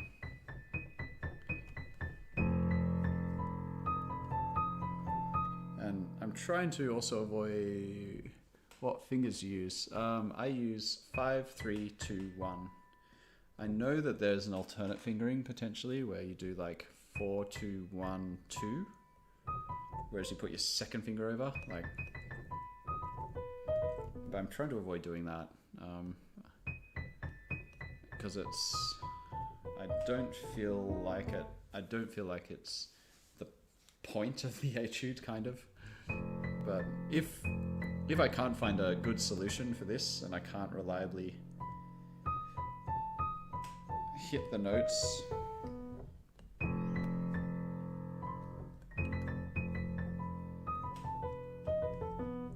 maybe.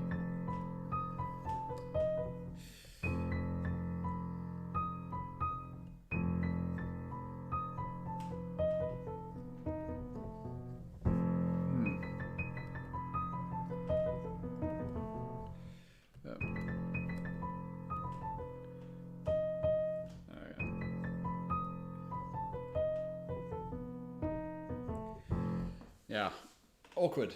It's really awkward.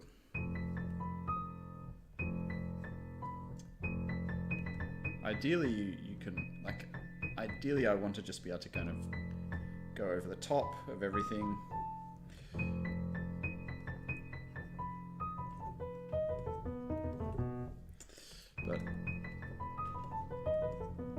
But when I do that, the risk of hitting black notes is so high.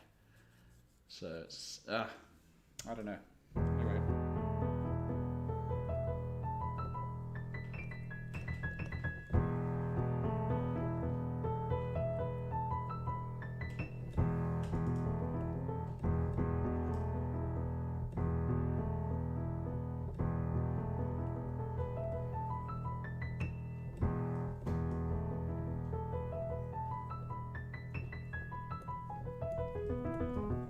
So this would be with more circular motion.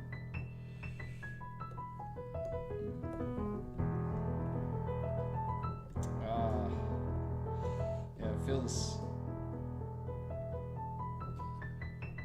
I'll have to give this a good amount of time because it feels very slow.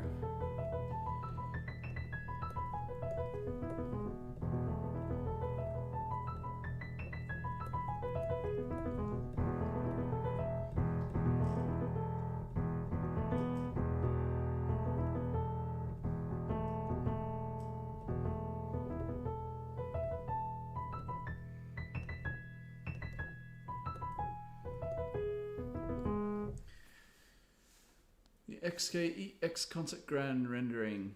Okay, what have I got on at the moment? This, yeah, SKEX. That's been my favorite so far. I can switch if anyone wants to try a different one. Piano variation. Just, what is this? Whoa, wait. Classic 2, romantic full. Okay, let's go back to.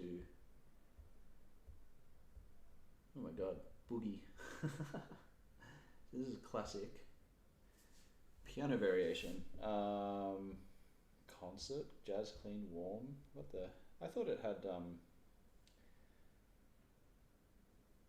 This is interesting. I thought it had more sounds on here. Give me one sec. Oh yeah, here we go.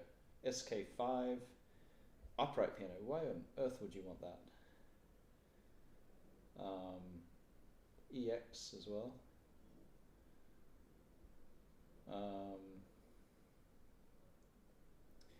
Yeah, SKEX. Huh.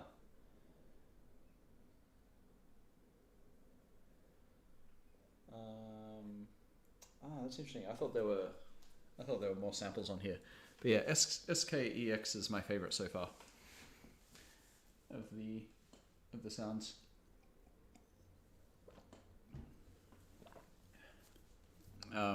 Is that your favorite, or do you have any other preferences?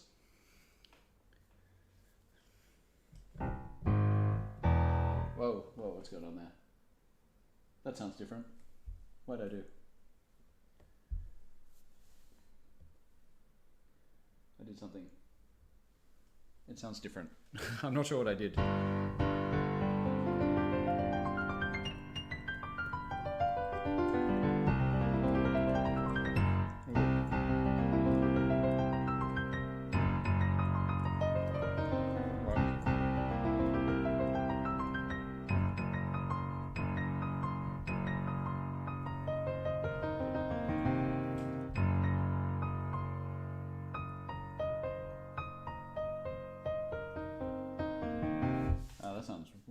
Really odd. I'm not sure what happened there.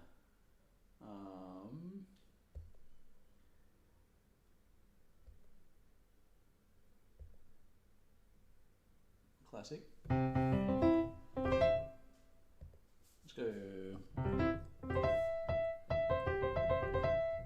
Okay, I think that's it. Classic 2 maybe.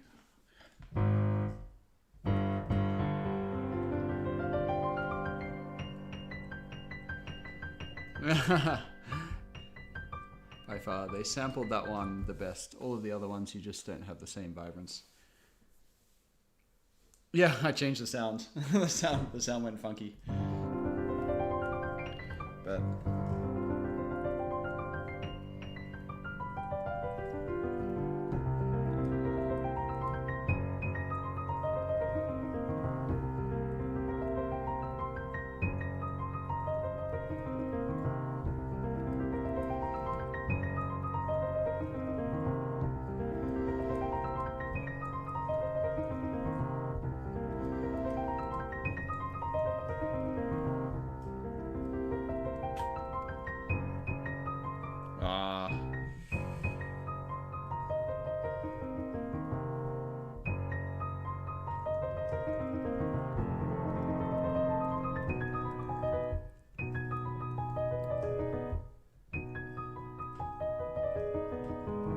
oh my god.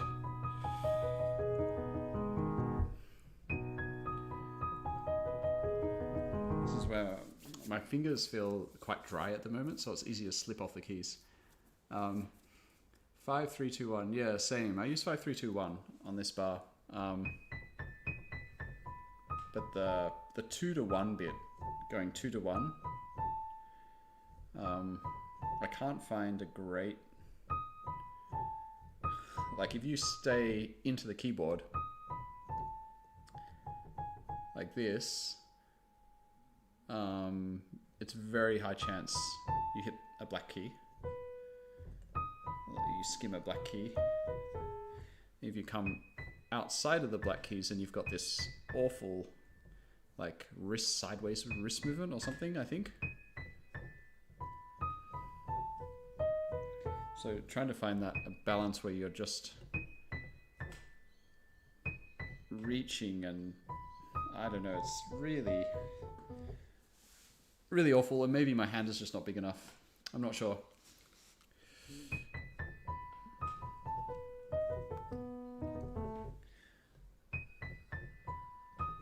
Maybe there's just a very fine line between, because coming out of the keyboard or staying close to the black notes, but just giving yourself enough room so you can just do this, turn your hand this way rather than turn it that way.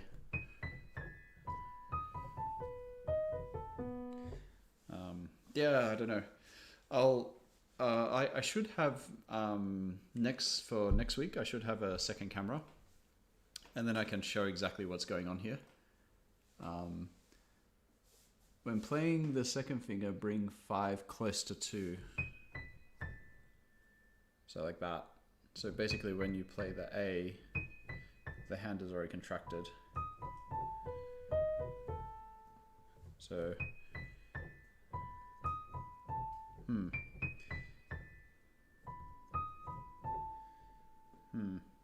Like that.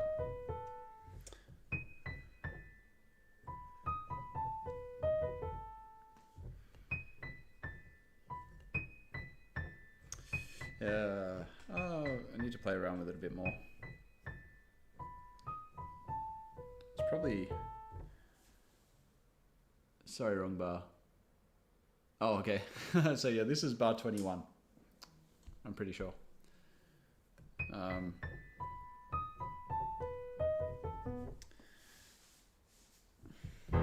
then...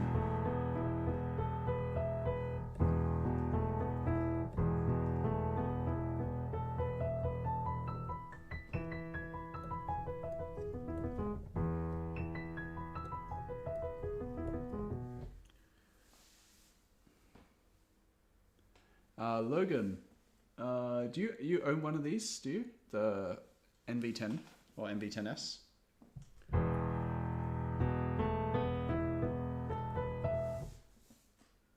Logan's pal. Logan's Pianos is a piano shop in Sydney, interestingly. Just reminded me of that.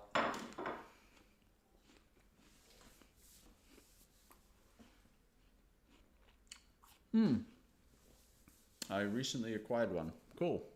You're enjoying it so far? And did you consider the NV12?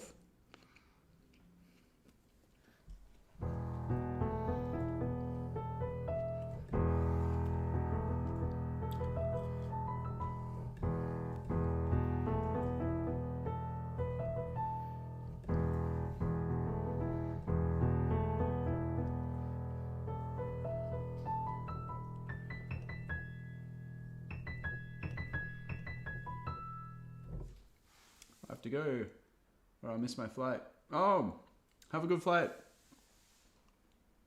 Enjoy your flight back to Vietnam. I might catch you next time you're out here.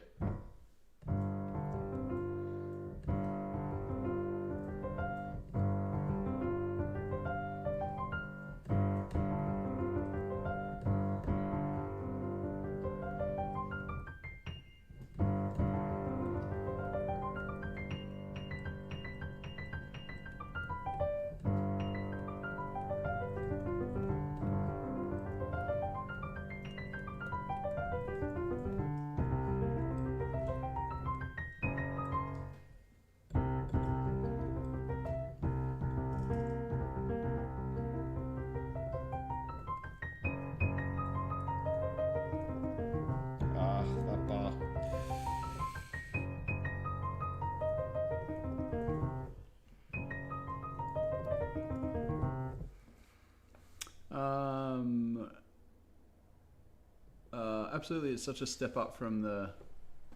I was playing on before, I consider the NV12, but I'm not sold on the soundboard. Perhaps it needed to be voiced differently, but it sounded kind of muddy. Oh, that's a shame.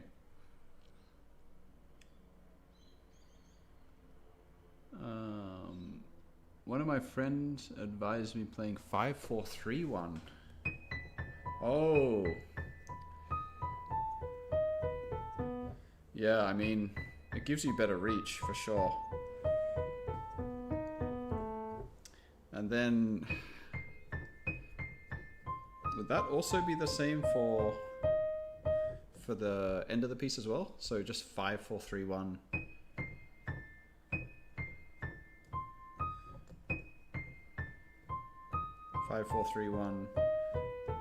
And then 5-4-3-1 when the harmony changes too. It's 5-4-2-1. Oh, probably 5-4-2-1 actually on the first one. And then 5-4-3-1. God, there's such awful bars. 5-4-3-1 is easier at a slower tempo.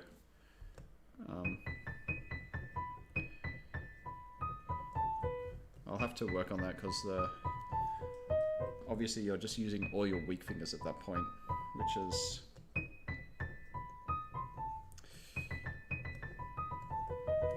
which is hard, basically. So step up from the CA701. still on the soundboard. Perhaps I need to be voiced. I'm interested actually.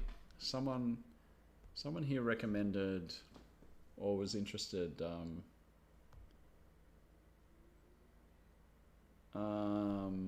Where is it? The Kawai CA501. So I guess the 501 would be the lower model below 701. Well, they were considering buying, I think, a 501. I think it's about $3,000 or something Australian. So I guess the 701 would be the step above that. But apparently the action is nice. I don't know. You can probably tell me. Like they put a grand piano action in there?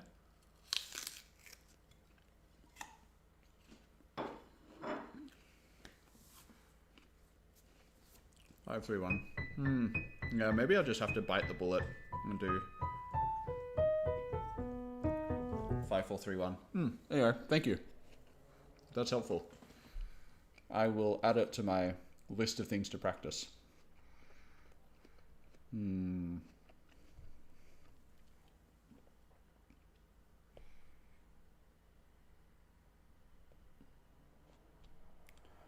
5, 4, 3.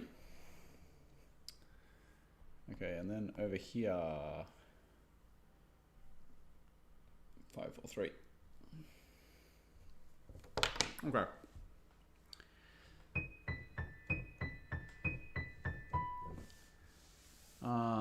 Bar 35 I hate the most is yeah, the A major bar. I used to hate bar 35 the most as well, I would say, but I've actually found like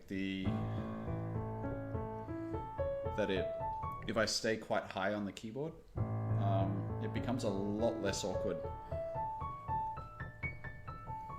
So I don't struggle with it as much as I used to.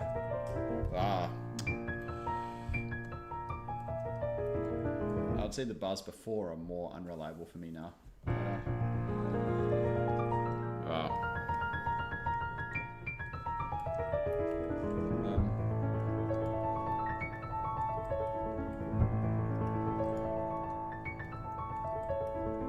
Oops. Oh my god.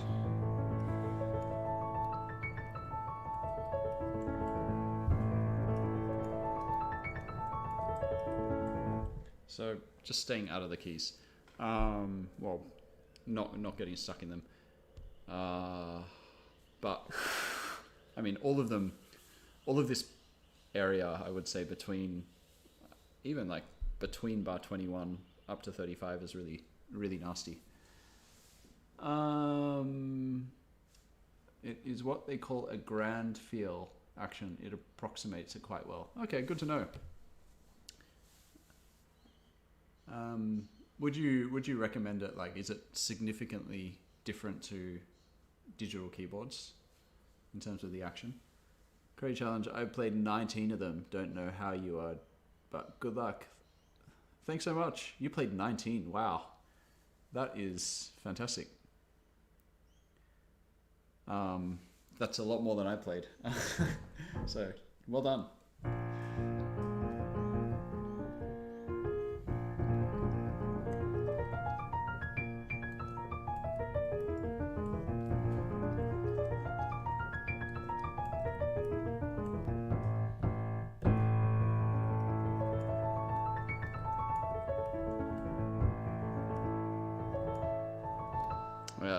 High wrist helps, and then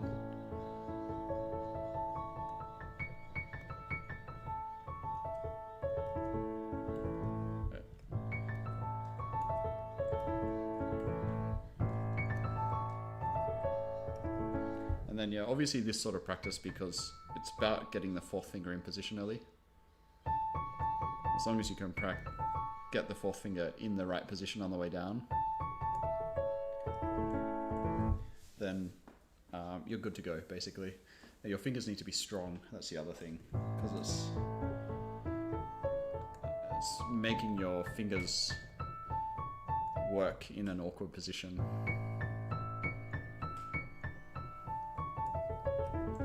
I live in Sydney. How about yourself? Welcome to the stream. Beethoven had his mood just like every composer and artist. He had a hard childhood. I actually don't know much about Beethoven's childhood. That is one thing I don't know about him. But yeah, I'm interested. Okay. So this bar,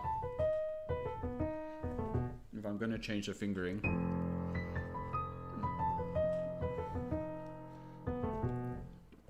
it's going to need a lot of practice.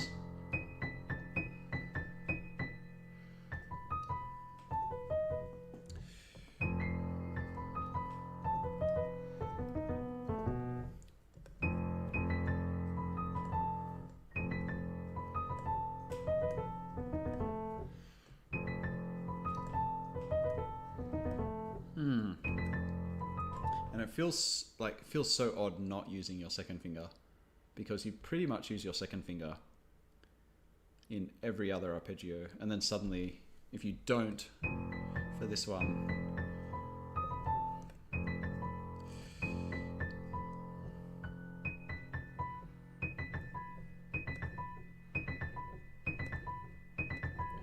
if you're comparing it to like a slab or gigging piano, I would say absolutely. I know the C7, the 701, you get wooden keys. Yep, I do remember reading about that. Grand feel action, I can't speak. I think the 501 also you get wooden keys from memory.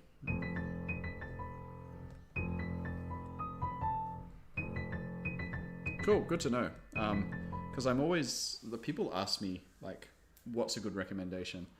And I say, I say these. I'm like, these are great, but not everyone is looking to dump like, you know, over $10,000 into a piano. So having like good recommendations in like the $3,000 range or whatever, in between or lower, is very helpful.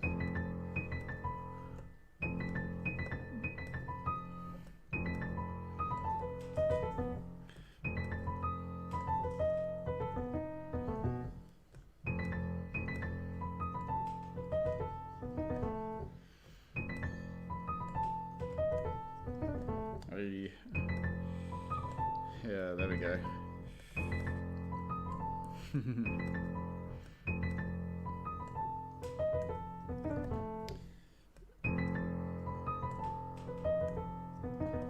So basically this sort of segmented practice, or practicing in different groupings. So going from, say, the D sharp to the D sharp, you're working on basically getting a quick contraction and expansion and relaxing, and then this basically the main focus of this is the stability around the pinky and thumb movement, and then relax. So expand your hand, relax. So you can, and then you can practice from the B to the B. So then you are forced to go past that point and then relax again.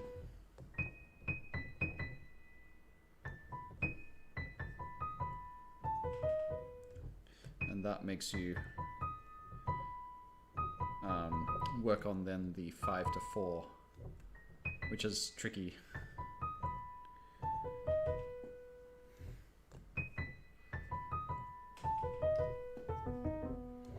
And then there's another one too, obviously up to the A.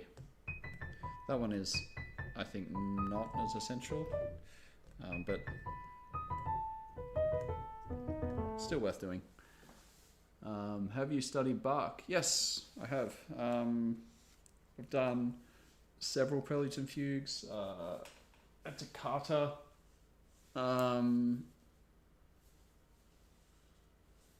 Brandenburg 5, actually, interestingly, on harpsichord, and then bits and pieces of suites, partitas. So,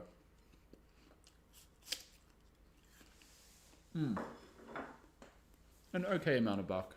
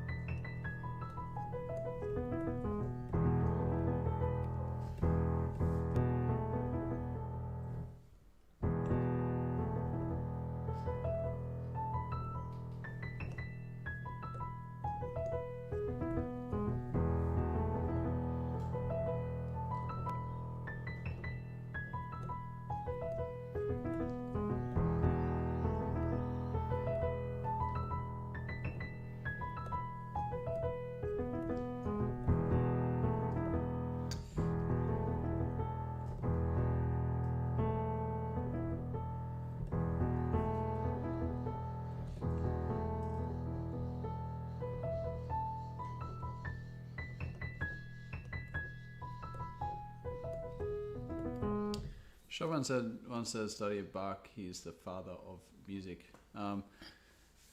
Sounds familiar.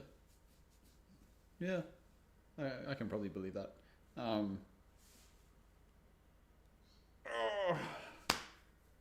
Definitely very important, for sure. Well,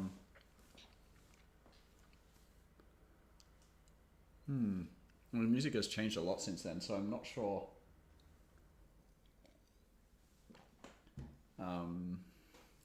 how that applies these days, but I guess, I mean, the problem is being a classical musician, you kind of are expected to cover like 400 years of music, which is kind of crazy.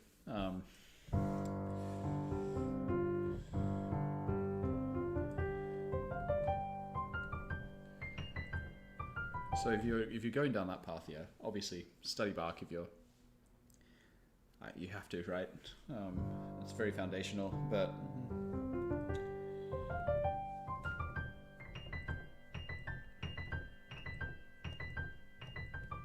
I'd like to know. I'm trying to think of all the reasons as to why that might be the case.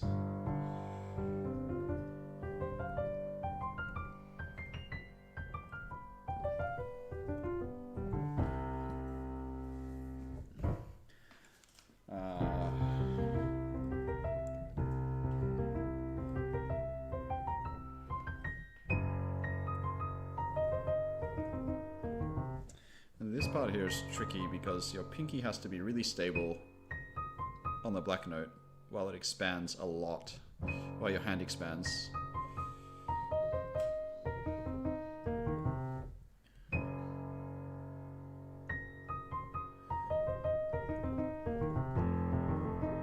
And then this one's awkward because of the 4-5 stretch.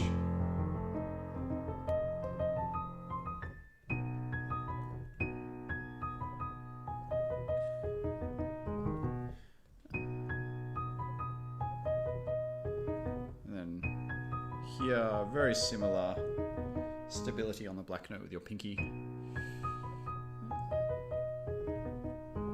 So just learning all of this. Try practicing one of Godowsky versions. That would be fun. I actually kind of plan to. It's on my list of things to do separately from these etudes, or in conjunction, I suppose. There's a few in particular that I've heard are very beneficial. So I want to add them in at some point. I think I will have the time based on my progress so far. So yeah, Godowsky is on the radar.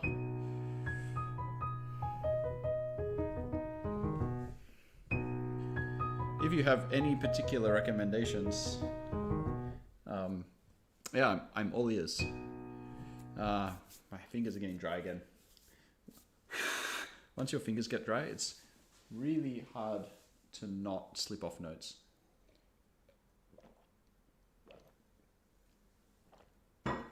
Maybe it's a hydration thing. Need to drink more water.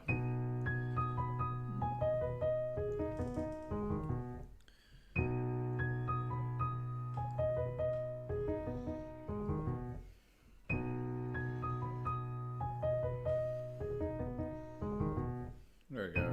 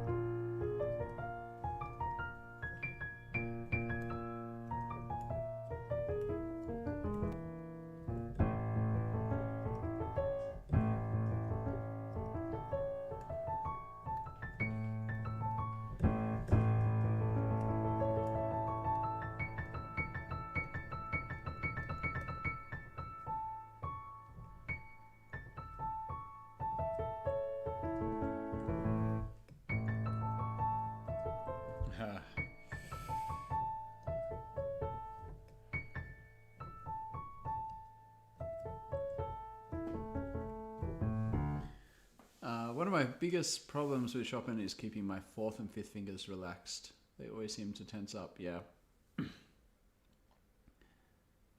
I would say fourth and fifth finger strength and stability is one thing that he exposes a lot in quite a few of these etudes. So it's not just Opus 10 number 2, which everyone obviously refers to. Even like Opus 25 number 1, I'm finding like having this pinky stable on these long notes.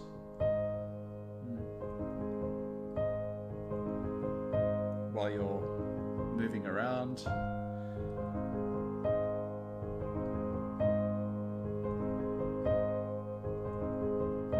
Is so beneficial, it's so important.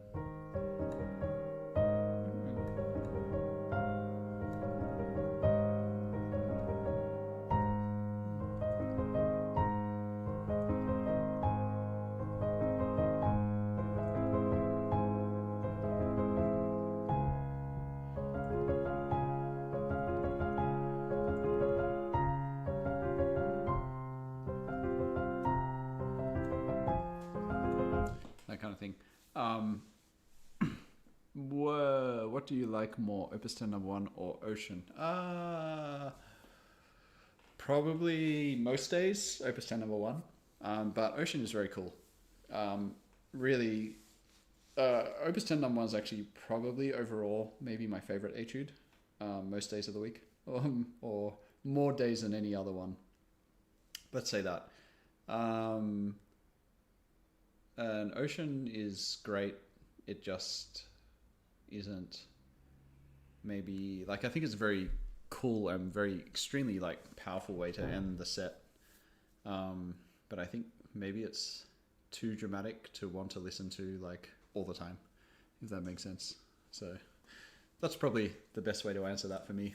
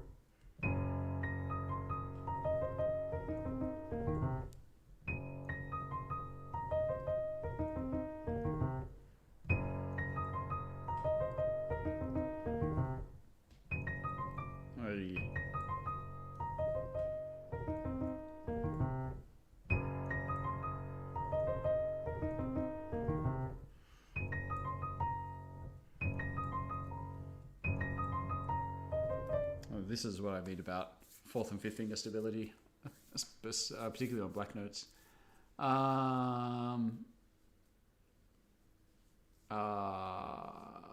Have you ever thought about composing? I find myself thinking about it all the time. Yeah, I've actually composed. I've got some stuff. It's in the description. If you click on the description for this live stream, you'll see a couple of the things I've put up online. Now I get it why you don't play lists that much. Yeah, I think that's it. I find list too dramatic for like everyday kind of moments.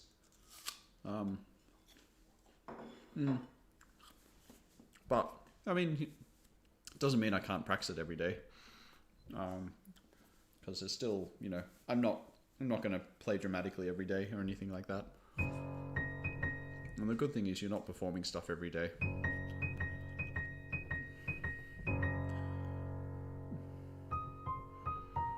Yeah.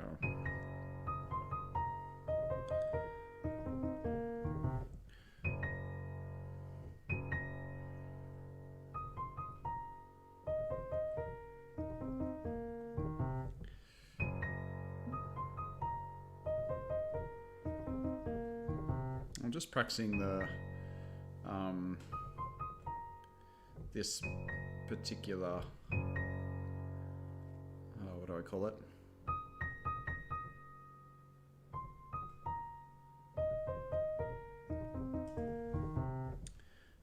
Grouping.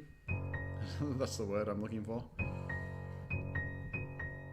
Because what's happening is, so I can get to the E flat okay, but then the fourth finger has to quickly play on the B flat, and when that happens, that's when my hand becomes unstable. So those two moments, the thumb to the pinky, and then the fourth finger on the B flat. And if those two are stable, I'm good. But that is difficult.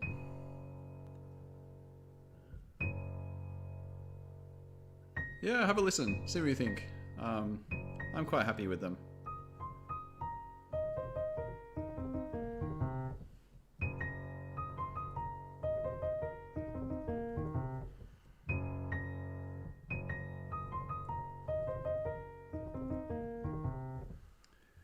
I think this etude is excellent for practicing opening and closing the hand, moving across the entire keyboard. I don't think it's intended exclusive for people with large hands. That is true. Hello, Aqua. Thanks for thanks for reminding me to chill. Yeah, this etude is very, very much about the different hand positions or contractions, expansions. But you're right, it's not just for people with large hands.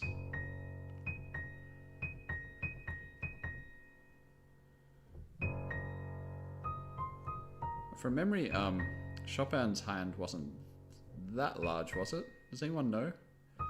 I feel like we may have answered this already. Maybe not today, but...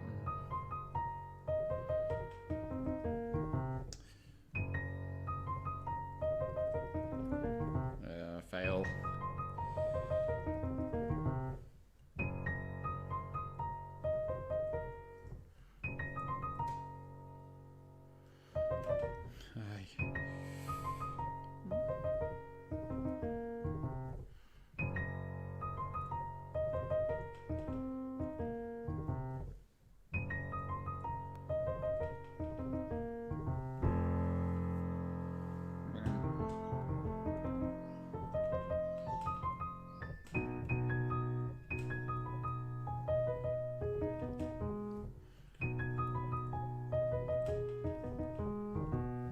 Okay, so those two black key ones are okay. And then there's this one. Oops, nope, not that one. I'm making stuff up. And then this one. Ah.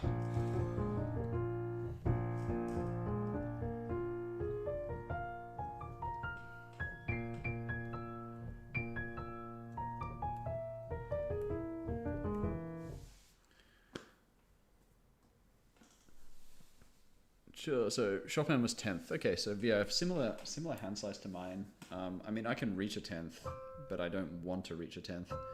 I'm much happier with a 9th. And honestly, much happier with octaves. 9th is like, if I must, and then 10th is like, really?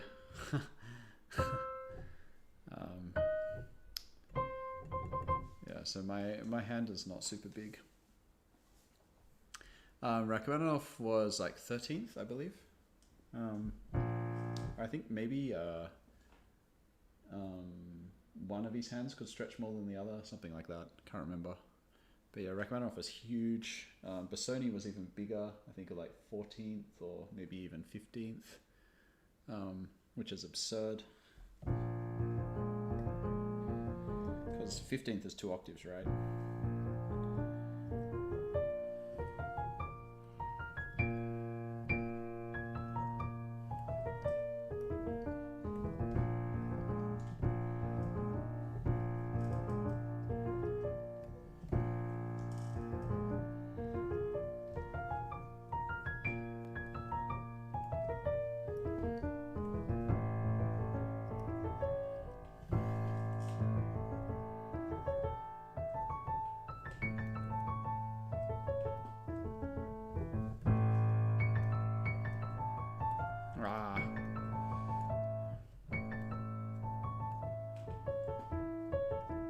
I need to cut my nails.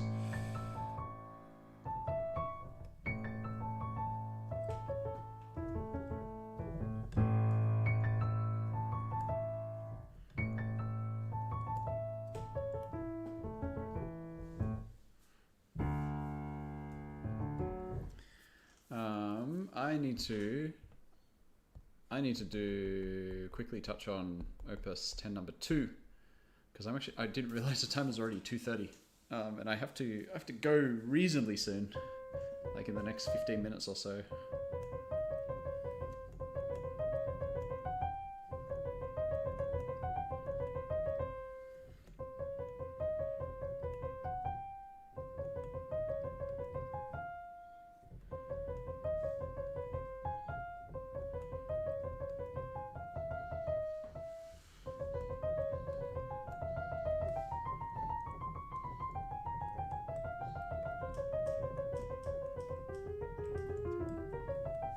I still haven't done Opus 10 number 12 either.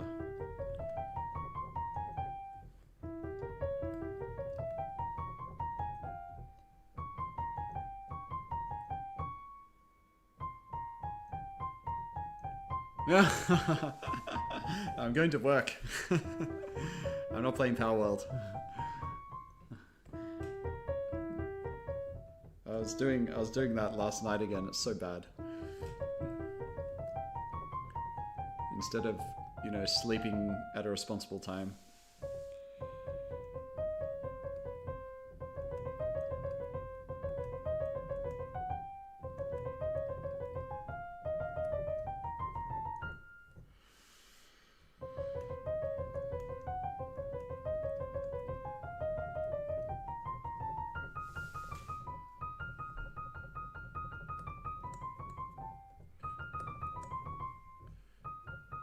No, don't say that.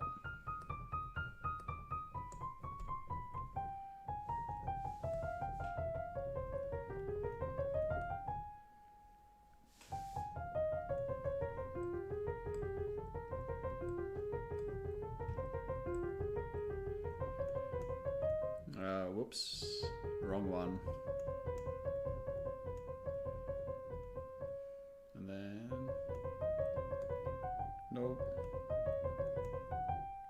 Okay.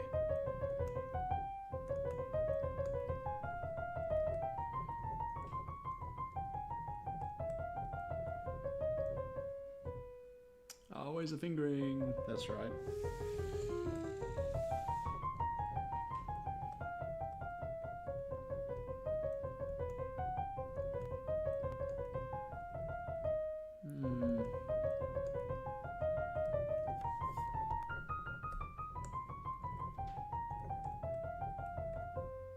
Oh my god, what am I doing? I don't know the notes.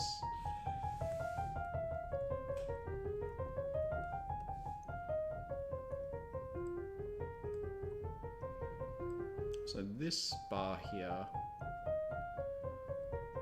there's a little bit going on.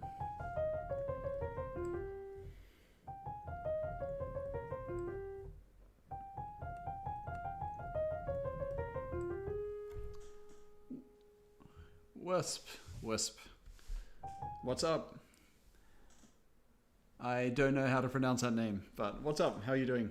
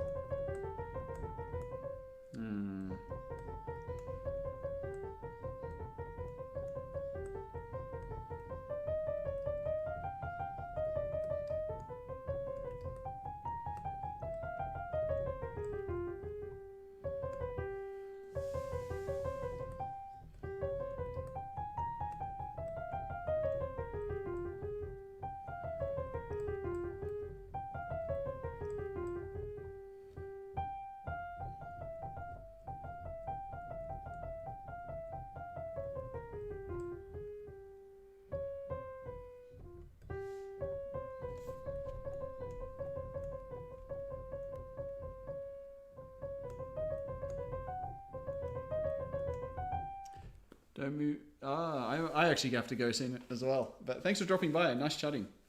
And thanks for the tips as well. I won't lose motivation. I enjoy it. So I'm not close to burnout or anything like that. So just gonna keep going for now. Yeah, I think the important thing is managing the burnout.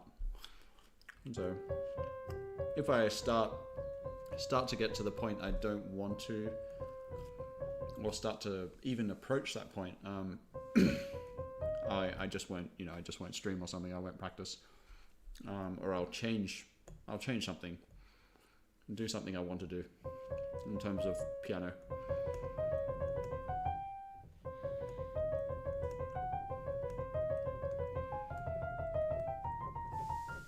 Oh, that's not correct.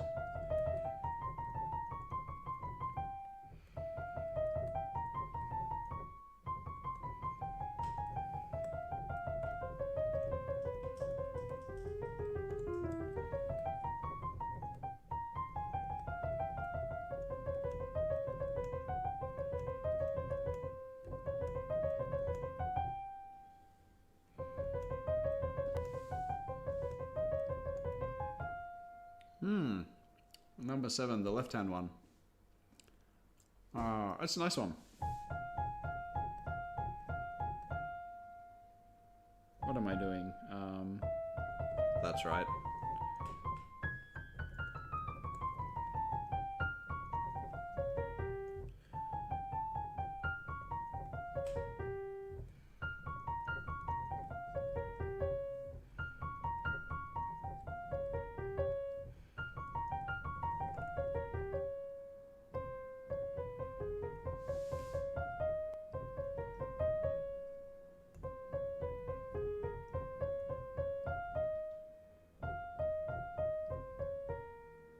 My God, this fingering here.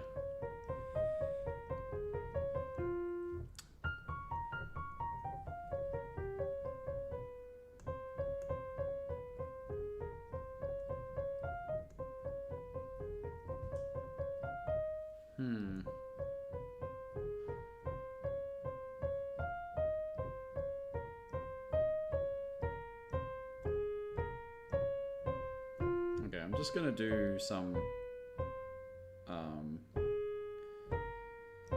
note bashing basically.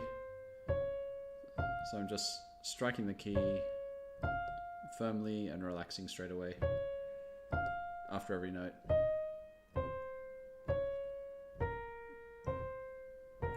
I do this particularly when I'm trying to get good balance or make sure all my fingers are working similarly, because the fingering is awkward and your fingers are like weak fingers are sometimes on black notes check now. And your third finger's down the white note. So the hand position is a little bit unideal. So just making sure your weak fingers are working properly is the main goal. I might be getting me a Yamaha P45 soon, so I'm trying to practice again. Oh, nice.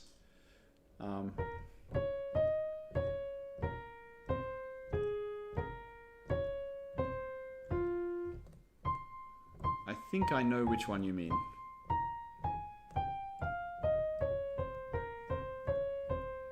It has wooden keys, right? Is that the one? It has like a decent piano action and wooden keys.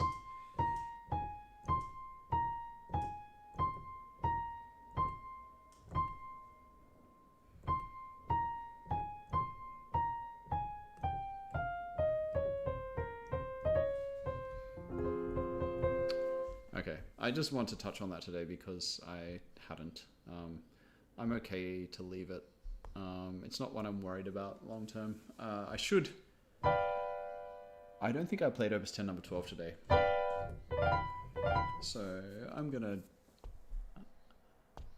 just run through this and then I'll probably have to go very soon after. So